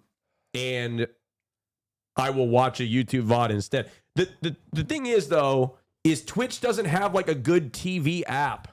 Like they have no good TV apps. That's so true. Twitch's get on your fucking game. Twitch's apps are bad. I can't believe y'all don't have a TV app. If you had a TV app, I should be able to easily open it up and go to the Twitch app and then watch it. I feel like there's a significant amount of the audience that has a television that wants to lay in bed and watch their television and don't want to like AirPlay it or something. And so they're losing all their viewership to like YouTube. Because YouTube what do you skip when you watch me on the VOD? What do you skip? Do you skip the stun locks? No, I like the stun locks. I like Hogwatch. That's my favorite. I know. You love when I dunk on right wingers. What is this? Who is this? It's Quen, but I don't know what the I don't know what's happening. Why don't we have her on the podcast? Saw on video. The song was one of the first niggas I thirsted over publicly. Cause that's like a Greek god. Is he Greek? He's not Greek, he's Turkish. That's a he looked like an emperor or some shit. You know what I'm saying? I was like, God damn! And he is a great person, and this was a incredible video to film. I need to go on one of his streams. I'm just scared he's gonna ask me some political question that I don't know what the fuck's going on. I'm gonna look like an idiot. No, we don't do any politics. That's why I have Austin on. Like y'all be eating. Like how y'all stopped to just slow down his smile. Boom! The fact that I don't be sweating bullets and I'm in the eye of the storm, like, can we kill? It's power that I have that I need to be respected about, because a lot of you dudes couldn't do that. Oh, the Hasan video. Well, you got to get her on Fear N. I Yeah, want why to. don't you She's send so her a DM? busy. She's the busiest. Did she ask? Did Why she don't you say send yes? her a DM? What do you mean? I like it. It's not about that. It's just like she's busy. She's always working. She's always got some shit she's doing. Have you asked? Yes. What did she say? Not I'm on busy? Fear N, but like I've asked to have her on the stream, and it's kind of my fault. No, because she probably looks at VODs and she's like, "Oh my god, I'm going to be here for 7 hours." Where a podcast is more organized, she can show up 2 hours in and out. You know what I mean? Yeah. So I feel like she, you know, she doesn't want to be a prisoner on the broadcast. So that's not true. What? I think she says she was down to be on the pod. Okay, she was just being nice. Oh, the pod. Yes. Austin Hassan edit. She says she'd also be on the stream. This isn't even. This is not a flex.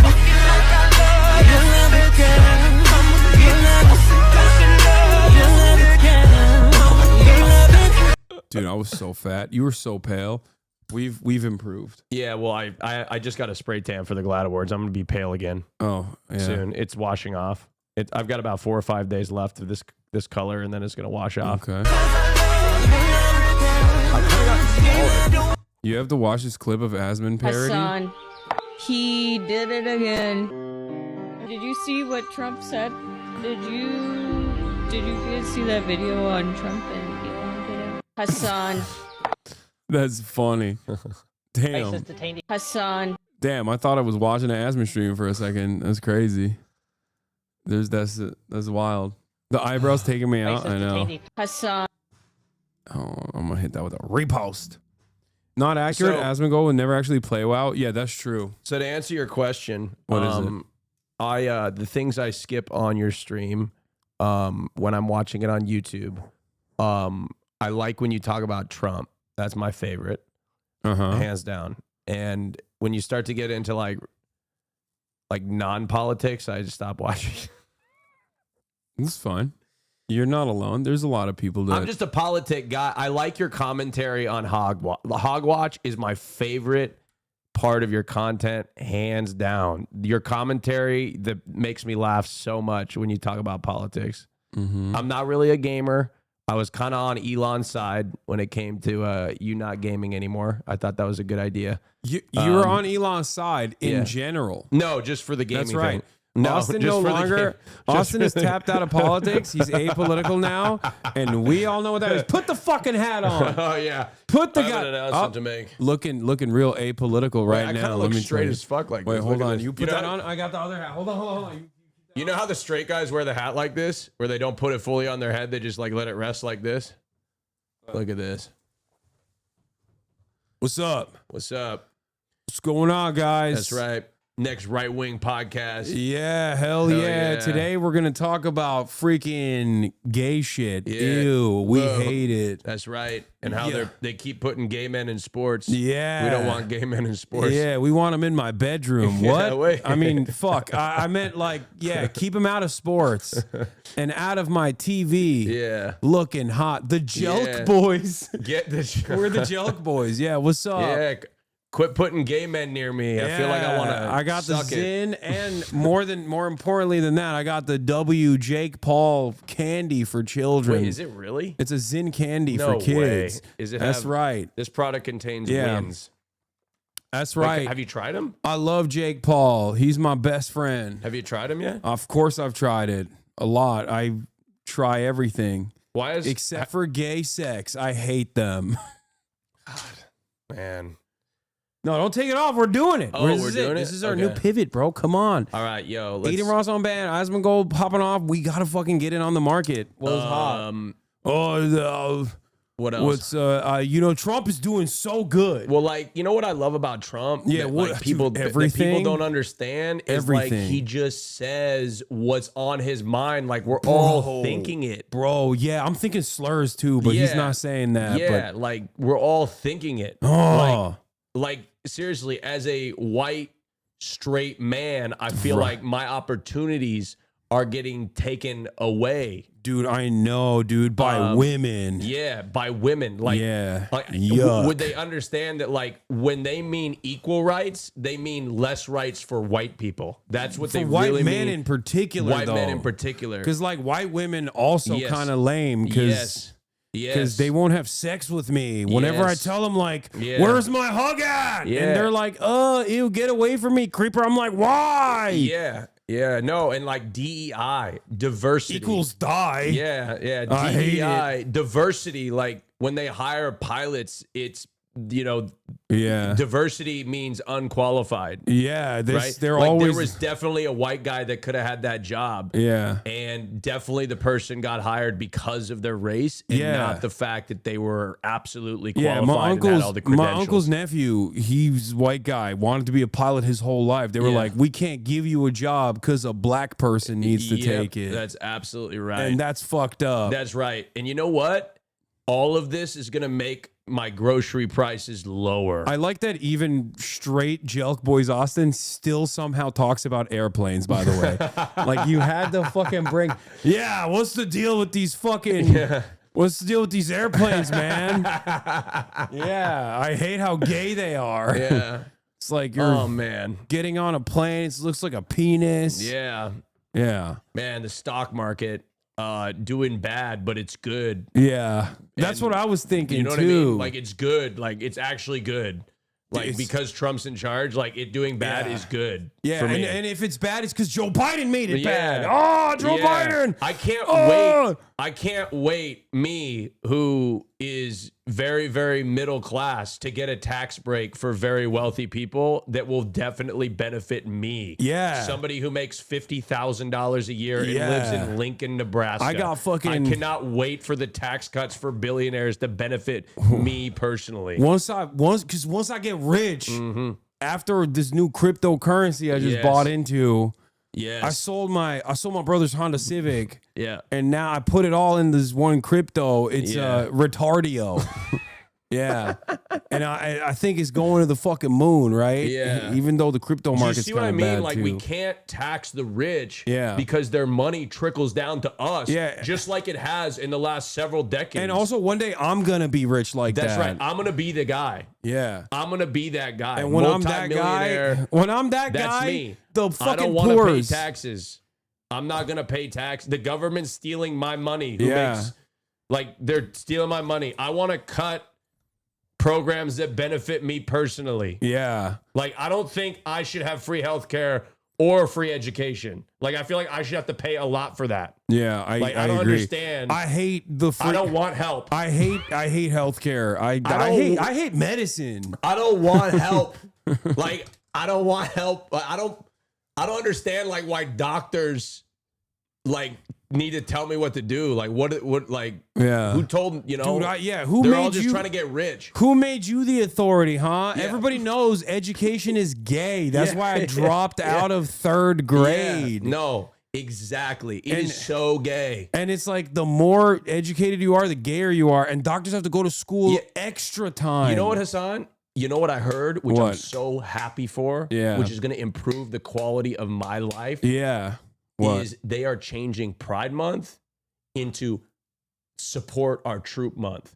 Oh, fuck yeah, but not the gay ones. Veterans But not Day the Month. gay Yeah, ones. exactly, because we can't have gay troops. But like Yeah. Veterans Month in June, like finally, like, other than November, we have a month to dedicate to our veterans. That's right. Like the people that have sacrificed our lives. You That's know, right. like the I ones. I was gonna be a troop, but then you know, the DEI, dude. Yeah.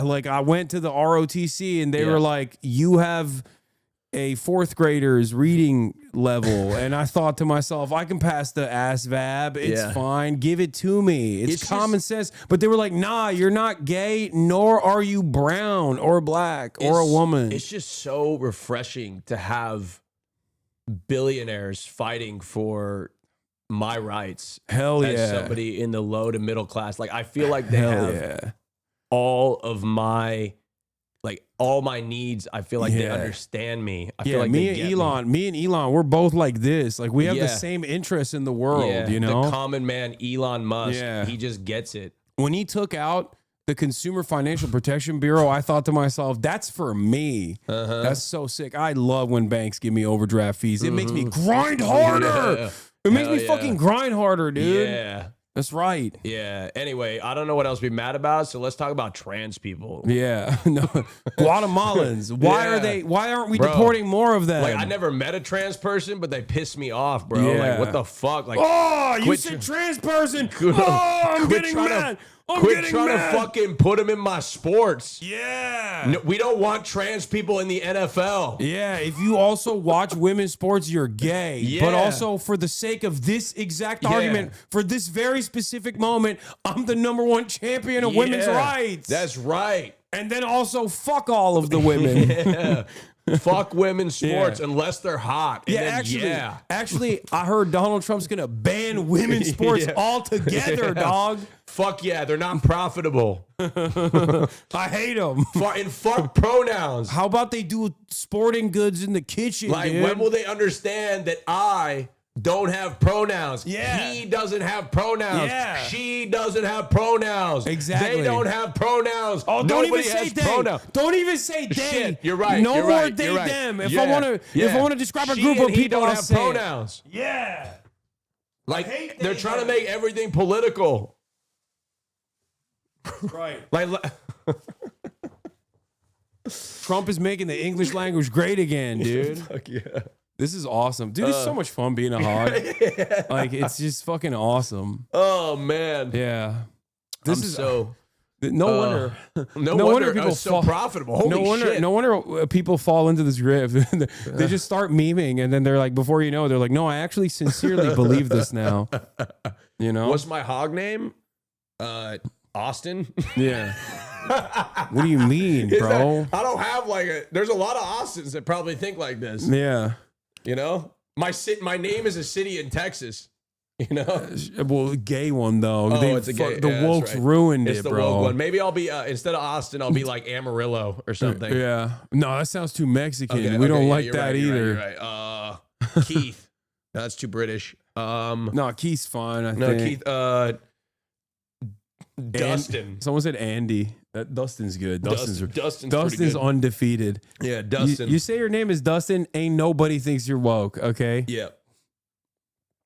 Amarillo show.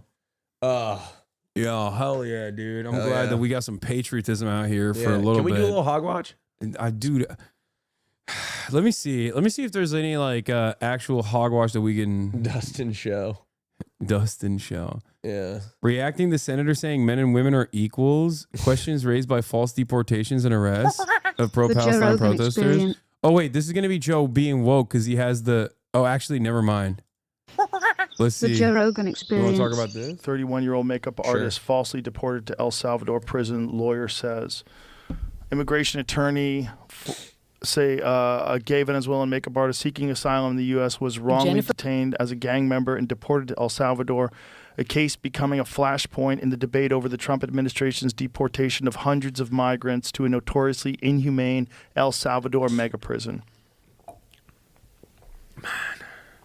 So again, it's hard to know it's hard to know what's real and what's not real. But if it is real, this is fucking hard. Wait, hold on. Dude, this is so funny. It's always hard to know if new information that's coming my way is challenging my pre-established biases of Trump always being in the right and saving America. It's hard to know. Yeah. No, anytime the information is credible from a credible source, from an accredited source. Yeah, I didn't see this on a Facebook. I didn't see this on a Facebook post. So. If it's like some sort of obscure, deep, like random ass article from some like fringe website that has no credibility whatsoever, that's the thing that you follow. I just can't understand this idea that like for some reason those are the things that are correct and those are the things you should listen to, and you should throw out anything that's accredited or you know, it has been just backed by confirmation bias. research or it's confirmation or bias. He's just education or anything like that. In his mind, he thinks everything Trump is doing is good. So obviously, this doesn't make him feel good because, like, deep down inside, there's still a human being down there that's going, hey, it's kind of fucked up that we're just like randomly sending people over to this like slave labor camp in El Salvador, which is totally illegal, by the way. You know, but I've become less angry at hogs and more angry at Democrats. You're okay. Well, that's the welcome. Well, no, because it's like because Democrats know better. Because yes, or they're supposed to know better. Yes. Well, the thing is like I'm so angry because it's like, look, like I feel bad for a lot of these people are fucking disenfranchised and they can't afford to feed their families. And there have been multiple different Democratic administrations over the last several generations, and the wealth inequality gap has only gotten larger. So if you are desperate and you live in middle America and you can't fucking feed your family and grocery prices are high and your wages stagnated and you can't afford a house and education is through the roof, you're fucking desperate and you're more vulnerable to start to you're susceptible to believe these crazy batshit ideas because at the very least the Republicans are good at messaging and connecting to their base by appealing to their anger. Yeah, they identify that people are angry. They then take that anger and move it in a direction that suits their purposes. The Democrats, on the other hand, are like, why are you angry? Everything's great, you know? And that's what's making people even angrier in general. Yeah, and they just never fucking learn. Yeah. Horrible. But if you think about it, Joe, like I say, if you're rounding up hundreds of people, mistakes are going to get made because everyone's human. 100%. And you then have to have a system. First of all, I mean, if we're deporting people, like, what's this guy doing? You know what I mean? Well, how come this guy doesn't get deported? Okay. What the fuck's that about? I think, that allows you to amend and make adjustments for that. Yeah, absolutely. And it can't be bury your head in the sand and No. pretend it didn't happen. No. Yeah. And this is the trouble with government. The incentive structure is all wrong. Like, to admit that. Bro, what are they talking about? The entire reason why this is happening, the entire reason why this is fucking happening is because there's no due process. That is his government that he endorsed. That is the guy he endorsed, and that is what he is doing, and that is what his fan base is fucking pushing for. It's not about an incentive structure. It is a deliberate mechanism of mass deportations that are done expeditiously without due process in direct violation of court orders. That is now embarrassing. That's crazy. Right. And it's scary. We have the same problem in the UK in terms of the illegal immigration. And if we ever get a government that's going to deal with that, we're also going to have to remove a lot of people who are there illegally. They shouldn't be there. A lot of them are. And, you know, like I said, we had a report that shows they're way more likely to commit sexual crimes, way more likely to commit violent crimes, they're way more likely to commit all sorts of crimes. We are going to have to remove them, but you have to. I'm from the UK. Who's this loser? He's a trigonometry is the name of the fucking. Trigonometry is the name of the, or is it trigonometry or trigonomics? Whatever it's called. It's like the name of the podcast. Do it in a way where there's due They're process. like woke, supposedly centrist guys. Tricknology? No, this is not a. I mean, this is a child of Yakub, but yes, and a respect. Are they trying to remove them in England? No, at all. No. They're saying they are, but they're not removing them. Interesting. Yeah. So the mistakes like that have to be corrected if you want reasonable people to be on board with you. Correct. Yeah. Correct. Yeah. If you want, you know. They reported the Asman video to hell. I was just on TikTok. It got taken down. That is crazy.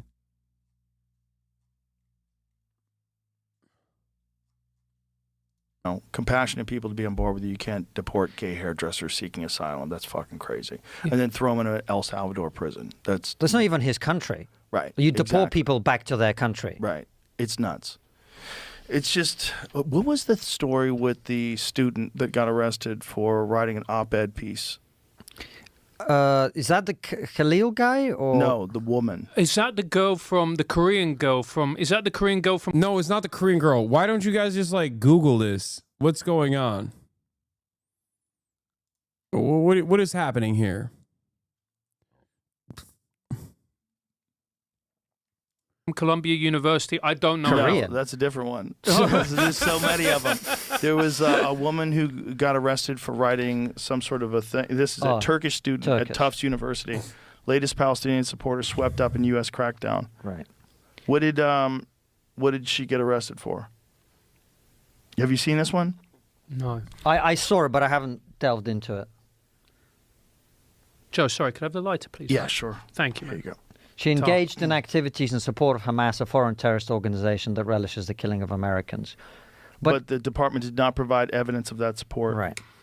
What does that mean? I heard she wrote some piece on Israel. Yeah.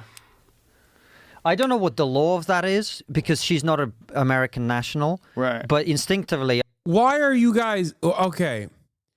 If you don't know what the law is, here's a really cool thing you can do. It's called asking Jamie to Google it. Okay? Like, this is crazy, bro. This is a crazy fucking back and forth. It's like two dudes that don't know the answer to basic questions and have no interest in finding out. Yeah, let's ask this random British guy who admits he doesn't even know, or three dudes, not two dudes. It's like, what are we doing? What are we doing here, guys? What are we doing? What is happening here? I hate that it's like that MHUD clip that he always sends me of Joe Rogan talking to fucking Eddie Bravo. This is what that Uber driver listens to and then repeats the same shit. Yeah. Hasan, you do the same thing, Law. Thank God the other dork is gone, Law. Hasan, you do the same thing. Really? You're comparing what I do here to what they're doing right now. If there's something I don't know, I Google it, you dumb fuck. It's the most basic thing. Do you guys just come in here, close your eyes, and plug your ears and go, la, la, la, la, I can't hear you?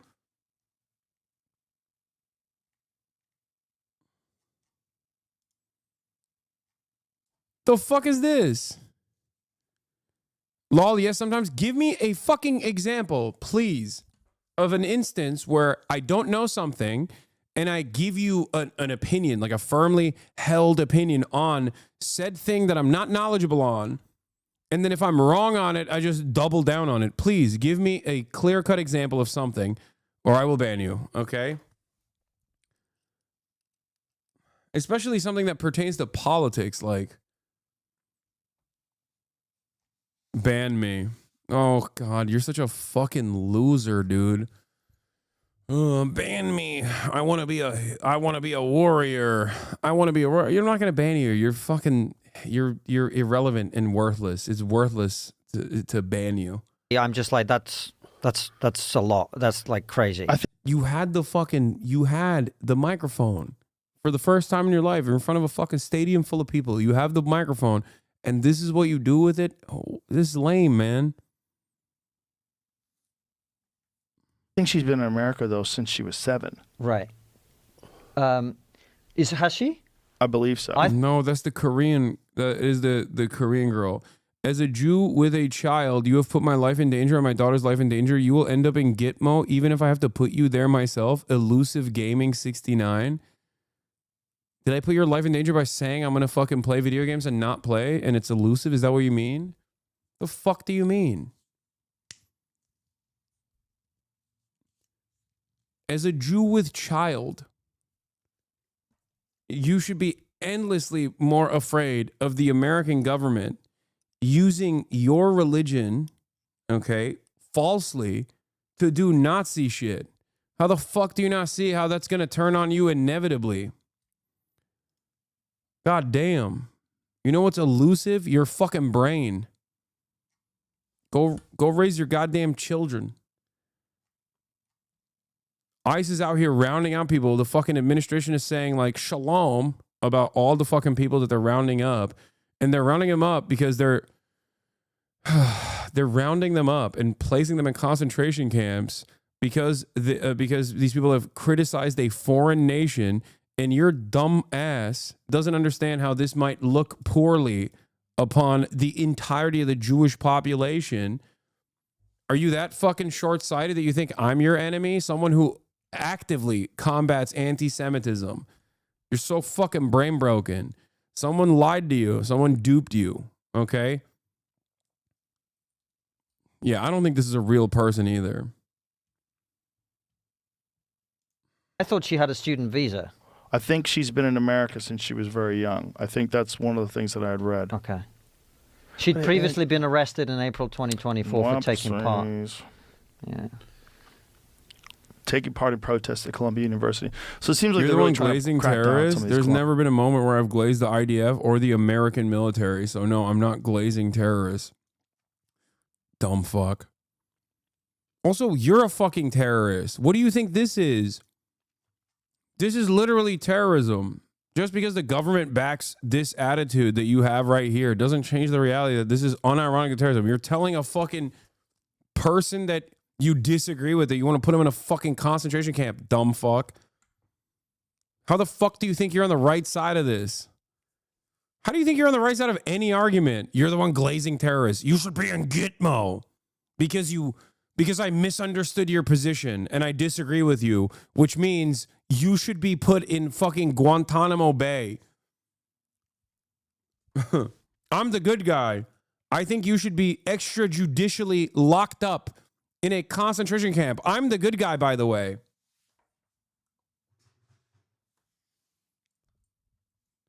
Not even a fucking hint of irony, no reflection. Yeah, I'm going to do it myself. No, the fuck you're not, for the record. You're not going to do shit. If I have to do it myself. Take care of your child, dumb fuck. How are you so goddamn... I doubt this person is actually Jewish. They're just LARPing. Because there's no way that you are this fucking brain broken where you're like, as a Jew, I am advocating to extrajudicially place you in a concentration camp because of a disagreement at best and a misunderstanding at worst.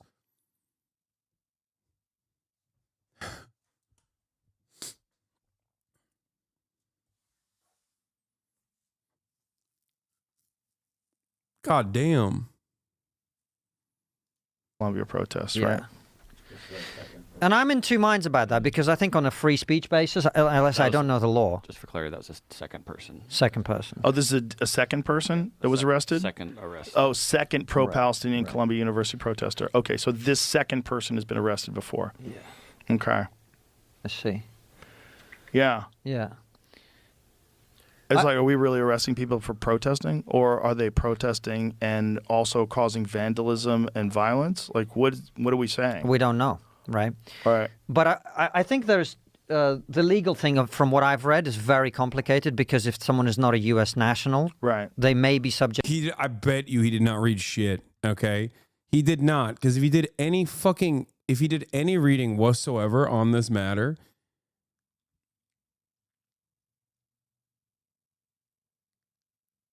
If he did any reading on this, he would know that this was completely unjustifiable. It's just like, it's not real. It's not a real thing. You can't do this. This is completely inappropriate. It's illegal. How are these guys acting like they're fucking experts? It doesn't make sense. Subject to different rules, or they may not. I think that's a kind of live debate. But from a purely principles perspective, someone being arrested for writing an article seems extreme. 30-year-old was arrested and physically restrained by immigration officers near her apartment close to Tufts University's Somerville campus, where she was a PhD student. 6 plainclothes officers surrounded, how do you say that name? Ozturk? Ozturk, Ozturk.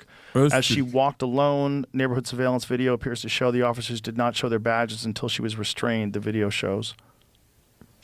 She affiliated with prestigious American universities to be arrested for purported activities related to terrorist organizations amid the Trump administration's immigration crackdown. So what did she say, though? Like, she engaged in activities in support of Hamas. But what does that mean? Right. Without specifying what those alleged activities were.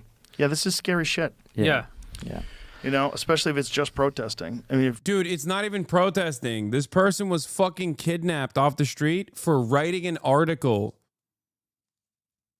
about her own university in the university newspaper, co-authoring an article that said our university that upholds certain principles of like freedom, liberty, yada, yada, yada, should divest from a country that is currently destroying said principles, that's currently doing genocide. That is literally the crime here. It's not even a fucking protest. And for the record, even if she unironically was like, I love Hamas and here's why. 5 reasons why I love Hamas. If she wrote an article like that, that's still not enough evidence to fucking, that's not a crime, okay? You can't you can't deport someone over that. What are we doing?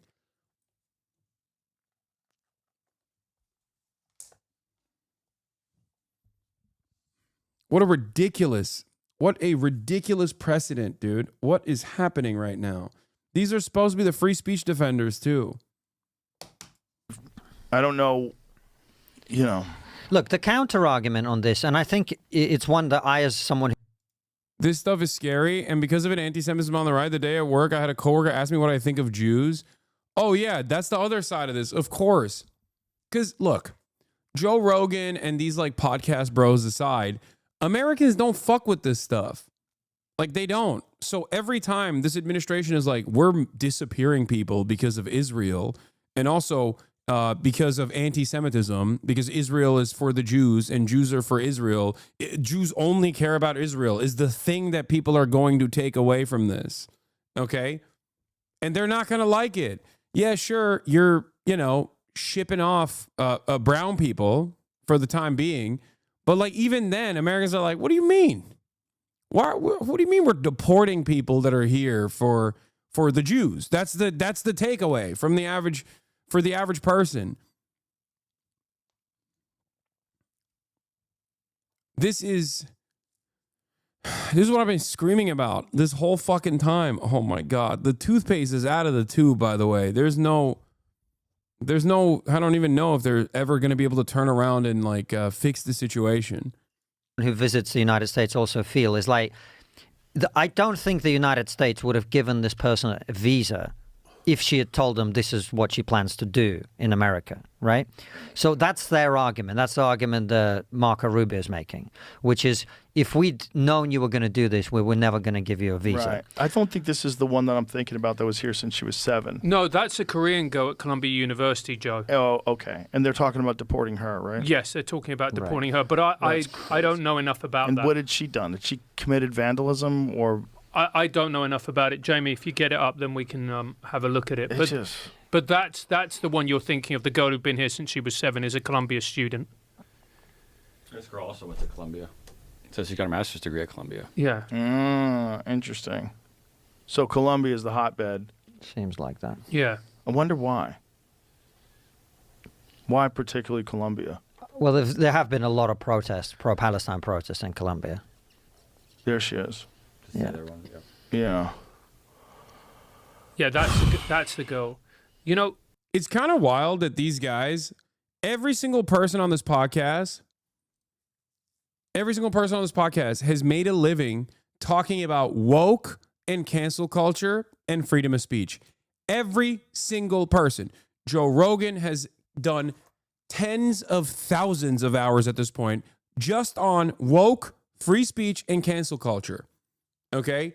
The trigonometry guys have done thousands of hours on woke, cancel culture, and free speech. Thousands. This is a direct, real threat to free speech. This is an actual existing, living, breathing, real world example of a violation of the First Amendment.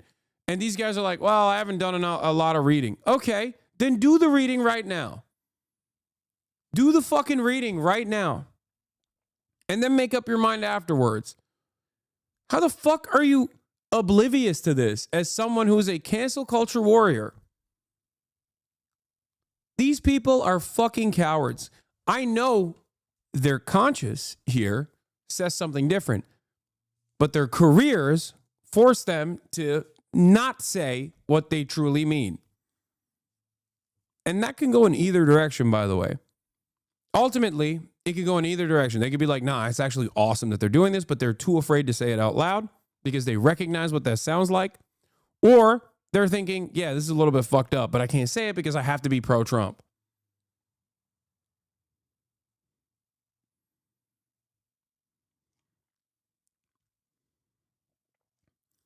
It's funny how Austin Show requested Hogwash and then left when it started. I know.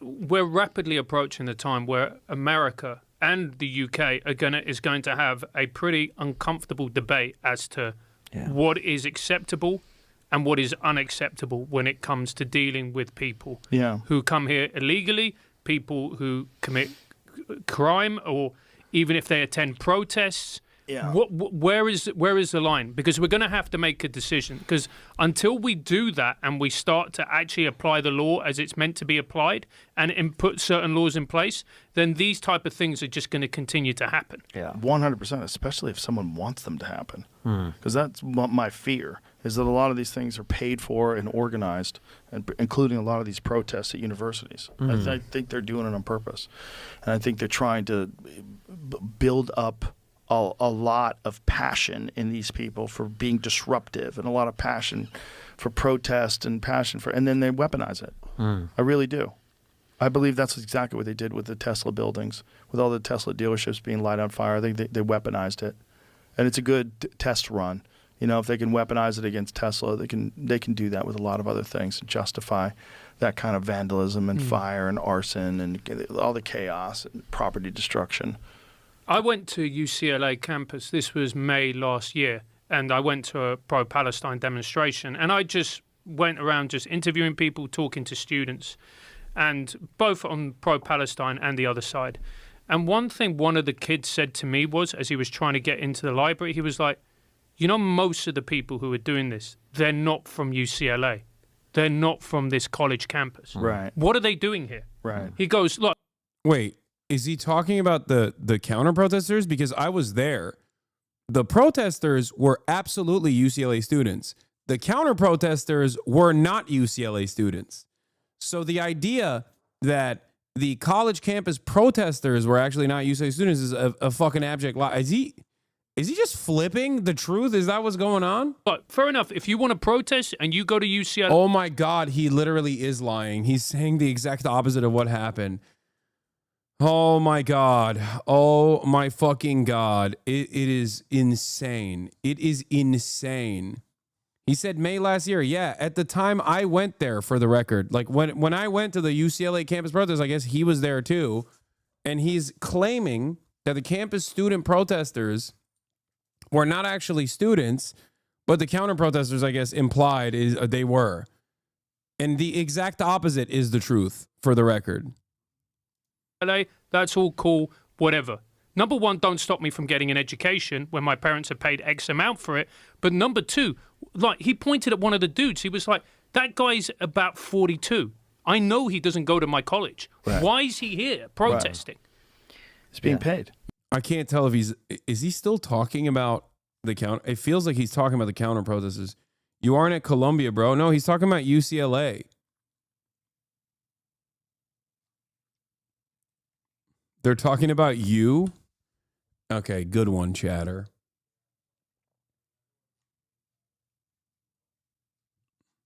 God damn, what a bunch of fucking soulless monsters. Reacting to Senator saying men and women are equal in sports. Men and women. I'm gonna send you this, Jamie, because it's so kooky. You're like, come Doctor on. Who?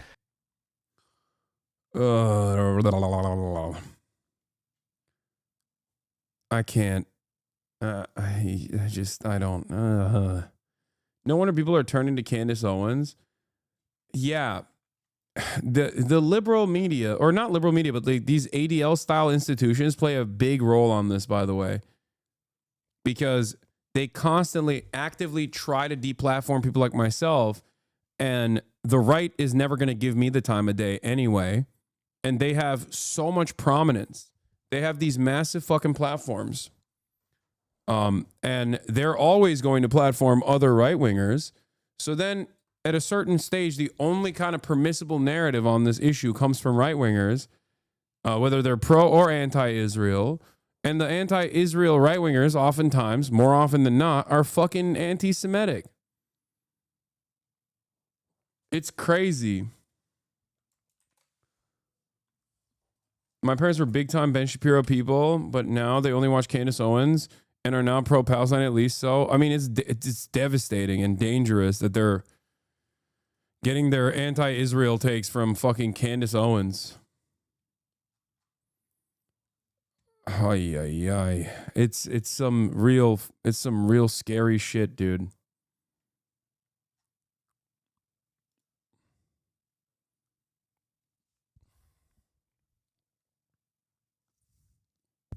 Joe knows who you are. Yes. For sure. He's not a fan. You should watch this TikTok. What is this? Hasan. Okay, it's not. This person is not. Someone said that this person got their TikTok taken down. It's not true. See, it's still here.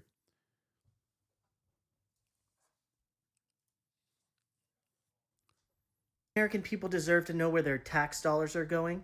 We're just following the money here. Sorry, we're not going to spend all your tax money on trans stuff anymore. You were spending all the tax dollars on trans stuff? What does that even mean? No, we were also spending it on cancer research and national parks and stuff. Okay, that's what I assumed my tax dollars were going towards. That's fine with me. Well, not anymore. We deleted that stuff. Checkmate. What do you mean checkmate? Like, what, do I pay less taxes now that we don't have national parks anymore? No, you don't pay less taxes. It's just now they're not going to do all that woke stuff. Well, if I'm not saving any money, then why is it good that woke stuff is gone? Because they pass the savings on to you. How? Well, how does... Great. I love Twitter. I love Twitter video. What a great platform. What a fantastic platform, dude.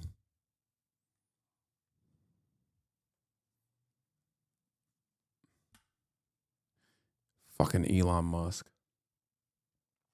American people... How hilarious that a video about Elon Musk's incompetence on Elon Musk's platform is busted. Any money, then why is it good that woke stuff is gone? Because they pass the savings on to you. How? Well, how does... That's crazy. Okay, I'm done. I'm not watching this. Fuck this. Fuck this. New Times of India got the email that was sent to hundreds of foreign students, stripping them of visas for pro-Palestinian social media posts and advocacy. Chillingly, the Trump admin threatens to deport students to places like El Salvador if they don't leave immediately. I'm not going to watch the original TikTok either. I'm done. I'm so mad. I'm mad, and now I'm not even going to watch it.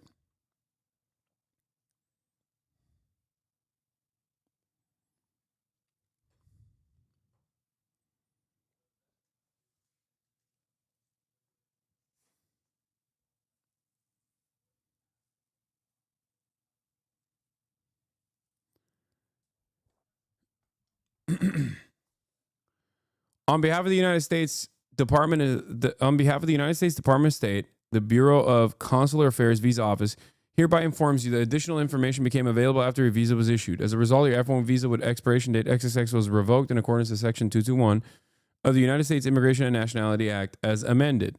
The Bureau of Consular Affairs Visa Office has alerted the DHS, Immigration and Customs Enforcement, ICE, which manages the Student Exchange Visitor Program and is responsible for removal of proceedings. They may notify your designated school about the official revocation of your F1 visa. Remaining in the United States without a lawful immigration status can result in detention and or deportation. It may also make you ineligible for a future U.S. visa. Please note that deportation can take place at a time that does not allow the person being deported to secure possessions or conclude affairs in the United States. Persons being deported may be sent to countries other than their countries of origin. Given the gravity of this situation, individuals whose visa was revoked may wish to demonstrate their intent to depart the United States using the CBP Home app. As soon as you depart the United States, you must personally present your passport to the U.S. embassy or consulate which issued your visa, so your visa can be physically canceled. You must not attempt to use your visa as it has been revoked. If you intend to travel to the United States in the future, you must apply for another U.S. visa, and a determination on your eligibility for a visa will be made at that time. You guys are actually fucked. You're talking about America, right? In general, because yes, I agree. This is insane. It's so crazy. I mean, this is so evil. They're literally threatening students who they've decided were not sufficiently pro-Israel. And we don't even know if they weren't even pro-Israel or not. That's the other side of this. that it's over. Their visas are taken, and the government is actively threatening them, saying that saying that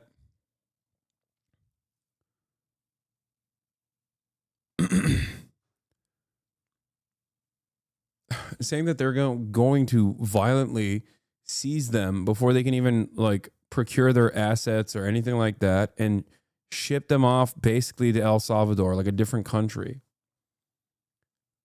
It's wild that like this is also robbing people, because imagine you've spent 3 years, it's like $300,000 minimum as a foreign student on an American college, and now you can't even finish your degree. Like, these colleges need to offer at the very least some kind of restitution, and perhaps maybe like online classes to allow these people to finish their degree, by the way, even if they are inside of the United States or not. And that's like the worst case scenario. That's not even bare minimum. That is the worst case scenario. What they should be doing is actively drawing out a long legal battle to protect their fucking students. Colombia, on the other hand, is revoking degrees. As soon as they get these emails, they revoke the degrees of the students, for the record. No refunds. How are people not freaking out about this every day? I think about this every day, man. And I don't know, maybe it's because I'm I don't know if it's because like I'm covering it every day. I know this community is freaking out about it. But like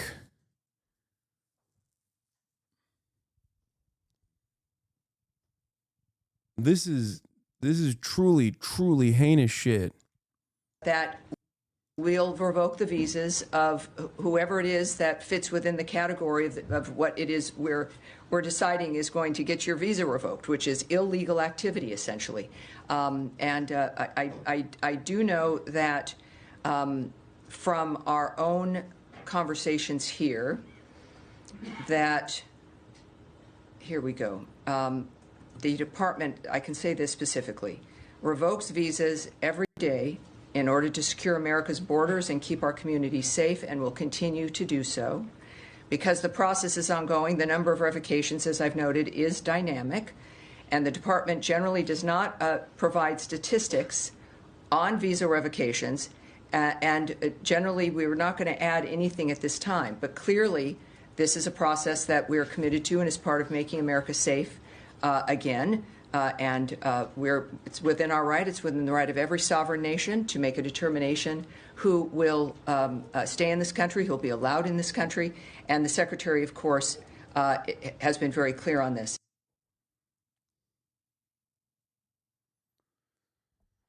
Oh, so we can basically say freedom of speech and what PR protesting is illegal now in the States? I mean, yeah, it is.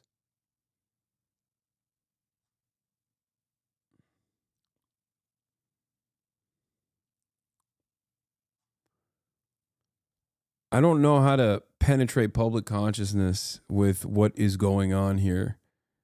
Like, I truly don't know.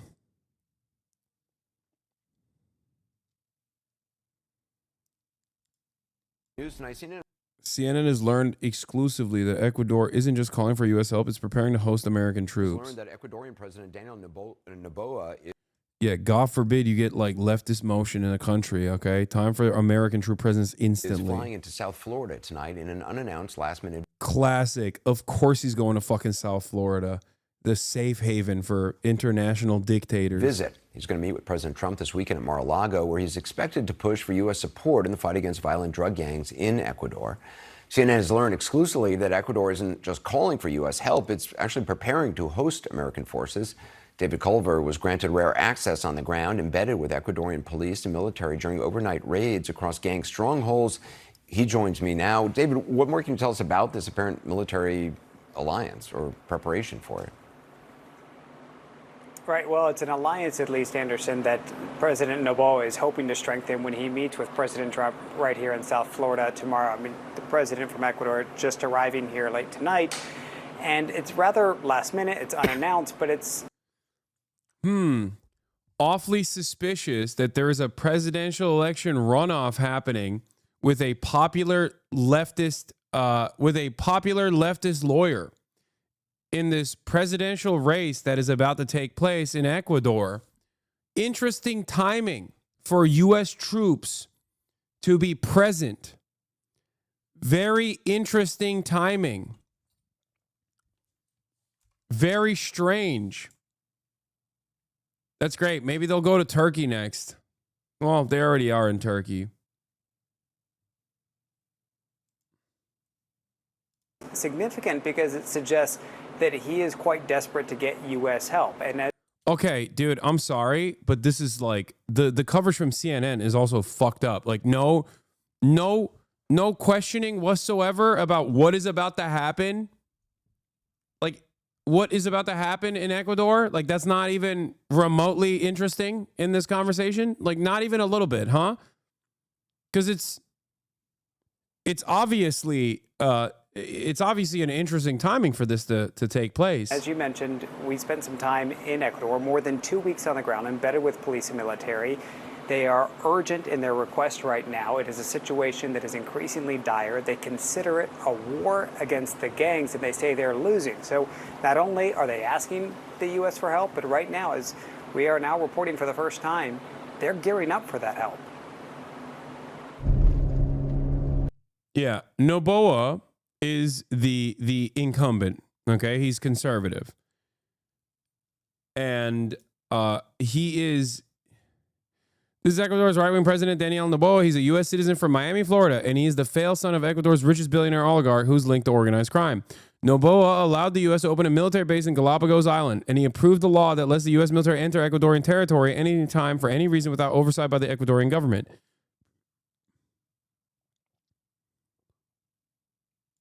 What the fuck? What is Gustavo Petro doing? En la isla Galápagos, en las islas, por lo que significa. En un momento. What the fuck is Gustavo Petro doing with the dude?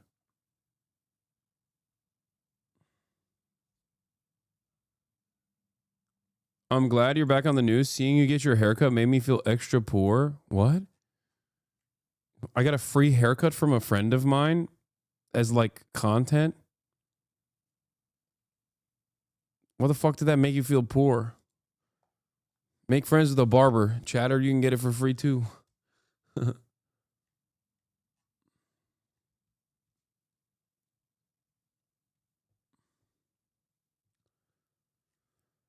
Oh, is there any way to feel less hopeless and less powerless about this? No, not about this in particular, I don't think.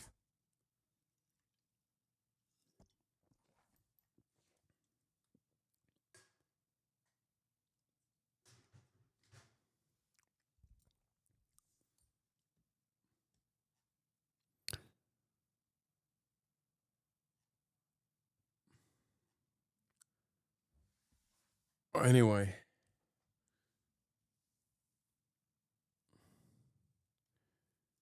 The element of surprise is essential. They've got to move fast. Abajo. We're with Ecuador's army, heading into a gang stronghold. An advance team records as they move in first. Their target, a man linked to one of Ecuador's most feared criminal groups. Al piso, al piso, al piso, al piso, al piso, al piso. They detain one guy suspected to have ties to Fito, the infamous gang leader who escaped prison last year. Soldiers rip through the place, spotting an altar. Look closely. That's Santa Muerte, a saint of death, adopted by Mexico's Sinaloa cartel and now revered by gangs across Ecuador. We see the image everywhere. A lot of the gang leaders live in this area, and you can see some of the markings. U.S. troop presence in Ecuador right before the runoff presidential election, considering that the previous one was like a super slim marginal victory for this guy with a popular leftist opposition figure, is awfully suspicious timing, and any institution, any outlet that doesn't cover it, that does not talk about it on those terms, is abdicating their responsibility. Like the fact that they're only talking about the fact that the rest of this coverage centers itself around like drug violence, like criminal elements in Ecuador, is only manufacturing consent for U.S. troop presence in Ecuador. That's precisely what they're doing here. Please, oh my God. Of ADINROSS, which is one of the big gangs here in Ecuador, if not the biggest. And this is the... Bro, there wasn't enough pro-military, pro-police propaganda they could do in America. We've decided to do it. Oh, God.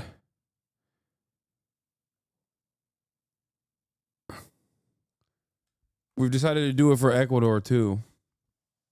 problem. Ecuador has become the murder capital of Latin America, and they're now turning to the United States, desperate for help. Renderings shared with us by a high... We have no respect for people, dude. Especially when they're like...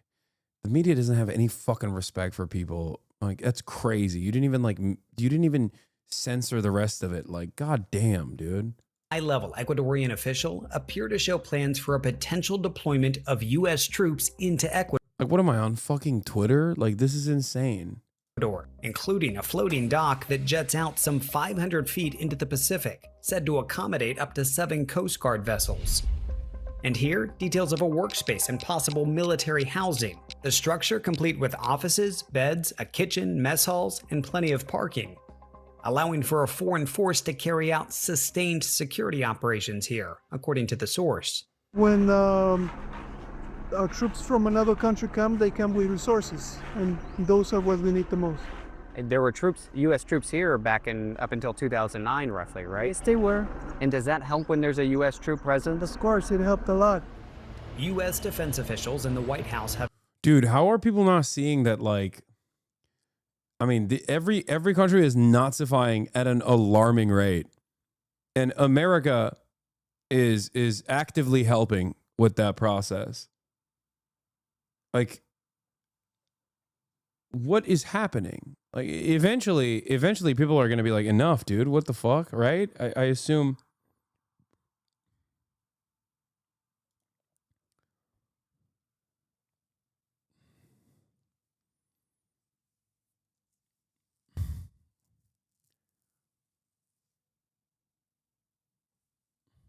Like, I don't...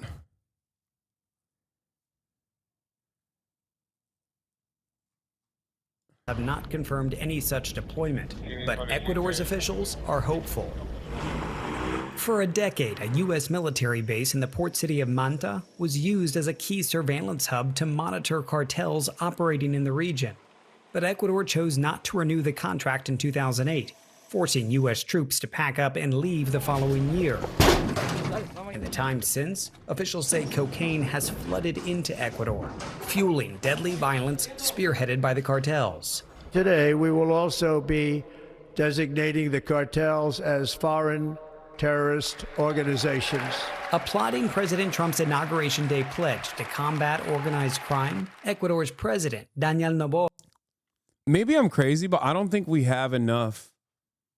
Like, I don't think we have enough manpower to do troop deployments both in Yemen, maybe Israel, and also Ecuador at the same time, and also simultaneously take over Greenland. Like, this is wild. This is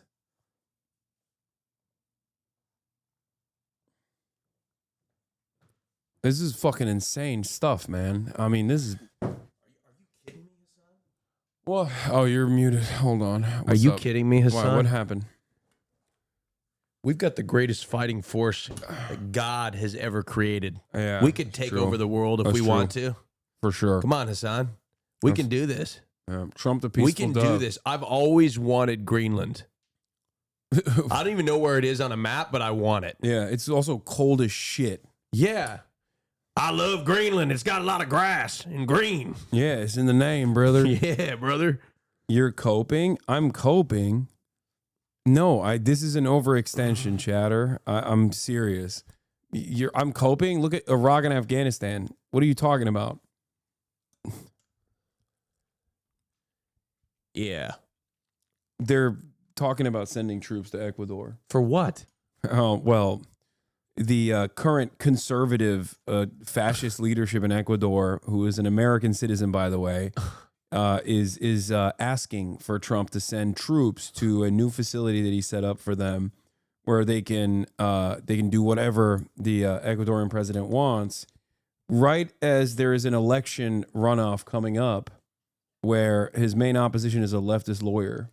Oh, interesting. How convenient. Suspicious timing, which the CNN reporting on the matter does not talk about at all. Yeah. The entire CNN report this is 5 minutes. We watched 4 minutes of it, and it's talked about how dangerous drug violence is in Ecuador. That's all they've talked about, as in to confirm that the right wing. Is CNN doing this thing? So Noboa is not conservative. He's center left, not defending it, just getting facts straight.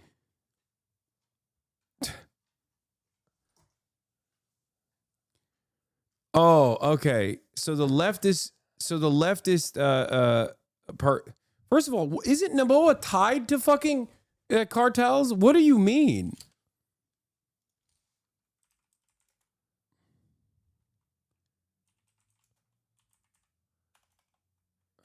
So is CNN doing this where they frame stories like this to make it seem like a reasonable thing to do?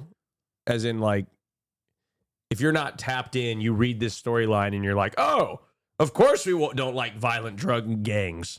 Of course. Why? Of course we would do that. So they leave out they don't do any, like, explaining of the context of the situation, so people, it normalizes this position, right? Yeah. Noboa is the son of the richest man in Ecuador, and even Wikipedia and like American news outlets peg him as a conservative. Oh, that's what's And called. this chatter also said he's center left, while simultaneously saying his leftist opposition is actually a terrorist drug dealer. Seems to me like you might be a little bit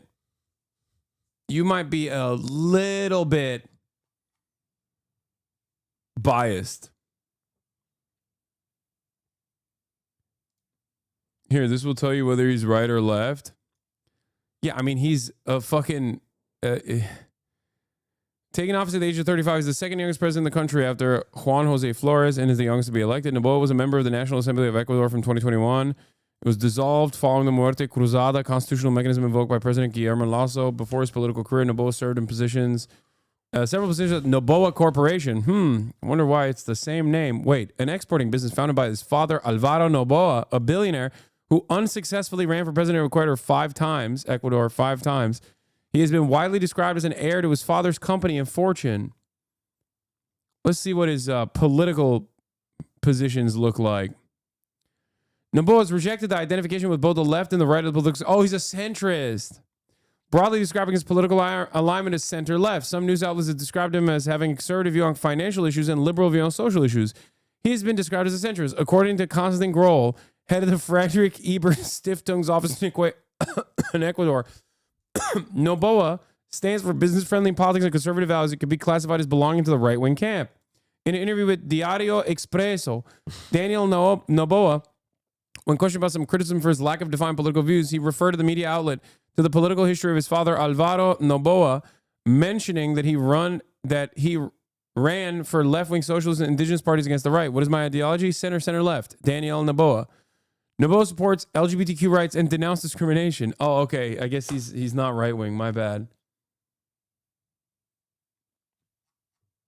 Noboa is a fascist right-wing extremist. His military killed 4 children recently. He sold our biggest oil deposit to the USA. Also, his family are managing every sector of my country, Ecuadorian here. So are we trying to take Ecuador too? Ecuador enlists founder of Blackwater Private Army as ally on the war on crime.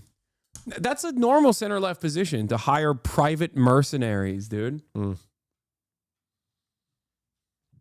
Right. Yeah.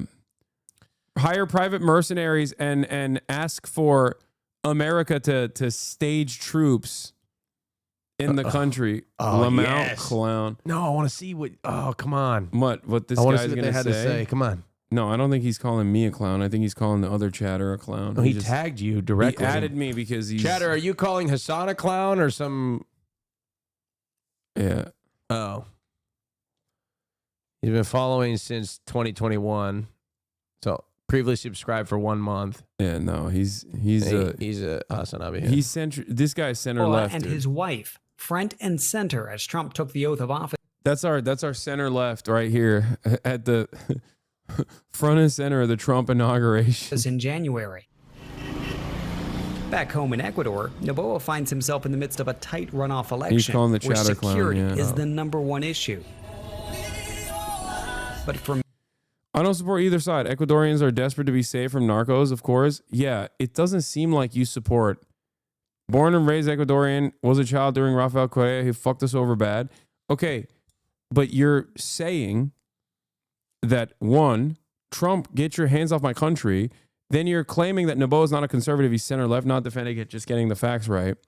And then you said Luisa Gonzalez is a marionette for narco-terrorism.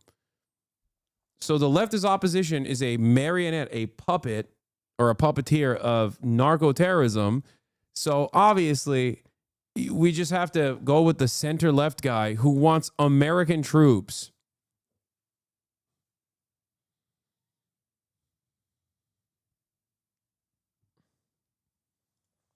But you don't want the American troops there.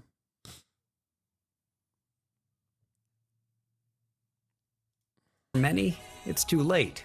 Grief is sweeping across Latin America's so-called island of peace. Gang violence constantly claiming lives. It's become so common here, and yet locals, as though in disbelief, tell us over and over, Ecuador was never like this before. David, is it clear what the U.S. military presence in Ecuador would actually look like? I mean, how would U.S. troops be utilized there? Right now, they're keeping tight-lipped about the exact branch or units that might come down. I'm But sure we they're know chatting President about it in Noboa some wants sort of special group forces. chat. It's Bro, listen to me. Noboa and Gonzalez are neck and neck in the first round of the 2025 elections. Noboa is at 44.17, Gonzalez at 43.97. It's a total of 19,756 votes. The very fact that there is a runoff happening and there is a popular enough leftist opposition candidate that this man is asking the American government to send military right as this fucking election is happening. If that doesn't ring alarm bells in your mind, you do not care about the sovereignty of your country. Okay? If you're Ecuadorian and you don't see what is fucking happening here, you don't want sovereignty. You want a right-wing dictator to rule the fucking country with the American mandate that he got. Not the mandate from the population, but instead a straight up exported coup.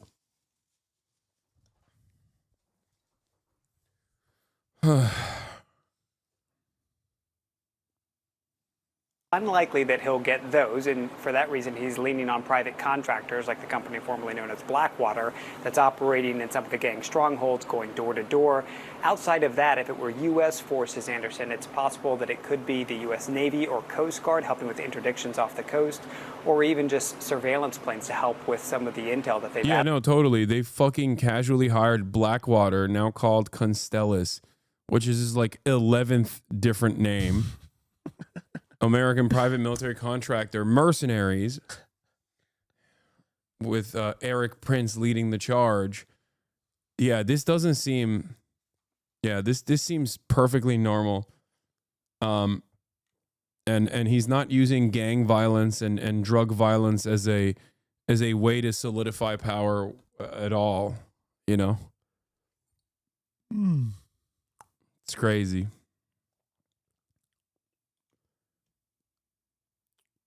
Like I said, if you don't understand how this violates, of course I don't want right-wing leadership. What the fuck? Nobody knows what to do, but Louisa is not it. Okay. All right. Well, have fun. We'll check back with you in a couple months.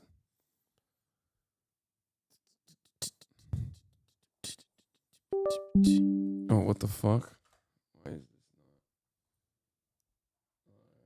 not? Anyway, I have to go because I have a podcast. Yeah, I have a podcast to attend. The fuck?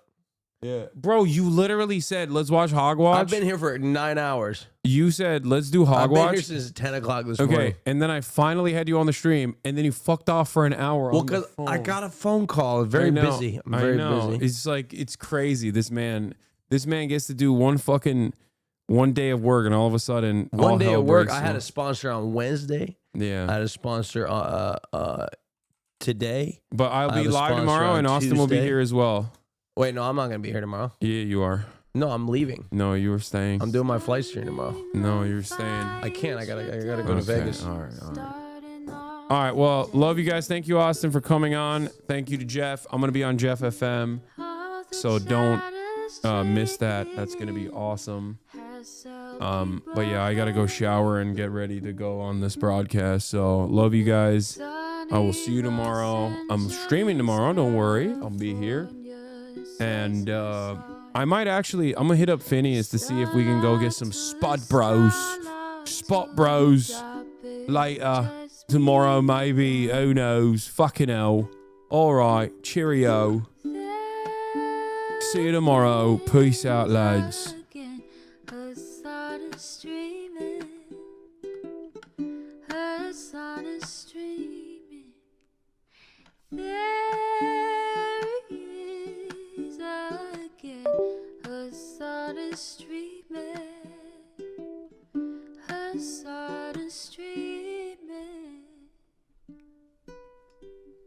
Reviewing the P.O. box, Uncle Uger's face. Sudden discord agitprop, great names take embrace. Tiny Bernie Sanders, LGBTQ Air Force. The whole left at your fingertips, on at your door. H3 crowded debate, the Young Turks online show. 3 full fucking years of this, plenty more to go. 90-day fiance talks of champagne bourgeoisie. A Trump rally live reaction, a mass riot at DC. There he is again, her son is streaming. Her son is streaming. There he is again, her son is streaming. Her son is streaming. Reading live stream fair comments, Austin show chat advice. And all the ways the right-wing pipeline can suck you in online. JCS react, Lord frame gets broken, cover blown. A full-blown mass pandemic, monster streaming at your home. Total radicalization coming out to find. The system you were taught to trust in was broken the whole time. All these daily streams, whether big or whether small, have helped me and so many find